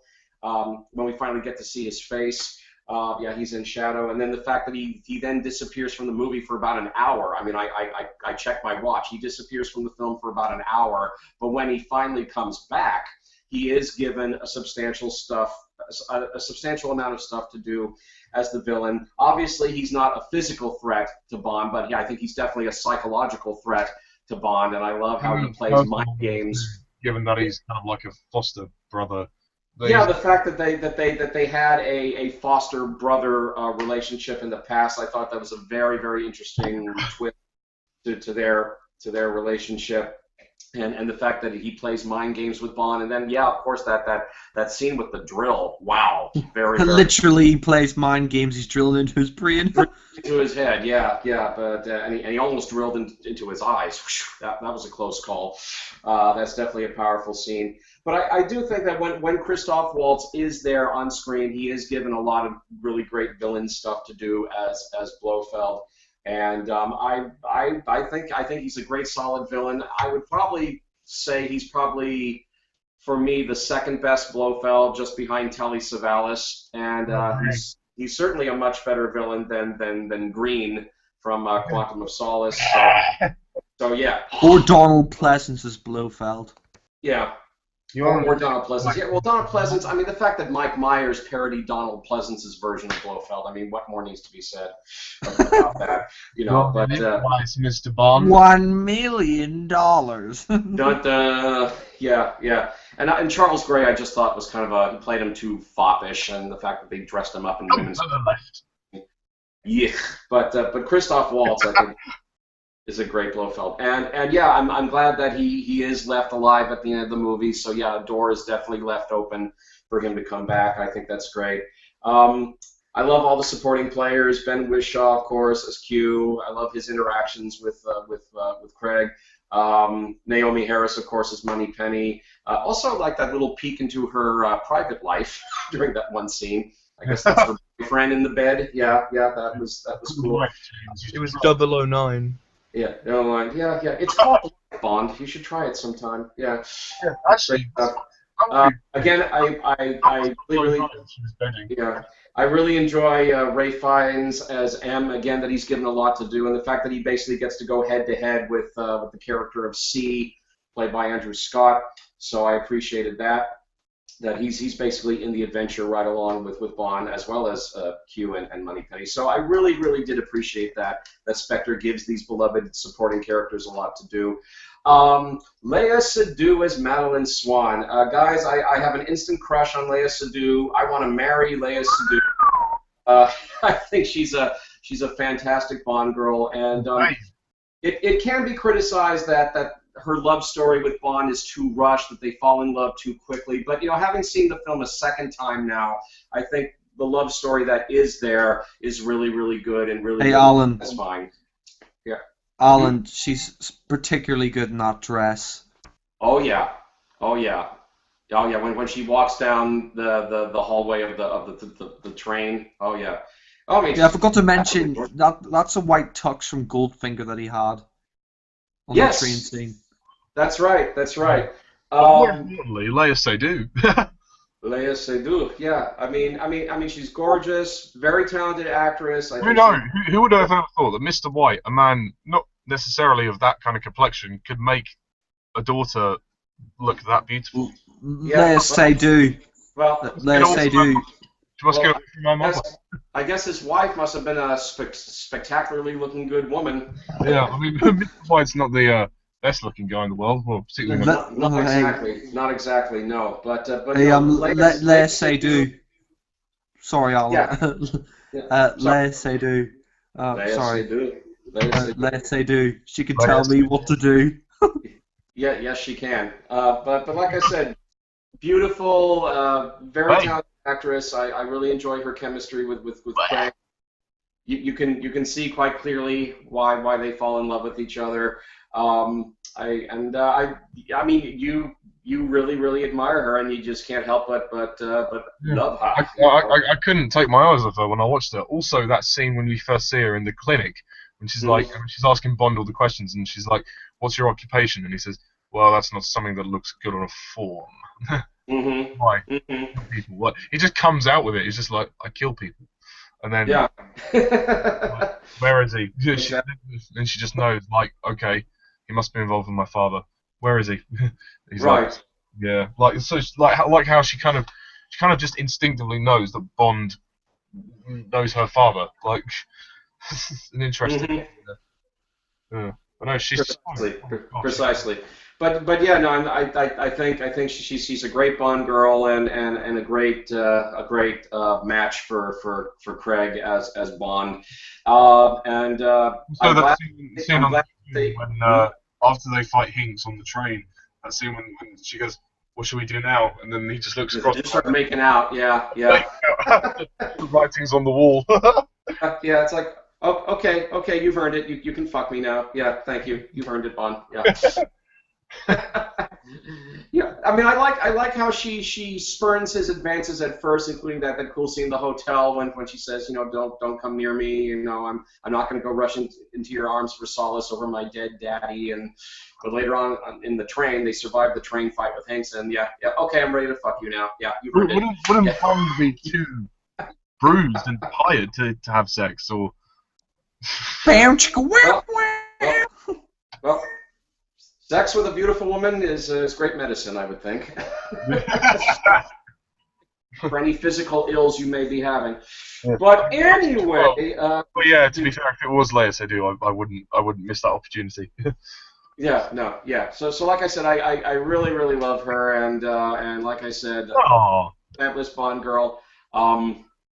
Like I said, their love story might be rushed, but the love story that is there, I really enjoy, and I'm glad that she and Bond get together at the end, and there is a door left open for their relationship. I just don't want Madeline to meet the same fate as Tracy or Vesper, because when Bond falls in love with a woman, usually she dies.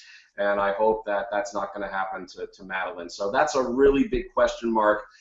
If they're going to bring her back for the next movie, and will she and Bond still be together, or if they're just going to do a Octopussy thing, with Roger Moore, and Octopussy will just be gone with no explanation in the next movie. If Madeline will just be gone with no explanation in the next movie. I hope not. I really, really like her, and I hope she'll come back.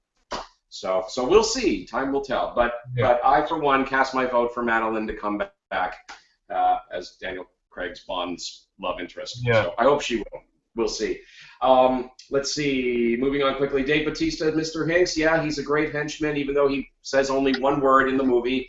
But other than that, definitely a great physical menace to Bond, no question about that.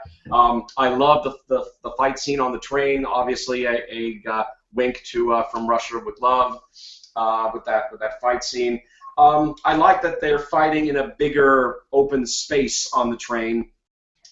It's not. It reminded me of the Spy Love Me fight with Jaws as well on the train. Well, yeah. There's Spy Who Loved Me, and there was also the train fight with Teehee on Live and Let Die. So there have been more than a couple of train fights for Bond, I know. But I instantly think of the train fight in From Russia with Love when I see the train fight in Spectre. But I like that it's a bigger open space. It's a great fight. And I do like Dave Bautista's Hanks. He is a great physical menace. To Bond. Andrew Scott as C. Yeah, he's a good character. He definitely comes across as a little prick. you can see why M doesn't like him. Well, I mean, M has more than one reason to dislike C, but I like his conflict. I like the conflict between M and C.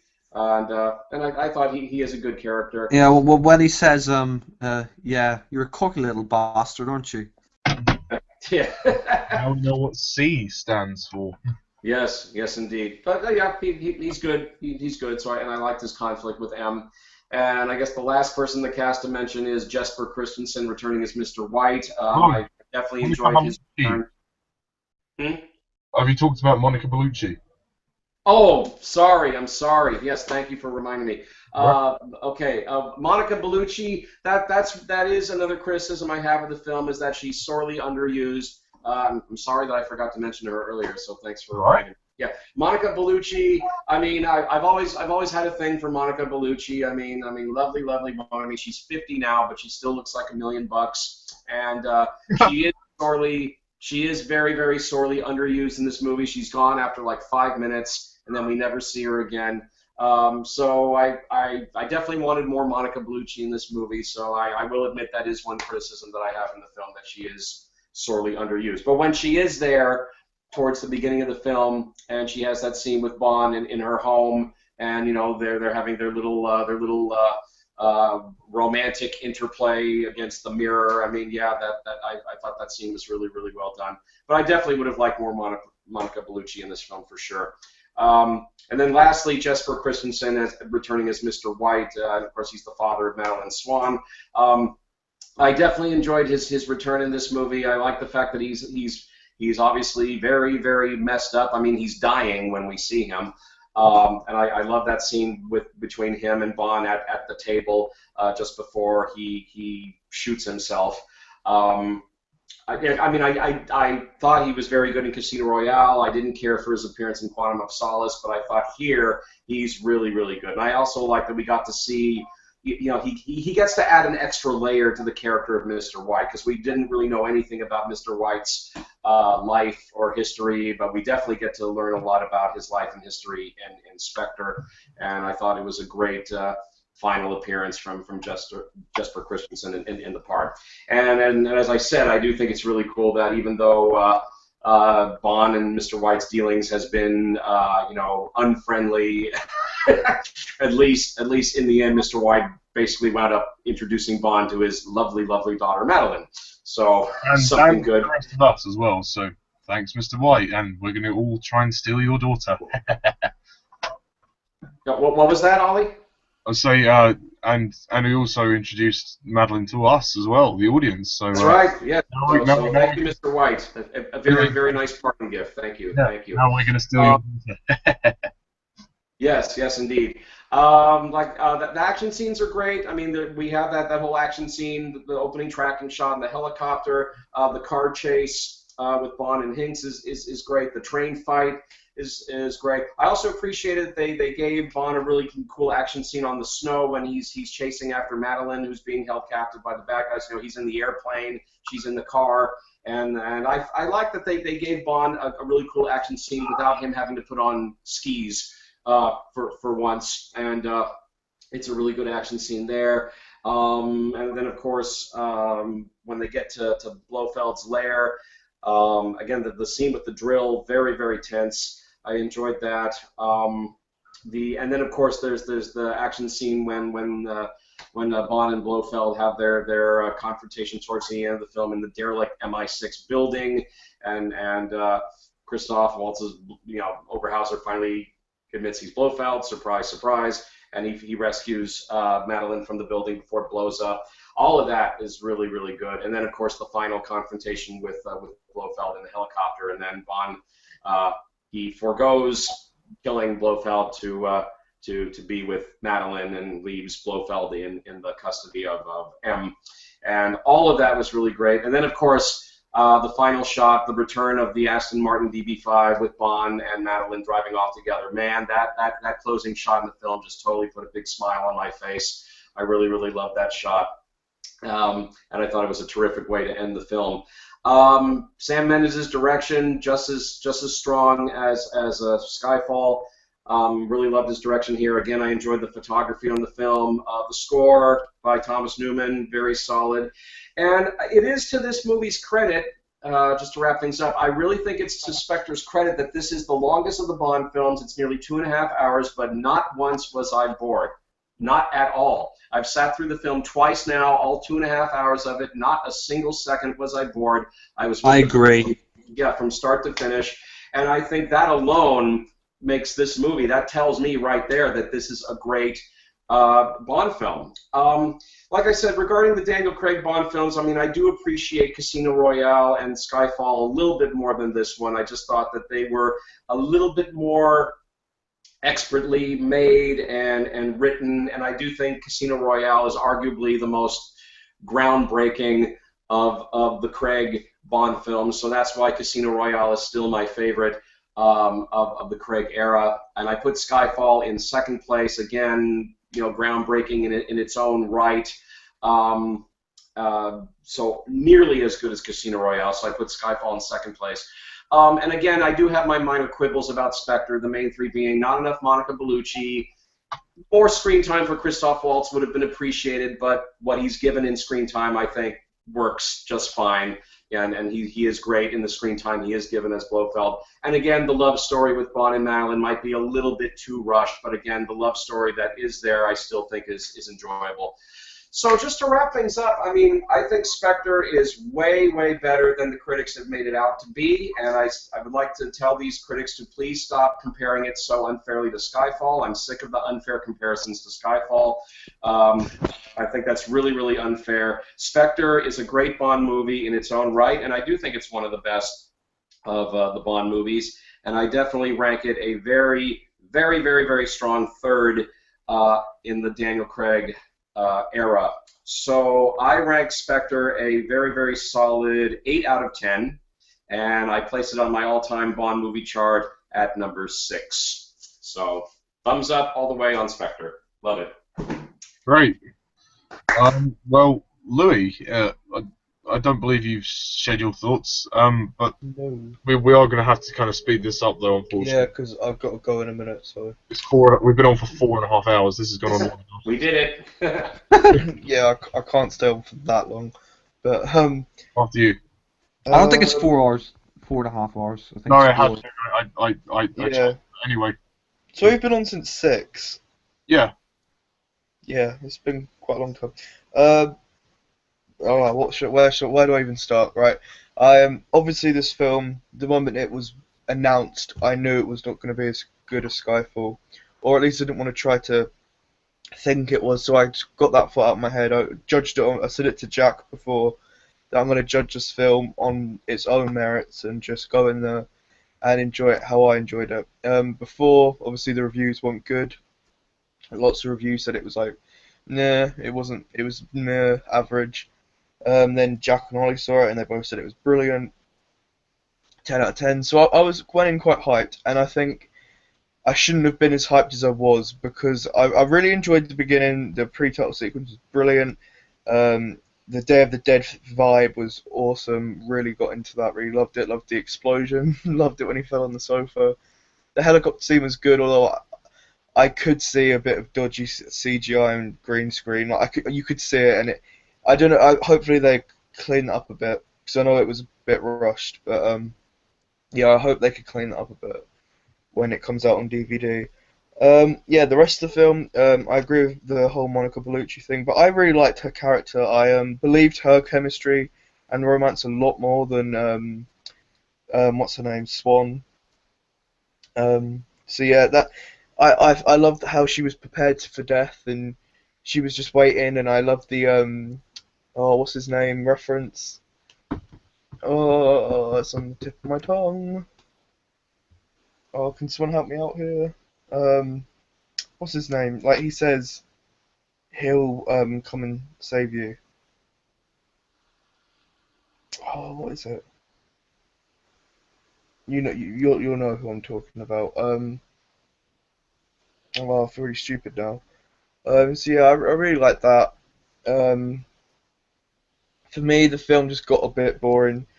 The more we've delved into the whole romance, and it's a shame because I don't know. As soon as we met Swan, the film just kind of fell flat for me, and I did get a bit bored. And then obviously met Blofeld, and he was cool, but like, I was just expecting something to happen. It just gave me more answers and questions. But overall, I enjoyed it. I enjoyed M and Moneypenny and everyone. And Q was great, so yeah. Probably give it like an 8 or a 9 out of 10, but I need to rewatch it. So, Ollie, if you want to go on to your bit.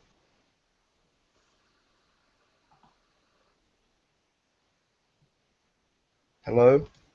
Ollie? Ollie, you there? Yeah, I'm here. Sorry. No, yeah, that's really all I've got to say. Oh, that was quick. I know you wanted it to be quick, so I shortened it a bit. Oh, sorry. Like, I thought you were going to be a while. I had to. That's alright. No, I did enjoy it. Like, I just thought I don't think that's it for Craig. Like, if it is, I'll be a bit disappointed because I kind of feel like it needed to answer a couple more questions. Like, how did M know about Spectre? Why didn't she say anything before? Yeah, there's more to give. Yeah, like, what's going to happen to the other members of Spectre? Monica Bellucci, what happened to her? Did she get killed? Yeah. Did Thingy come and save her? Like, and I just felt. Does anyone else agree? Wouldn't it have been nice for Felix Leiter to have a brief? Yeah, that's who I meant, Felix. So, yeah, me and Ollie talked about. Yeah, would have been nice if Like, Felix maybe had at shown the up, end. sure. Maybe at the end, when he goes to the old HQ where it's all blown up and like Felix comes and helps him out. Maybe you see Monica Bellucci and it proves that she's not dead. That would have been awesome. Yeah, like she smashes through on a helicopter, like. Because we never. I guess that would have made sense because he did reference Felix Leiter earlier in the film. Yeah. Also, like, because we never find out what happens to Lucia. Like, does she survive? Does she get killed? What happens? Like, we don't know. It just We're just told that Felix is coming to take her to the embassy and that she'll be safe. That's what Bond basically tells her. Yeah, and But we don't know if Felix arrived though. For me, it just feels like there's unfinished business, and like I really, for me, it just leaves more questions. And I did love the whole Spectre, and I loved the train scene, and I loved it was a really good film, but the romance wasn't needed for me personally, and it made me feel bored because it was just predictable and a bit. That's why I loved it when she left, and she's like, no, I've been through this. I don't want to be in this life anymore. It's like my dad, and she walked away, and I was like. That's such a poignant part, and got daddy issues. Yeah, I really like that. And then it just felt really cliche when Blofeld's plan after all these films was just to like lock her up, and that was it. Like she dies, or like Bond could have easily just walked off. Like what would Blofeld have achieved if he did that? And I don't know. For me, it would have been great if Moneypenny turned up on Q and M. Like after they had finished I off think it'd be a seeing- bit heartless if he just let her die. Like, oh, No, I who know gives he's a not gonna fuck? let her die, but it's like Blofield's plan was basically for him to fall in love, and I don't know. Like I was just expecting more, and I don't really see how it fit like neatly ties I up all don't. these. I don't. Sorry, I mean, I don't think that was his plan for them to fall in love. I mean, he was. I think his plan really was just, to destroy the Double O section and kill Bond. I mean, that scene where he was drilling him. I mean, and Oh yeah, that that scene with the drill. yeah, I mean, That that was his plot really to end MI6. Really, no, it I know wasn't that, just but I like mean blow afterwards, up like his girlfriend. yeah, I know, but like afterwards, like after he hasn't achieved that, it's kind of like that's all he's got left is to like threaten to blow up his girlfriend, and like when she was tied up, I just thought it was really cliche, and like this wasn't my feelings, but the person sitting next to me was really offended by that. She said that she thought it was really sexist, and it was like what was the expression she used, like damsel in distress. I Oh, personally come don't. on! It was one I- scene. I think Come it. on. I think it. Guys, easy. Let's not argue. Ugh. Easy. This is just that was her opinion. My opinion is personally just, I felt it was a bit cliche. I can Well, kind of that's see where she came Jack, from. you right? Sorry? Jack, are you okay, Jack? Yeah, I'm fine. Why? No, you just seemed really pissed off. Sorry, No, so, I do you want me just to, said. I'll shut up if you want, like, No. it's, I'm not telling you. I'm not telling you to shut up. I'm just saying that person who said it was sexist. It was one scene. I don't think it is sexist. yeah, I don't I mean, agree with it being sexist, but I can see where she came from. Like, it did just feel like, after that big, I don't know, it could have been so much more, and I don't really see how it ties up all these, like, it ties up the rest of the films. I think it leaves more questions, like, why didn't M mention Spectre before? How come he only saw the message now? Like, there's so much more to this, and I feel that it's only just the beginning for the whole Spectre Institute itself. Like, what happened to the other members? Like, I don't know, I didn't find it boring, but I just was, after all the hype and all the praise I'd heard for it, I was just a bit like, I was expecting more. I was like, is that it? And then in the ending where he swanned off with Swan, I was just a bit like, I was just a bit like, no. Like I like the subplot though with M and MC. That was really cool. I kind of like how it's like, whilst Bond was out on this mission, London was at war with like London was like M and the other MI6 crew. They were busy fighting their own battles and it all kind of intertwined. So yeah, that's just my opinion. Like, I don't hate it, but I've only said it once. I just felt it was a bit boring compared to the others. I'd probably put it. But I've been thinking about it whilst I've been talking about these films. I'd probably put it. My ranking goes. The weakest for me is Casino, then Spectre, then Quantum, then Skyfall. Fair enough. That's just my opinion. But yeah, obviously it's not true to. Oh, and the drill scene, that was what I wanted to quickly mention. I just thought that was really. I don't know. I just didn't. It wasn't comfortable to watch, but it wasn't interesting. I just thought it was really cliche. Like it reminded me of Austin Powers when like something Doctor Evil would do, and for me it just was a bit like, nah. And like he was too busy saying how much he loved Swan or like I love you and all that. It's just like grab the freaking watch and throw it. But yeah, that's just my opinion. But I need to rewatch it, so I can't. This is like my half judgment, if that makes sense. But oh yeah, and the other question is, did the cat survive the bomb? Because that is an interesting point. But over to that's what happened to the cat from Austin Powers. Yeah, that's the one question that's the biggest plot hole of Spectre. Where's the cat? Yeah. Well, probably not, but I'm sure Blofeld can get another cat that looks just like it. He probably, knowing Blofeld, he's probably cloned everything. Yeah. Oh yeah, and what was that lizard for in that scene? I don't know, just another one of Blofeld's pets, I guess. Yeah, I was just like, what the hell is a lizard? But yeah. I don't know. Anyway, Blofeld's, that's my guess. yeah. I better quickly do my thoughts on Spectre and wrap this hangout up. Right, so Spectre, the latest Bond film. It's no surprise to you that I really love it. I think it's a great Bond movie, a great addition to the franchise, and as a follow-up from Skyfall, it's not half bad. I mean, it could have been much worse. I mean, I really liked the idea. I mean, the film's called Spectre. Fair enough. So that's great because we know what we're getting. We know we're going to get Spectre, but not in the way that we expect. And I really like the idea of that, and that was expressed really well. I love the way the film opens, with that great gun barrel. Almost, it's up there with Craig's gun barrel for Casino Royale. I mean, it looks like a classic gun barrel, which is great, which is what excites me about it as well. Also, that marvelous tracking shot, which everyone talks about. It is just superb. I mean, I don't know how they coordinated that, but they did a great job.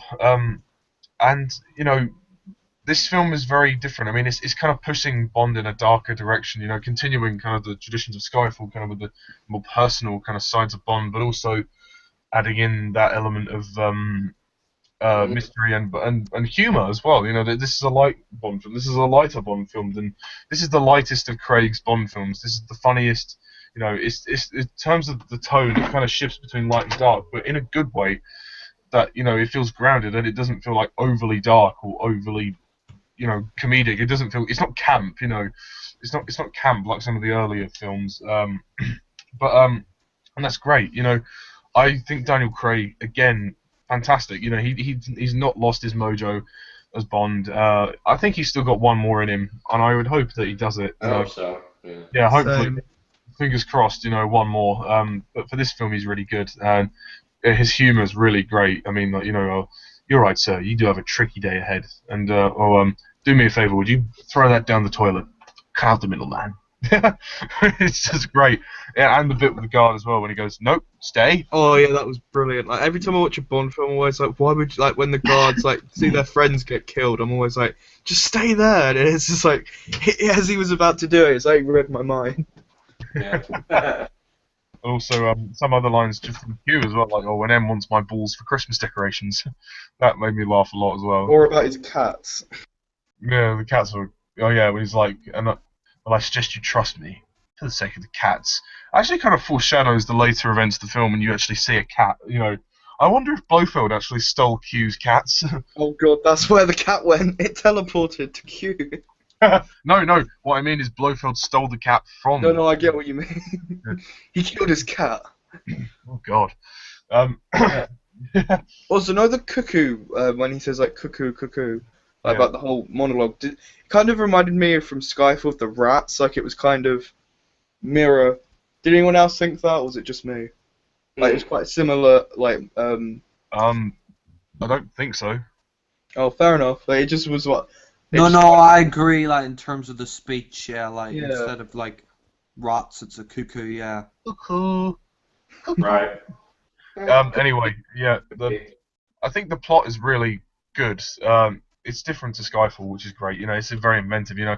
And it has a great sense of continuity about it, which I love. It links back to the earlier Daniel Craig films, the first three. It ties them all together. I mean, like Sam Mendes said, there is a sense of completeness, but that doesn't necessarily mean for the whole era. That just probably means for this story arc. Yeah. Or elements of this story arc anyway. I don't think that this story is fully complete. I still think there's one more film in this that needs to be made so we can genuinely just tie up loose ends with this. The Bond girls. I really like Madeline Swan, played by Lea Seydoux, and in that dress. Oof. I mean, she's a babe. She's a babe. Great to look at. She's so attractive. I mean, beautiful French woman. Her English accent is great, and she has a very clear diction. She's obviously a very well trained actress. And her chemistry with Daniel Craig is great. For the most part, I don't really buy the love story. I mean, it's not. I mean, I know it's not meant to be like to the extent of Vesper or Tracy or even Octopussy. I mean, it's nice, but it's just like, I don't believe that Bond is actually in love with her. Like, I think he kind of likes her and he kind of fancies her, but I think she's in love with him, but I don't think he's in love with her. I don't really buy it for some reason, but Yeah, I don't really buy her love with him or his love with her. I no, agree with you. I think they're just there to protect themselves, like Quantum a because he bit. promised her father he'd protect her. He kind of feels Yeah, that that's what I mean. Like he's just obligation. But yeah, no. Aside that, she's really good, and she gets involved in the action as well, which is great. And we also have Lucia, played by Monica Bellucci, who sadly is underused. I would love to have seen more of her because I feel like her kind of her kind of story is unresolved. Like her husband is dead. Yeah. Felix is assuming we assume Felix Leiter is coming to get her, but we don't see that. We should have at least seen that at some point in the film. That would have been good. Or hopefully as a deleted scene, we might actually see that. But we'll see. I mean, it's a shame, really, because Monica Bellucci's a babe, and for 50, she ain't bad looking at all. Yeah.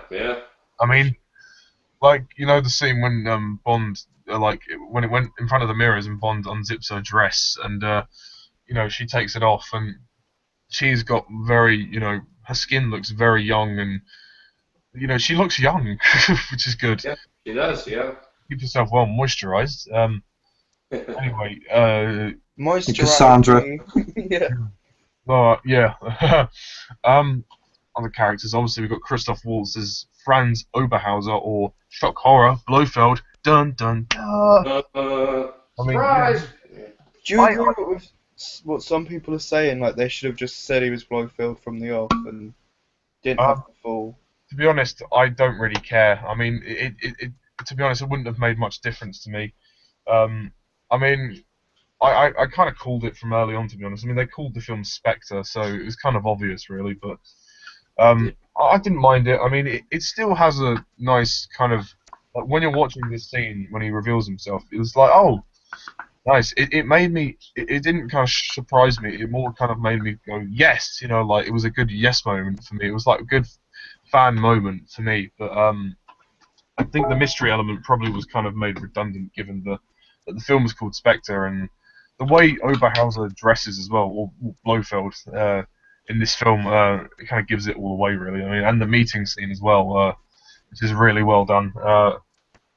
And as a villain, I mean, in terms of his screen time, I don't mind really. I mean, he gets that one scene at the beginning, and then he's in the shadows until the last hour of the film, so I don't mind. I mean, a lot of people complain about his lack of screen time, but I don't mind him, and I think Christoph Waltz really does a great job with the part. I mean, him and Bond, challenge each other on that. Well, he challenges Bond on a very personal level, and the whole Foster brother thing, it's all right. I mean, I think it's serviceable. It's a nice little thing to add to the drama, but if they didn't have it, it wouldn't have made much difference. But I think it's still good, and it's impactful to Bond. So fair enough. Who else is there? Jesper Christensen as Mr. White. Nice to see him come back for a brief cameo. Even if he kills himself, which was quite a shock. I didn't expect to see that. And it ties up Casino Royale and Quantum of Solace very well, and also leads us into discovering Madeline, his daughter. So, cheers, Mr. White. I don't know what you did to make your daughter look so beautiful, but good for you. Yeah. For the most part, the action scenes are all really good. Oh, before I talk about them, Dave Bautista as Mr. Hinks. There was a lot of controversy with Dave Bautista. Not many people really thought he was a good choice. Like, he's only been in one film. He's been in Guardians of the Galaxy. I mean, good for him to get the chance to jump straight into a Bond film. And for the most part, he's fine. He's serviceable. He's a suitably solid henchman, and he dresses very classy. He has those steel nails on him, and he crushes people's eyes. He's basically the muscle, and that train fight he has with Daniel Craig is just brilliant. And his one line in the film, shit, it's very funny, very well timed. I hope we see Hinks again. I mean, I don't know if we will, but I'm hoping that we will. I don't think he can be killed that easily, but we shall see. The action scenes are really good. I like the opening helicopter fight. That's really cool. I love the snow plane action sequence. That's really cool. It's nice to have I agree with you, Alan. It's nice to have an action scene that isn't primarily skiing when it comes to snow. It's nice to have something that's a bit more, offers a bit more spectacle. Yeah, and that sequence is really good and entertaining with a great score by Thomas Newman. The other action scenes we have, that train fight is really awesome. You've also got the escape from Blofeld Lair, which is quite short, but it's good. And the big climax in London is really entertaining as well. It's just a huge thing. It's nice to actually have a climax in London for a change, because we never, and the MI6 regulars get involved, which is great. Q, M, Moneypenny, Tanner as well. Well, Tanner doesn't really do much. He's just there. He gets a backseat, but he's involved. I mean, and as far as the subplot with Denby is concerned, we'll see. I don't mind it. I think it addresses certain issues that, with regards to our current technology and issues that really could affect us one day. So, why people are saying it's unnecessary? I mean, put the Mission Impossible thing aside and judge it on its own merits. It doesn't really. It's not similar to it though. I've seen the latest Mission Impossible, which it's judged on, and I don't think it's similar at all. Like, it brings up similar points, but it's completely different. So I think that's wrong. Did the Mission Impossible series have a 00 program? Not really. I mean, I know they had. And in all fairness, the Mission Impossible series is a rip-off of the Bond franchise itself. So that's the thing. It's ridiculously. That's just really nitpicking, extreme nitpicking. So I think Mission Impossible. It is a bit of a rip-off of Bond. But, I mean, I can enjoy some of those films just as fun spy films, but they're not remotely as cool as Bond. The new one is good. Like the Mission Impossible, it's good, but it's not great. Anyway, like I said, the music by Thomas Newman is good. It's not as good as Skyfall's score in my opinion, but it still is good. It's quite similar to Skyfall's score. We also got the song by Sam Smith, "Writings on the Wall," and the title sequence. "Writings on the Wall." The first time I listened to it, I wasn't huge on it. I didn't hate it, but I didn't really like it. Having listened to it a few more times now and seen it with the film, it actually works really well, and I can see why it works really well. That title sequence, and Daniel Kleinman did a great job at coming up with that. I mean, the only problem for me is the song kind of has too many high notes. Like Sam Smith sings like really,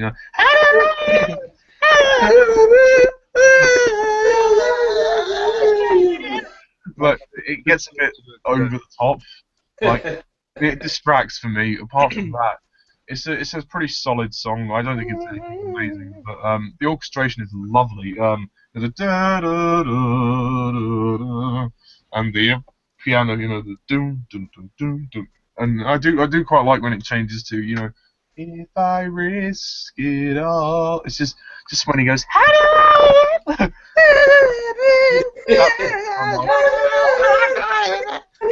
too much. It's just that bit where I go, ah. But I do agree with Sam Smith and what he said. Judge the song once you've seen the film. I have to risk it all. Because I know me and Jack were the biggest fans. Yeah, no, you didn't. No, I despised it, and to be fair, I still think for 20 minutes it's abominable. Like, it's a blizzard. He's such a good. He could have done a lot better than that. I think that was a bit arrogant of him to say that. But putting that whole thing aside, the song is. It's not as bad as I thought. No, it's not bad. It's solid. It's not great. It's not the best Bond song ever. It's not a classic, but I think it's serviceable for the film, and it is quite catchy when you get into it. But it's just the high notes that really detract. But the title sequence is wonderful. I mean, it's so dark and subversive. I mean, Ollie, yeah. Is it is Die Another Day still your and Jack's favorite, or is this taking it from you? Die Another Day's never been my favorite. It's been your favorite theme. I see what you're doing. Sarcasm, yeah. I'm joking. No. Before that annoying interlude. Sorry, it's only a joke. No, I'm joking. It's fine. Don't worry about it, mate. But yeah, no. After that comment from Louie, yeah, the title sequence is great. I mean, you have all these different things like, I mean, the Daniel Craig fire women thing. I don't mind that. It's all right. I mean, you know, it's nice for the ladies to get a bit of eye candy for a change. Uh, the kind of the gun, you know, firing the mist and the women with the mist is really cool, and the octopus is great, and the shards of glass bit is my favourite bit actually, with Silver and the Sheaf, Dominic Green, and M, Same. Vesper falling as well. It's great. It's really clever and creative, and I hope that Kleiman continues to do title sequences because he's really upped his game since the Brosnan era. He's made some really great title sequences for Daniel Craig's films. I mean, he didn't do the Quantum of Solace one, but Marc Forster got MK12 to do that. But yeah, Kleiman should stay on, and yeah, he did a great job. The movie is long; it's 2.5 hours, but it's well, just a bit short of that, and it moves by very quickly. You know, it's paced superbly. I mean, you know, people were a bit worried that it was going to be really like way too long because it's the longest Bond film yet. So you know, there is that kind of like skepticism. You're like, oh, how is this going to pan out? But it actually does work rather well as a 2.5 hour piece. It's nice to see Moneypenny get more to do as well, like, and see her private life as well was great. Also, I forgot to mention the car chase in Rome is really good as well. But yeah, and Ray Fiennes as M, he's really good in this film. A fitting replacement for Judi Dench. I mean, obviously nobody can ever really replace Judi Dench, but her cameo is nice, by the way. And but he does a great job given the subplot he has, and like they say in the film, he's feeling the pressure. So because he has Bond going rogue, and then he's trying to deal with Denby, who's being this little bastard. So yeah, yeah. Overall, Spectre's a great film, and it really is a continuation of the great works that went into Skyfall. I mean, and it's hopefully not the last of the Daniel Craig films, and I've seen it 4 times now, and it's every time I've watched it, I've loved it more and more. It's at number 7 in my ranking. I could give it 10 out of 10. It's fantastic. There's a few nitpicks I have with it, but the standard is still very high for this Bond film. It completely. I agree with Alan. It does kick Quantum of Solace out of the water, and I would rank it as a strong third. But I would give it a 10 out of 10, personally. But yeah, it's fantastic. It's a fantastic Bond movie, and I think yeah, the critics are being a little bit not being very open-minded about it, which is a shame. But hopefully, Bond 25 will have a bit more, you know, good reviews. The reviews are just far too negative at the moment. Well, they were quite mixed at first, but now they're being negative. But I've ignored all that, to be honest. I can't. Did you all hear the latest news about Bond 25? Apparently, Christopher, what's his name's back as Blofeld at the screening of like an interview thing. He said that he's not going to shave his hair off this time, and that apparently he signed on. Oh, good for him. Then they've got to bring Daniel Craig back. Yeah. It's going to be really weird. He's got one more left in his contract. Just do it, Daniel. It'll be so weird if they don't bring him back. And change the actor now. Yeah, if they change the actor, it's still got like the whole Blofeld storyline, and it has like if they bring back Swan, Madeline, it just looked really weird. They bring back the Swan. Swan. Shouldn't she be called Madeline White? She's his daughter. Yeah. Maybe she took the name from her mother's side. Possibly, yeah. That's what I was thinking too. Or it might be like a cover name because of like either that, or she's in hiding. She was probably born before her parents got married, so she was born a swan. Well, it's probably like a cover name, like when she's on the run, like so she's not associated with her like dad. Because they did say that she's like he said that she's good at hiding. She did say, I think she did say she hated him or something.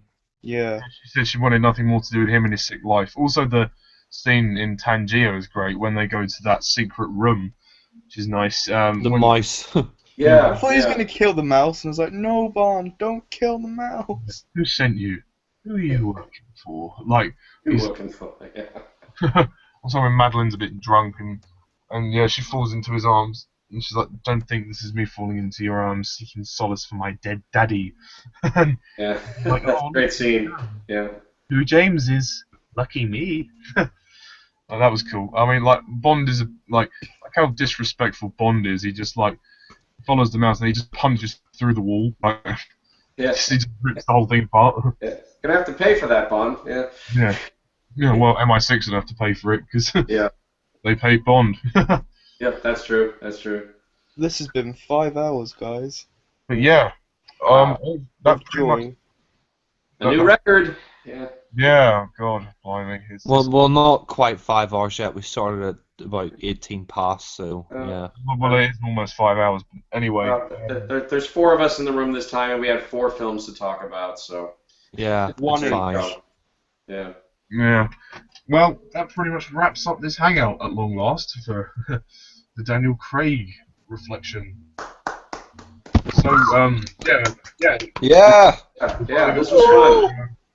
I think we've all kind of generally summed up the era as we went along, so we won't need to say any more because this hangout was long enough. But yeah, it's been great to have you guys on. It's been great to, Thanks talk for having us. and compare opinions, and Thank you. hopefully the next Bond film will meet the same standard as the ones we've got at the moment. So yeah, And hopefully Craig will do one more. He's got one more left in his contract, and hopefully we'll see him back one last time. I mean, even if he doesn't want to do it, he'll just do it for the money. Like he said, he'll be like, because also I think the attention. I hope he doesn't phone in his performance, if you know what I mean, like Connery. Yeah, no, I think he'll still give a good performance because the way he sees it, it's work. So he does it for a living. So I mean, he's not the type of actor to kind of be lazy. He will work. He's committed, but He's not a lazy bee. yeah, he's given the sounds of what's happened. I think he's gradually losing interest, and he will. If we get any more films from him, it'll just be one more. Yeah. The only way he's going to get out of his contract is if the movie studio just rips up his contract and says, "Okay, Dan, you don't have to do anymore. You're free." But I mean, I think they're gonna hold I him to posted it. a video recently about Daniel Craig, and like the producers in an article with them in the Independent that said they think they've got him. They're pretty confident, but they haven't set a contract in stone yet for Daniel Craig for Bond 25. But they think they've got him, so I think they're probably negotiating with him at the moment. Yeah, I mean, I can understand why he's getting tired with the role. He's played it nearly 10 years. I mean, yes, there's been a few gaps in between, but hopefully he'll do one more, then he'll be in the part for 11 years, so yeah. I mean, if they do have to pay him more money in order to get him to do the 5th film, okay, fine, pay him more money. He's worth it. He's totally worth it. So, Yeah. pay him whatever he Yeah. wants. So he does that 5th movie. Don't forget about Leia Seydoux. Yes, they do. Will she come back? I hope so. I really, really hope so. Will Leia Seydoux be the? I have been hearing rumors, guys, that in the next film Blofeld escapes and he might kill her, and it might be like the payoff that we never got from Oh God, it'd be like- Service. Be like, Leia Seydoux, I'm coming for you. Cuckoo! Well, Madeline's gonna die. That's a given. No. Don't kill Madeline. Don't Yeah. kill Madeline, please. I like her. He'll make it better by sucking her fingers. Oh God, or suck in any other part of her body. And that's where we cut the car. Yeah. On that note, we will end this hangout now. So, thank you guys all for watching, and thank you guys for coming on. I'm Mr. TARDIS11. This is Alan Caylow, Louie B, and the Watcher, and see ya.